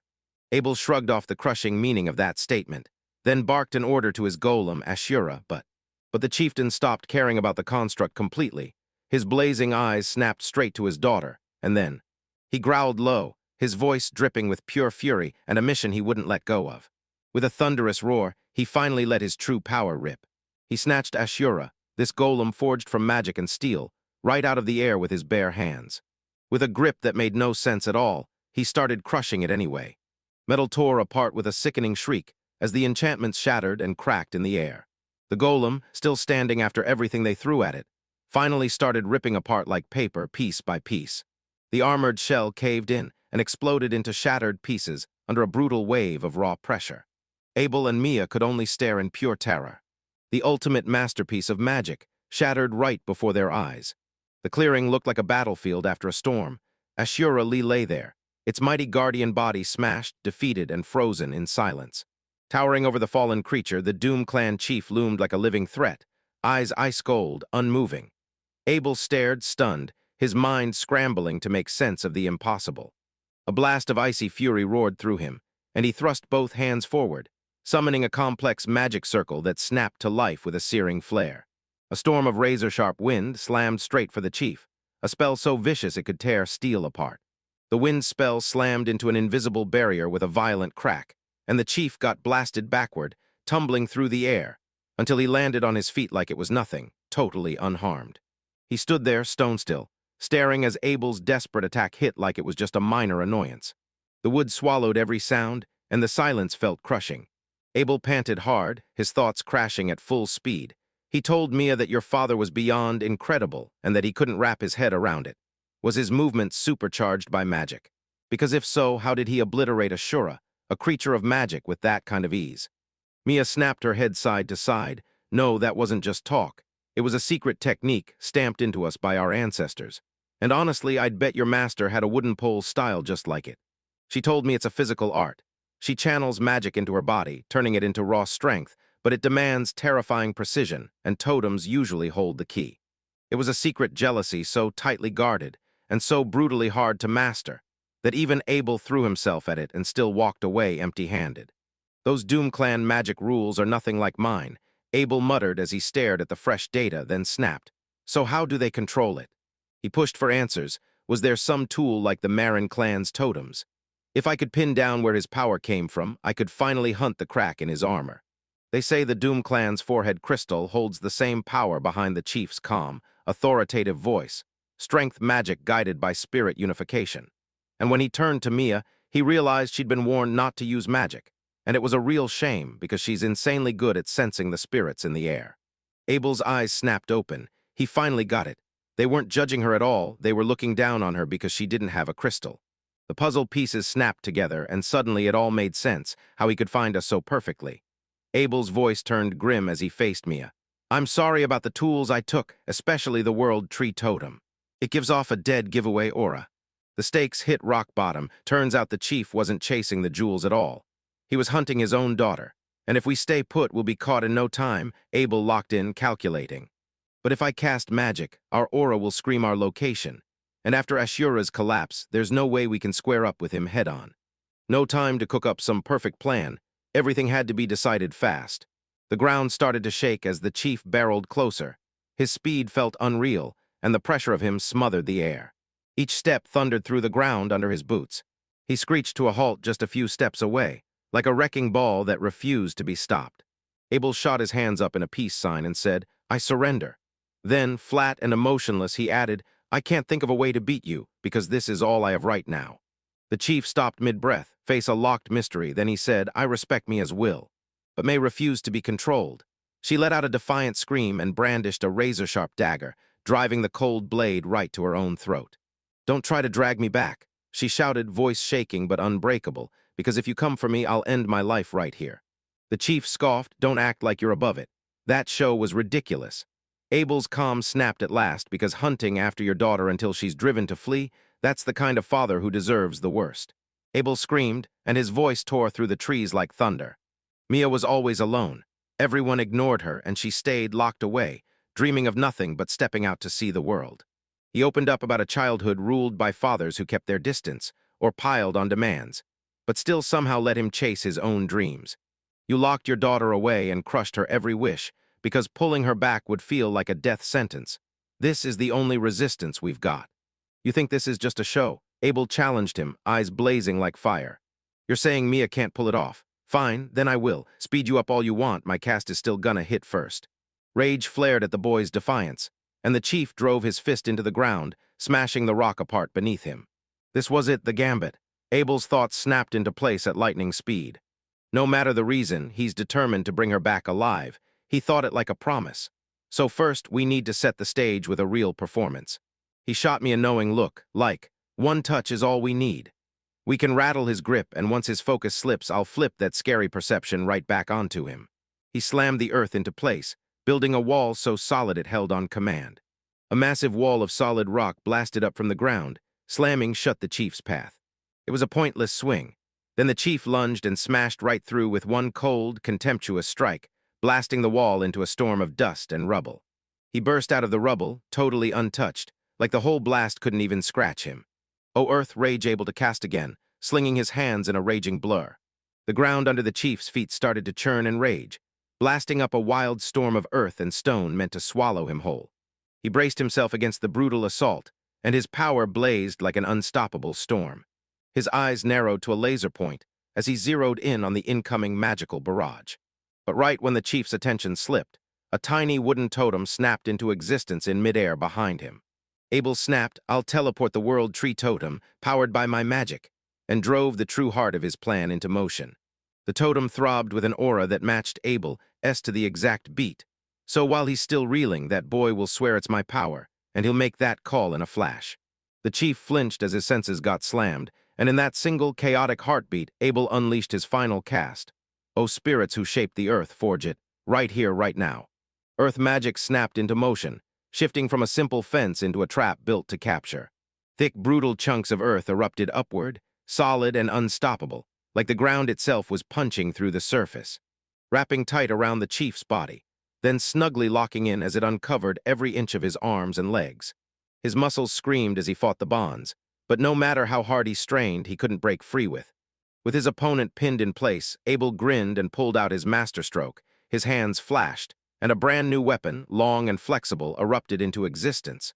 Hit him Manga metal transformation technique. He announced it like a victory shout, and his voice rang with triumph, Abel whip. He slammed the arcane weapon forward with everything he had. The whip snapped through the air like thunder, and drove his attack straight into the captured chief, unleashing a brutal hit that crushed him. The hit was so massive it tore through the air, blasting a shockwave that cracked the trees right beside them. The whip snapped in a flash. Its whole job was to land one flawless strike and nothing more. The Murasif, the Doom tribe's chieftain, unleashed his voice and sliced right through the silence. "Why have you been chasing Mia like this?" The mighty chieftain is yanked tight by Abel's magic whip, yet he refuses to speak, just wears contempt like a steel mask. Abel's eyes sliced through everything with sharp focus. "Look, if this is about the jewelry Mia snatched from the World Tree in Ramen City," the chieftain's gaze flickered wider, just barely. Abel seized the moment, slicing through with pure intellect like a sharpened rapier. "You've been chasing this trail, and Ashura's magic, right?"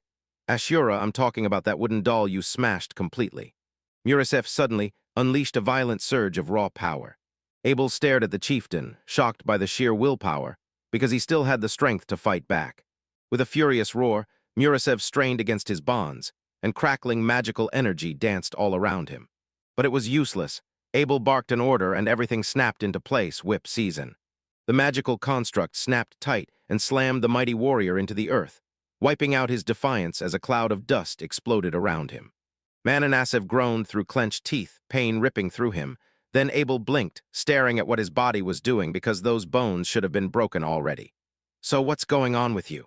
Abel wondered, analyzing the opponent's natural durability. The chieftain snapped his gaze upward, fury and awe battling in his eyes, while the metal twisted into something new in an instant, controlled with terrifying precision. "So tell me, is this the power you stole by using my daughter?" "What are you talking about?" Abel snapped, acting clueless. Then Murasef leaned in and said, "Last night I saw a symbol hanging in the sky."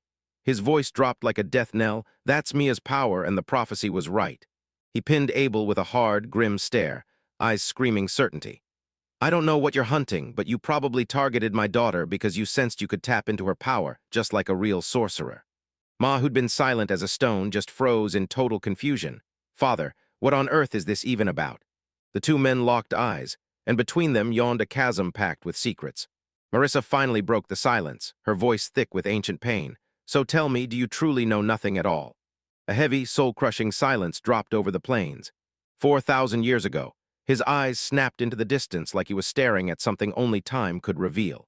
Kudur, the guardian god of this land, snatched the sky god Silpam out for a brutal war and then sealed him inside the moon. And after that furious battle, even Kudur finally crashed into a deep, exhausted sleep. Somewhere out here in this land, he's on a mission, fight through it all to recover. Abel leaned in, eyes locked, drinking in every word of the divine lore. These days, it's basically only the elves of the Sky Kingdom who even know it. Murasef's eyes blazed, pure tragic pride burning in his gaze. The Doom tribe, he claimed, were descended from the race the Sky God created. Mia and Abel went completely still, struck dumb, then Abel snapped, "What did you say?" The chieftain kept spinning the tale, threading it into every heartbeat of his people. And the reason the Sky God forged the Doom tribe was clear. He needed a brutal military force to stand up to God Kudur. And just like the legend says, Kudur, the god, shoved the Sky God into the moon and sealed him there, then wiped himself out and dropped into a deep, exhausted slumber too. Before the seal even locked in, the living tome slammed into the Doom tribe's ancestor and filled the sky with power. "Living," Abel repeated, and then it hit him. Light flickered in his eyes as the truth finally clicked. Medes snapped his attention to his daughter, Me. Her eyes blew wide with pure shock, because you're the one she can't believe she's seeing. The moment he spoke, the weight of his words crushed into their hearts.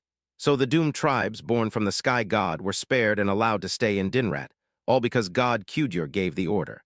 Beyond that point, even the elves don't know what waits, while the Sky God gathers the power needed to bring someone back to life on the moon. Only a handful in our tribe have managed to inherit this prophecy. 2,000 years later, he stared at me with a grim face and said the descendant of Doom will become a weapon so powerful it reaches the Sky God. "Ha, wait," Abel blurted, and suddenly the cosmic puzzle pieces snapped together like they'd been meant to. "I don't know if this is your tribe's legend or what, but how in the world do you know about an ancient evil god's revival from myth, and even where Kudur is hiding? When the moon festival hits, Mersef finally speaks up. Because once every 500 years, the moon draws near, and everyone believes the magic inside every living thing surges so hard that countries and religions everywhere can't help but throw a celebration on that same day. Abel's thoughts were sprinting. 6 months from now, I reckon, he calculated, because even this town was buzzing, pushing festival plans forward thanks to the trade that's just roared back to life, right? He stared at Murasef as a terrifying new theory clawed its way into his head. Then he leaned in. So what's your take on how magical beasts have been snapping and going berserk all over the place lately? Medisef's grim face was the only proof he needed. Abel replayed everything that just happened. The magical beast disaster in Ramen, Zalaman the demon suddenly showing up, and that insane, never-before-seen chaos that wasn't supposed to exist in recorded history. Even I remembered Nargalin. She was the one blocking the trade route in the Phage territory. Morsef told us, our doomed tribe was born from the sky god. Morsef's duty weighs on every word. He swallowed the pain and went on. For 2,000 years, we've lived in peace, with zero reason to bow to our creator, but if turmoil could finally drag our cursed child into our hands, your weapon in the sky god's grip, we won't surrender her. What? He stared at his daughter with crushing sorrow. Kent's Maya, trapped as a non-stone, was sealed off inside a fortress behind an impenetrable barrier. He shut his eyes tight, and I couldn't even guess how strong those barriers really were. But I knew one thing.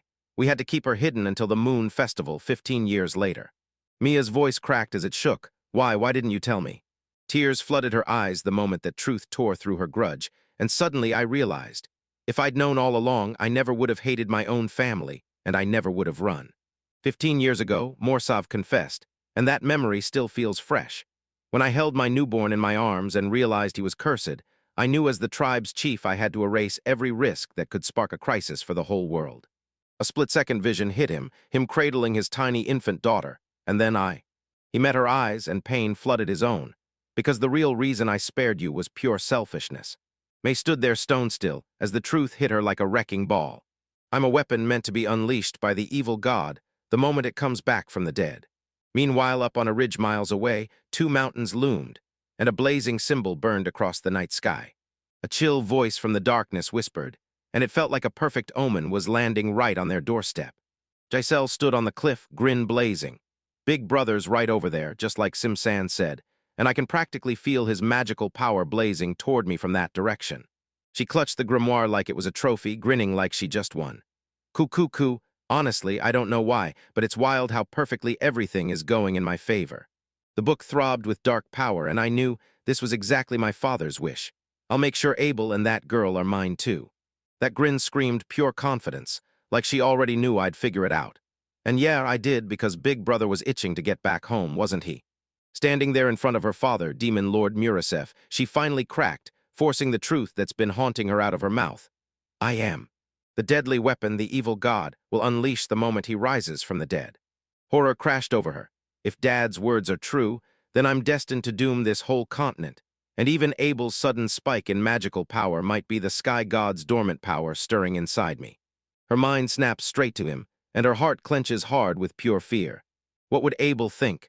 Because the magic he trusted as his own could have been twisted by something dark, and the thought of him realizing that, he'd probably be horrified.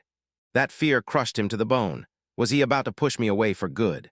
She inched closer to him, eyes wide and voice trembling into a near whisper. Abel.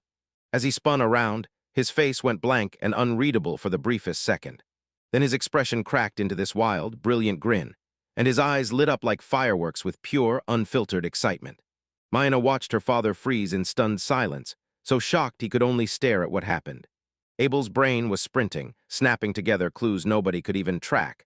Then he spun to Merzef, voice crackling with revelation. If you're right, Mia's meant to give the sky god's underlings power the moment he shatters the seal, so they can steamroll the world. The shock hit like thunder, and that's why I'm the sorcerer. I pushed to keep Mia at my side because it let me craft unstoppable magic. He remembered that key moment, how it all started with an Abel ball I de-cooked up, because it happened during a nightmare at an inn in Ramen. A brand new theory snapped into focus. What if, when my thoughts go foggy, I'm way more vulnerable to outside influence? He snapped back to a stunned Mia, gratitude burning on his face.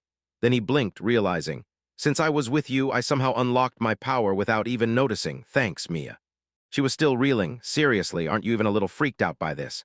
If that prophecy is right, then I'm supposed to bring calamity to this country, but Abel, he didn't flinch. He saw a golden chance. What are you even talking about? He challenged. I'm not about to miss something this wild, am I? He clasped his hands, bursting with excitement. From now on, please stay by my side. You're going to be my magical research subject. Murasov stared at the exchange, and something clicked in his eyes. Yeah, if we really get what's going on here, then why would we ever need to keep fighting as enemies? Abel locks onto the moment and shoots out his hand, flashing a daring political move. I'll help protect you too. Let's do this together, father. Murasov's face twists in furious rage. You little, how dare you call me father? Even with fury spitting in his eyes, the demon lord stayed practical. But with a power like this, if you promise you'll protect her, tell me, do you have a real plan? Abel's confident grin didn't shake. Yeah, about that. 20 minutes later, they came to a stop right in front of Fage's mansion. The Lord himself was in full panic, trembling as he jabbed a finger at the horizon. Lord Abel, tell me right now, what on earth does this mean? Behind them, that mountain split open like it got struck by lightning. The land was shredded to ruins. The local nobles gawked in pure terror. While Abel stayed unshaken, calm in the middle of the chaos, and only managed, Then he swept his arm toward Murasov and the whole entourage. Yeah, that's right. It was me who called them here. The crowd blew up in chaos, right? With every noble's eyes locked on him, Abel kicked off his story, weaving it like a spell. Remember when I told you about it the other day with Milord? We're investigating what's killing the crops around here, and yeah, this guy's a total expert. He flashed a fake apology on his face because the expert was swamped. We had no clue when he'd show up, so I forgot to warn you that we'd be starting excavation work. My apologies.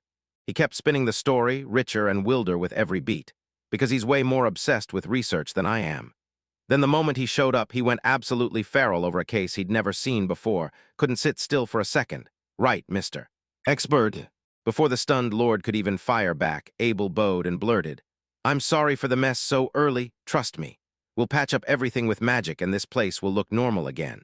Abel smoothly cut the tension before it could flare again, then guided everyone into the battered wasteland. All right, first things first. We're making a totem for the construction work. Murasov swept the area with sharp eyes, a grim weight on his face. This wooden log just doesn't pack enough magic power, and it hits me hard how lucky Marin's settlement environment really is. His voice turned sharp and urgent, like he couldn't wait another second. So tell me, do you really think you'll find a solution by just sitting there? Even now, the moment the sky god's resurrection is set to happen is creeping closer. Abel's eyes snapped up to the sky, and the ominous symbol hit him again. Because without the barrier that keeps our village safe, magic will flare in the heavens once more, and the sky god's minions will come hunting the moment they sniff it out. Abel leaned forward and demanded, so what's this ancient Doom Tribe barrier really about? Who can break down the magic formula and all the details? Murasov just shook his head, then pulled out a tiny hexagonal wooden charm. Abel's eyes lit up. Then I'll use my magical tool to forge a makeshift barrier right here. The object bristled with ancient script, and right in the middle sat one lone gem, like it was built to be worshipped. Murasov leaned in and said it was a relic pulled from ancient ruins and dragged back from the settlement. So if we head back there, it'll blow past its current power. Abel leaned over the artifact, eyes locked, mind racing with every calculation. Honestly, this feels terrible, Murasov admitted. I don't even know how strong the sky god's power really is, but with strength like this, any sorcerer like me can tell at a glance this is on another level. Abel already had a full plan mapped out with multiple angles, and I wanted a little more intel. So while I swing back to the Doom settlement, we'll grab whatever research and info we can from here too. So everyone from Doom, I need you to help clear this area first. Let's do everything we can right now, then we'll decide the next move. He called up his own creation. All right, go team up with the World Tree Totem and handle its duty and bring Mia along too. Teleport. And as the totem finally took shape, Murasov snapped, wait. Then he locked onto the wooden figure and whispered, yes. That couldn't be all. I felt it in my bones. I remembered the demon lord, eyes snapping between the totem and the ancient relic clenched in his hand. Could it be? It's made from the very same material as this barrier magic tool. It hit Abel like lightning. This wasn't just any magical tool, it was the World Tree's power, buried in something that looked ancient and beat up, so I never clocked it at first. Then we tracked this spot down last night after that sky symbol flared above this land, and that's when it finally clicked. I knew Mia was here. Mia snapped another piece into place. Because that was the night the fever hit me at the inn in Ramen. And while Abel wrestled with a nightmare, he woke up and, without even meaning to, summoned a gigantic magic circle. If that sigil really shows up because Mia's power is messing with me, then Murasef-san and the others should have already tracked down where we were, 2 months ago. Nirezef nodded with a grim look. I'd been chasing Mia for 2 months, but I never once spotted a reaction like that. The words hung there like a spotlight, clear as day, the World Tree Totem. But if that's true, then why didn't it work last night? Mia asked, and Abel clicked the pieces together. I'm not totally sure, but maybe distance matters, too. Last night I sent the World Tree Totem to patrol the fields, and thinking back, I wasn't anywhere near it. Abel leaned in and laid it out. His theory was locking into place.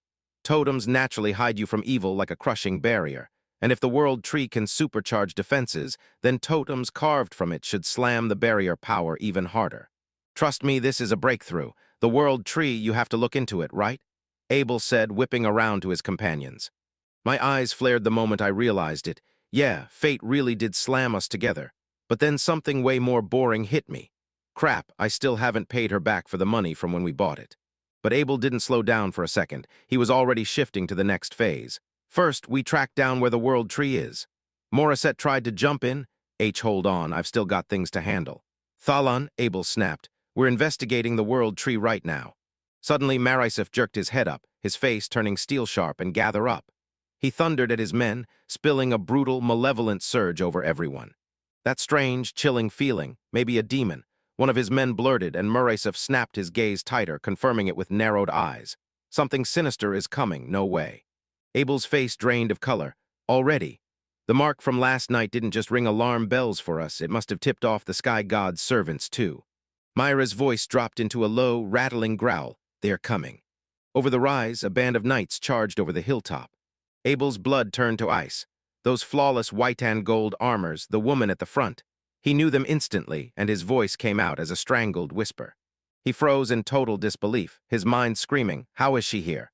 Giselle's mind echoed with the grimoire's voice, like a memory pulled straight from when it first woke up. The moment I was born, the very first thing I saw was a blinding, huge light. Inside a blinding sphere, swirling ethereal darkness churned, and for some reason I instantly knew it was the one who made me. My creator's name is Silpam. He's basically a father to me. A tidal wave of information smashed into its newborn mind, and suddenly it understood the heartbreaking legacy of its creator. How its father got beaten and sealed by another god, and how he's still out cold, dormant, waiting for the exact moment to rise again. Then I found myself surrounded by a sea of shadows, towering over me, older than my very existence, like they were my creepy older brothers. Their father's final command boomed in their minds. Descend to the surface, unleash chaos, and set everything up in secret so I could come back, while they also hunted down the spellbook waiting there for the upcoming moon festival, the Dinmay. We burst back onto the surface. The voice kept roaring, because once our father is resurrected, the invasion will surge forward with zero stops. While the others tore the land apart with unstoppable power, unleashing chaos and making magical beasts run wild, this one was different. Its own magic was woefully weak. It was the only gift it had, its one true power to slip past defenses and tug at the hearts of the weak. Its first try was a total disaster. It lunged to possess a terrifying magical beast, and the power almost ate away its own essence first. Then it settled for some weak, mediocre magician, until a crew of adventurers found it, kicked it out fast, and laughed at how pathetic it looked. What a loser, they mocked, and honestly, I assumed he was a low-level demon too because he didn't have a single aura. Humiliation gnawed at it from the inside, and all it could think about was one brutal mission. Prove it's real, prove it matters, and earn its place beside its older brothers, just like the promise it wanted to give its father. But it had zero power. No matter how close he got, reaching someone truly strong felt utterly impossible. Then from the shadows where it hid, it fixed its gaze on him. A young sorcerer hits the road with his crew, chasing danger at every turn. The demon clocked his power at once, no ordinary guy. Now it just had to drag him into its fold, snag that vessel for itself. But right now, it couldn't take down someone as strong as him. It had to hunt for a chink in his armor, any crack it could pry open and exploit. Then it snagged the perfect key, right there in a distant town, a young woman reading a book, saying, "Dear brother," under her breath. A way to get that boy. Right in front of us, a figure materialized out of nowhere. Giselle, calm as ever, clutching that familiar grimoire, and all I could think was, "I've got to see you, dear brother." Abel froze in terror as dread crashed over him. "Gazelle, why are you here?" Abel's voice cracked as confusion hit. Wait, you two know each other. She's my little sister. Lord Graham's eyes narrowed as a nasty, off-balance energy prickled the air. Then he realized it was coming from that book. Maya gasped, her stomach dropping. Could she really be under a demon's grip? Gazelle inched closer. I'm so sorry, dear brother. I pushed you into coming all the way out to this remote place. She flashed a soft, steady smile, and I've been regretting ever putting you to the test ever since. You're terrified because you broke the laws, aren't you? But things have changed in the village now. She thrust out her hand and promised. Now even Dad will forgive you. Come on, let's head back to the village together. Abel froze, mind screaming at him that something was off. And then Gazelle backed away from the grimoire as Abel shouted at the top of his lungs, his instincts screaming that it was deadly. But his sister just smiled, like the whole world fell into place. And yeah, it was all because Simsan guided me here with divination. May's jaw hit the floor. Gazelle's eyes didn't waver. She stared like a vow made of steel.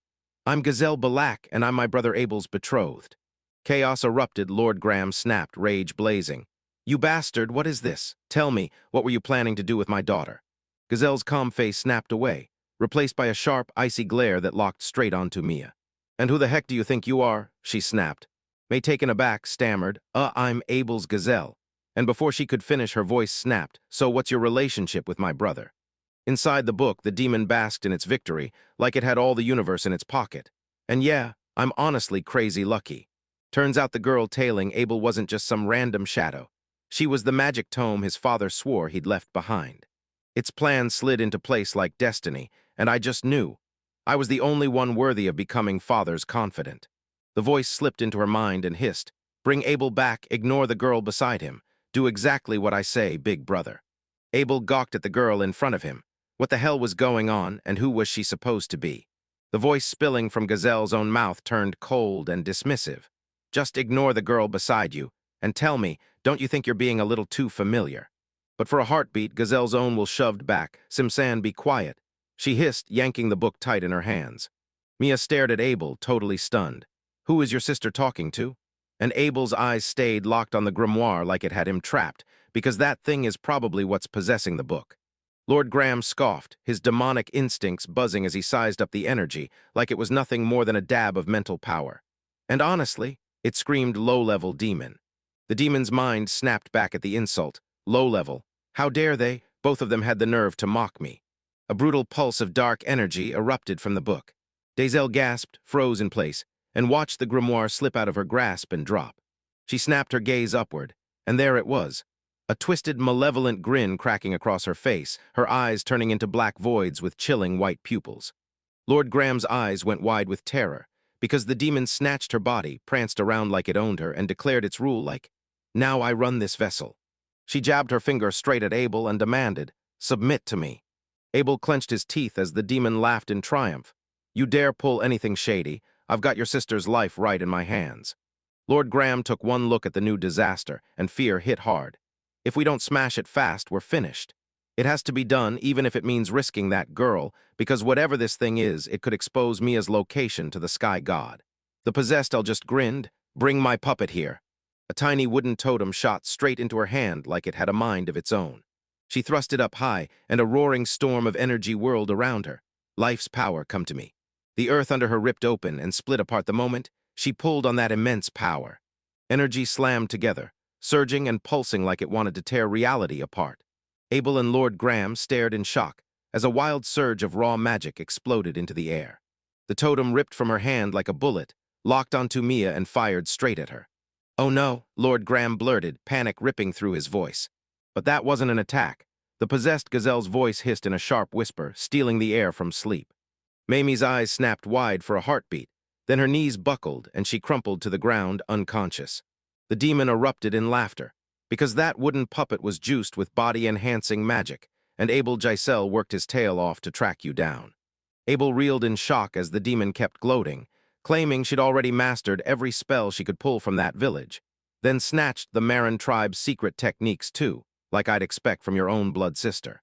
With Mia crumpled unconscious at his feet, the demon spun back to Abel like it already owned the night, and grinned, good news, I've got 2 hostages now. Its venomous whisper curled around his fate, forcing him to surrender. So if you want to save them both, put your hands over your body. With Mia snatched hostage, The whole situation exploded into chaos. Giselle's eyes gleamed under the demon's grip as she stared Abel down and snapped. If you want to save them both, hand over your body. Murray's subordinates erupted in stunned cries, and their panic clung to one thing, their captured leader. Before Murasef could even move, Sim cut in, calm as an anchor while the tension exploded. Wait, he told the demon lord, voice steady. I'm sorry, but if Mia gets taken, everything falls into the holy god's plan, even if it means sacrificing that girl. Sim's voice went cold and razor-sharp, built to pull the exact reaction he wanted. He pressed on Murasef's paternal side. You do anything to protect your daughter, even if it means hiding her from the world, right? And then he threw the question like a challenge. Of all people, you'd understand that, wouldn't you? His eyes locked onto Mia, trapped helplessly inside that crystal cage, while Sim kept moving beside him and his mind spun with a dozen worst-case scenarios. Because if we strike without a plan, we'll get Mia hurt too. Gazelle clutched the prison in her grip, tossing it around like a warning flag that screamed she owned the battlefield. While intellect slices through the chaos, locking onto the one true route to victory, you've got only one shot to save them both, separate the demon from Giselle. With the world tree totem, breaking the nightmare possession is a breeze, but... Then a memory slammed into him, Mia's father's past battle, and it all clicked. Like Gazelle's boosted muscles back then, thanks to that wooden puppet spell, he'll catch me before I can even start chanting the curse-breaking one. The plan is crystal clear. We have to knock the totem out of play. Giselle's wooden puppet has got to be neutralized. The demon hiding in the gazelles sneered as their patience wore paper-thin, so it grinned. Guess I'll start by wiping out these nuisances. A wild magic circle burst from its hand. Then it roared, "Oh wind, rip those people apart." Vicious blades of air shriek as they come screaming straight at them. Murzef snapped into motion, throwing himself up as a living shield while the wind magic ripped into him, keeping everyone behind him safe. While the assault raged, Sim fired off the vital intel. Those totem handles control the wooden puppet's physical upgrades. Mazev's eyes snapped to that tiny wooden totem floating in the sky. Got it, he growled, and then he smirked. If we smash it, I'll yank the demon right out of Gizelle's body. He barked orders at his warriors, every one of you. A wave of demonic power thundered forward, but Giselle didn't flinch. She shouted, "Oh, Earth," and slammed down another spell. A chunk of rock and earth blasted upward like a war drum, but it was only a decoy, nothing more. All right, Sim yelled as Mirror's F shattered through the chaos, and the whole world finally snapped into view. The demon lord bore down on him, his fist cocked to smash the floating totem, and the possessed Giselle just stared back with a chilling grin. Right when Murzef's attack was about to hit, the totem darted out of the way with an impossible burst of speed. Before he could even blink, ghostly chains erupted from the puppet, snapping around his arm and stopping his momentum dead in its tracks. At the exact same moment, a second earth spell, way stronger than the first, burst straight out of the ground. "Oh, Earth, rage!" The blast ripped through Murasef's men, scattering them like leaves in a furious wind. Sim's eyes snapped open. He got it. A vicious trap, a curse that only those who strike with their bodies trigger, a nasty counter built for physical attackers, and the demon's mocking laughter rolled through the clearing. Did you honestly think I wouldn't see that? It mocked me, and I knew you'd come running for this totem, desperate to save both of them. Murasef groaned in agony as the curse tightened its grip like a vice. The demon zeroed in on Sim. "So tell me, are you ready to join me as my minion? I know you want to." While the fighting raged in the distance, Giselle's family burst through the woods, racing for safety. Her father snapped out his fear. "So that's your plan, Hunter's son? How pathetic." Her mom paced in panic, biting her worries like they were nails, while the rest of the search crew headed back home, hit by homesickness. That leaves us as the only ones still out here, but we can't just abandon Giselle-chan all alone, can we? Their fathers sighed, and I'm done, pure exasperation. Honestly, what in the world has gotten into both my son and my daughter, dragging themselves all the way to some far-off place? Suddenly, the earth buckled as a distant explosion thundered through the distance. What was that? They snapped their heads toward the source. They shoved past the trees, then burst out onto a ridge. Before them stretched a cratered wasteland, pure devastation where the forest used to stand. Murzef crumpled to the ground, groaning in pure, unbearable agony. The demon leaned in and pushed, its venomous whisper clawing through Sim's mind. "All right, Sim, what's it gonna be? Are you really going to let the man of doom die like this? Stop it." Then the demon's voice cracked into something heartbreakingly sad as it stared at the distant Abel. "Why won't you look at me and finally praise me?" A wild inner war kicked off inside me, and somehow I even mastered the totem's response moves, while my big brother still couldn't. I threw everything I had into that magic my dear brother loved. Yet. But that voice wasn't Giselle's. Inside the crystal, Maya's consciousness was breaking through, and the question hit like a punch. Why won't you even look at me? Suddenly my body jolted and convulsed violently, like something inside was fighting to get out. Gazelle's demon suddenly froze, fat control in its head like it shut off for a beat. Stop! We need this girl. Don't lay a finger on her. The demon was slipping out of control. Its perfect host was fighting back from the inside. And no, you've got it twisted. It's not me. The girl in this body is. Right then, with his insides in total turmoil, the curse-binding Murasef shattered into nothing. Freed, the demon lord didn't waste a second. He slammed a brutal surge of power straight into the distracted Giselle. Now's our shot, Sim shouted, grabbing the opening and driving straight in. He shoved the curse-breaking puppet forward and barked, "Demon, get out of that body." A brilliant magic circle snapped around the gazelle, and the demon shrieked in panic as their connection got brutally severed. The possession shattered, the crystal prison crumbled, and Mia dropped, right into her father's arms where she was safe. Meanwhile, Giselle crumpled to the ground, knocked out cold. A wisp of dark energy crackled in the air, then the demon bolted to run, but Sim was already there. "Like hell I'll let you," he said, calm as stone, striding right up to the trembling spirit. "Demon, rest in peace. I've got a ton of questions. Hold up for a second over there." Then, right on the ground, a swirling vortex of magic churned around the demon's grim wire. With one final command, he seals the thing, snap. The book slams shut, trapping the entity inside its pages. The threat finally eased, and Sim sprinted straight for the fallen Giselle. "Hey, are you okay?" he asked, gently shaking her awake. Her eyes snapped open, dazed and shocked. "Dear brother, what in the world just happened?" She started to explain in a tiny, shaky voice, and I truly believed Big Brother would come flying home right away. So I didn't even hesitate, and then I regretted it instantly. I couldn't stop worrying that something terrible might have happened to my brother, so when Sim-san asked me to lend him my strength. Sim stared at the sealed book, his face heavy. "I know it's not your fault. That demon just hunts the weak and pries open vulnerable hearts." Gazelle stared up at her brother, and the remorse hit her eyes like a punch. "I won't pressure you into marrying me anymore," she whispered, "so just stay with me and let's." Abel's face softened, but his words hit her like a curveball. He said, "I'm sorry, even if we didn't have the marriage thing, I just can't go back." Gazelle just froze, eyes wide in utter confusion. Wah. He tried to play it cool, but I got pulled into something far worse than a demon, and I couldn't just turn my back on it. I'm definitely coming back to the village once it's all settled. I just don't know when that'll. Gazelle's shock hit even harder. A crisis that could wipe out the whole country is roaring right now, and I don't know when I'll ever be able to come back. For Giselle, those words were the last crack that snapped her fragile mind wide open. "No way," she shrieked, eyes bulging with pure horror. A dark thought swallowed her whole. Asterisk, my dear brother is getting played, and these outsiders are sneaking in to mislead him. My poor dear brother, I've got to save him. She shoved Abel aside and locked onto a fresh, blazing source of power. She scrambled over the shattered ground, drowning out the others' cries as she pushed on. Her hands crashed down on the sealed grimoire. A cursed dark magic circle blazed to life around her, and I shouted for the one who was standing right here. A vile, unholy aura started spilling out of the book and flooding her in one rush. Yeah, Sim, the demon's real master, stared in shock like he couldn't believe what he was seeing. "You." Gazelle's voice rang with pure, terrifying determination as she stared down the book. "So here it is, give me your power. Watch me, I'll handle this way better than you ever could." So Sim could only stand there, frozen in pure horror. A violent torrent of dark energy erupted and swallowed her whole as she screamed, half agony, half ecstasy. Abel screamed in pure terror, his voice swallowed by the chaos. Giselle. A blinding storm of dark energy explodes outward and swallows Gazelle, while Abel screams her name in total horror.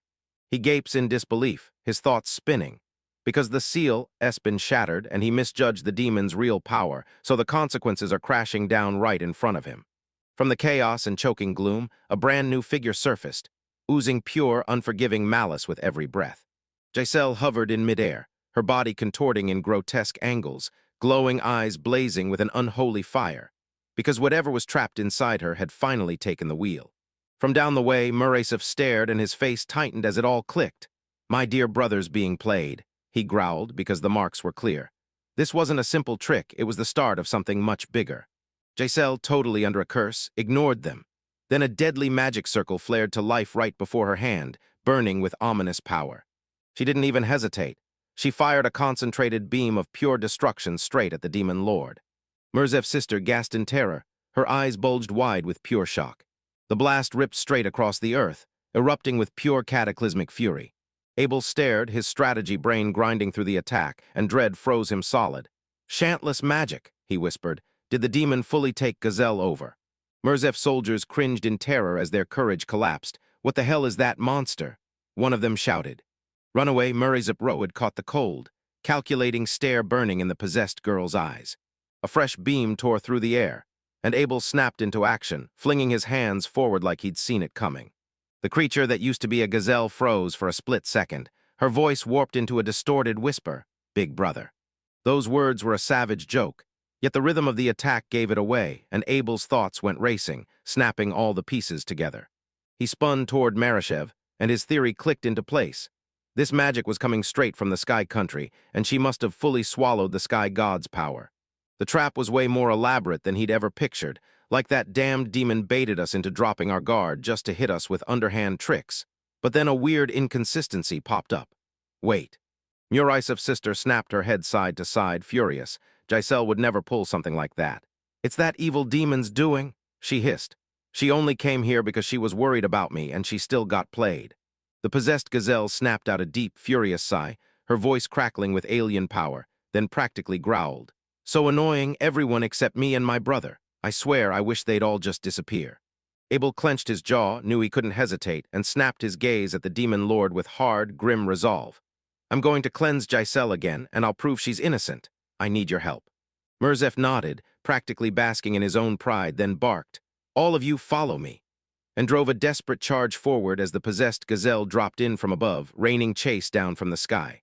She unleashed a violent storm of energy lances, blasting the ground into nothing with a non-stop barrage.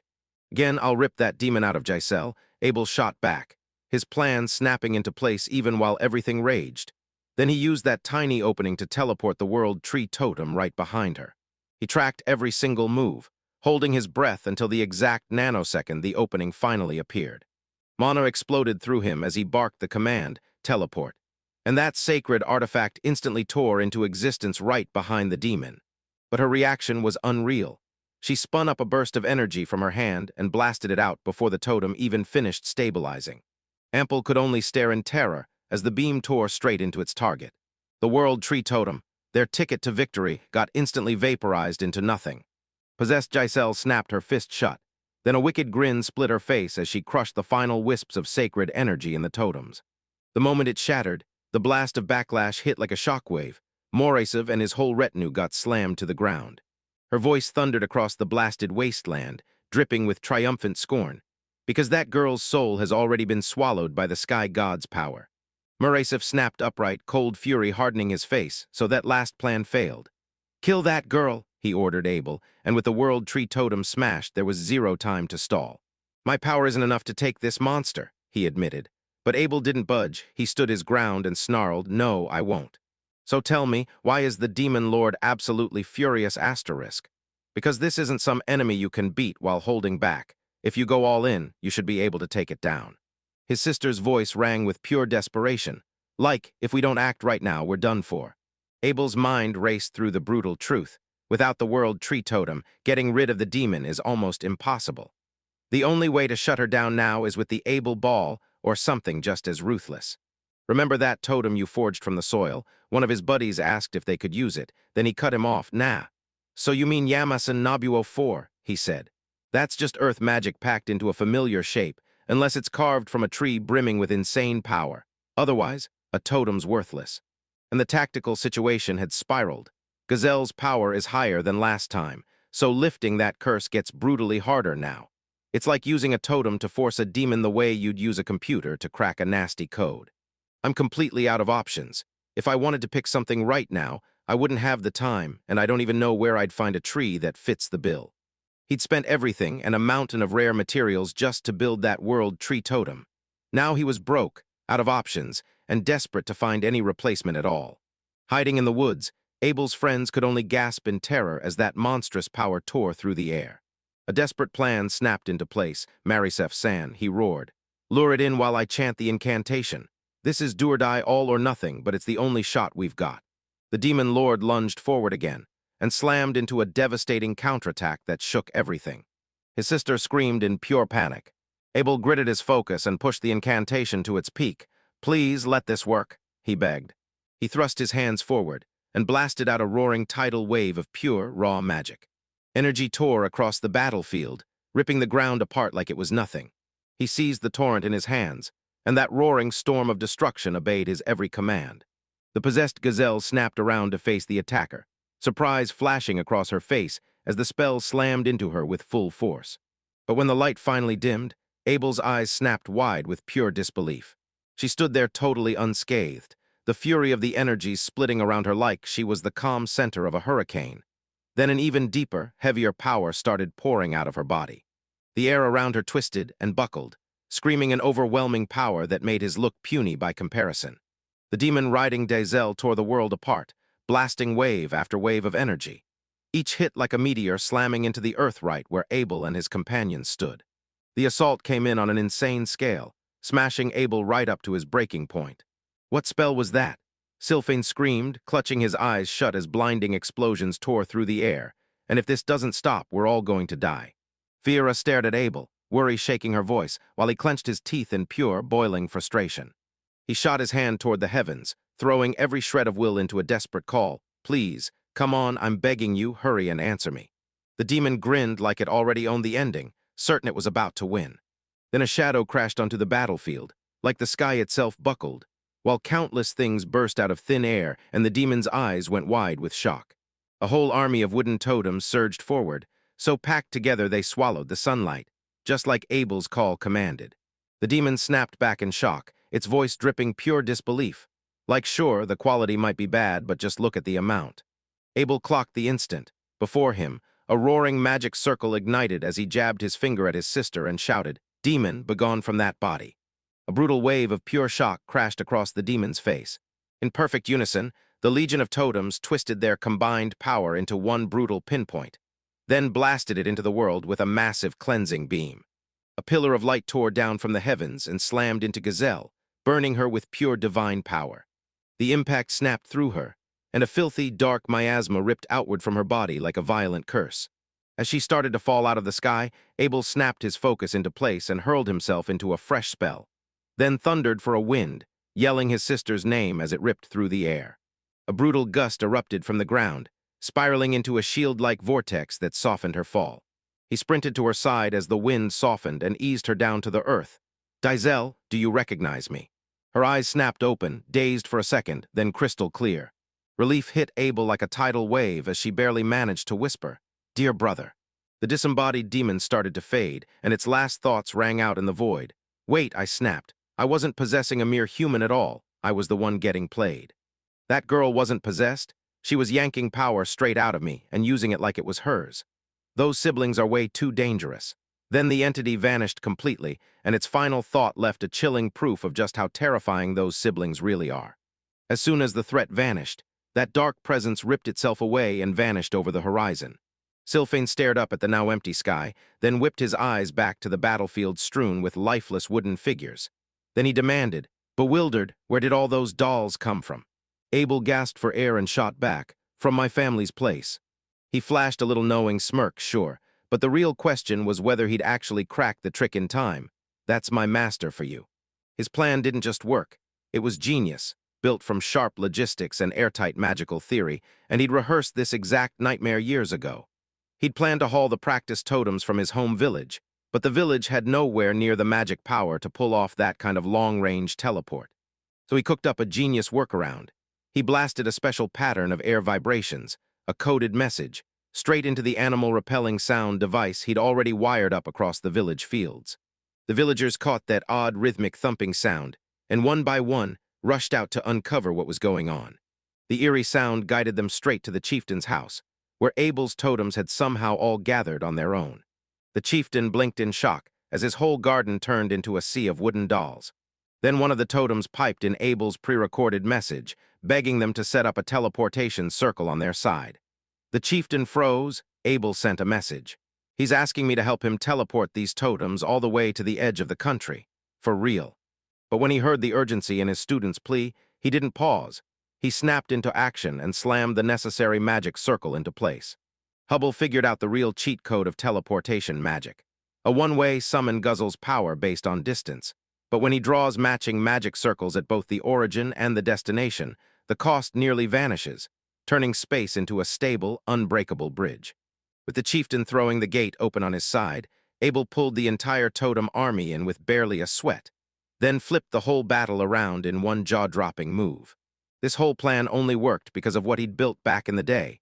He'd once laid out his sound device to the chieftain, showing how those simple beeps could carry coded messages, like a rough, primitive version of long-range communication. An old man looked impressed, though he still couldn't quite wrap his head around what that really meant. Staring at the mountains, the chieftain finally saw the truth. This kid's genius was too massive to be trapped in one small village. Right in the middle of it all, the reunion got slammed to a stop when the local lord and his knights came roaring in like thunder.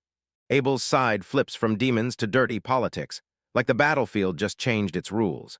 He clutched his head, swaying in pure exhaustion, then blurted, "How are we gonna clean this up? I'm wiped. And it's wild, I swear I can still hear my father's voice." It wasn't a hallucination. His father with Pharaohs and the chieftain burst onto the scene, shouting his name across the cracked, cratered land. Lord Abel stared in pure disbelief. Villagers packed the ground, hundreds of totems stood everywhere, and that battlefield looked like Titans tore it apart. Lord Abel, what in the world is going on here? But Sylphon sliced through the chaos with a grim stare. There's no time for this. With the Sky God's minion already down, the real danger is screaming louder than ever, so we're heading straight to the World Tree Grove. The Lord's face went white. Is our country really in danger? Finally, he could turn back to his family. His face hardened with pure resolve. I have to stop the resurrection of that other god. With one last glance, he spun to go, because I can't turn back to the village until this nightmare is finished. Forgive me. After they saw the impossible with their own eyes, the villagers just stood there, mouths open, staring in pure awe. Gazelle stays silent, and a shocking realization hits her all at once. Right after the fight, it hit me like a punch. My heart was in pieces, and she couldn't ignore the pain in hers either. I can't win, not against my dear brother, no matter how hard I fight. That thought crushed him. He's going to ditch me and disappear somewhere way out there. The truth hit her like a truck, and she crumpled into tears. Right then, Elena the librarian stepped forward. So you really ran and trained your magic just to catch up to him and reunite, huh? Then she snapped her eyes to Abel and asked, "So, is it really okay if I tag along with you?" Giselle nudged in, saying she's almost as good at magic as you. She'll be a huge help on what comes next. And when hope sparked in her eyes, she leaned close and whispered, "I'll go." Her voice surged, loud with fresh purpose. "I'll go as long as I'm doing it with you, dear brother." Abel shot a look at his father, and the stern glare he got back felt like a warning. Then I just give up with a tired sigh, because you're probably not gonna hear me anyway, so at least come back when it's finally all over. Overjoyed, Giselle clung to Abel's arm and practically shouted, "Big brother, I'll help, whatever it takes, even beating a god." Gritting his nerves, he steadied himself and gestured toward our destination. Because stopping the evil god is our top priority, now let's go. With brother and sister side by side, they sprinted into the unknown, ready to take on whatever fate the world had waiting.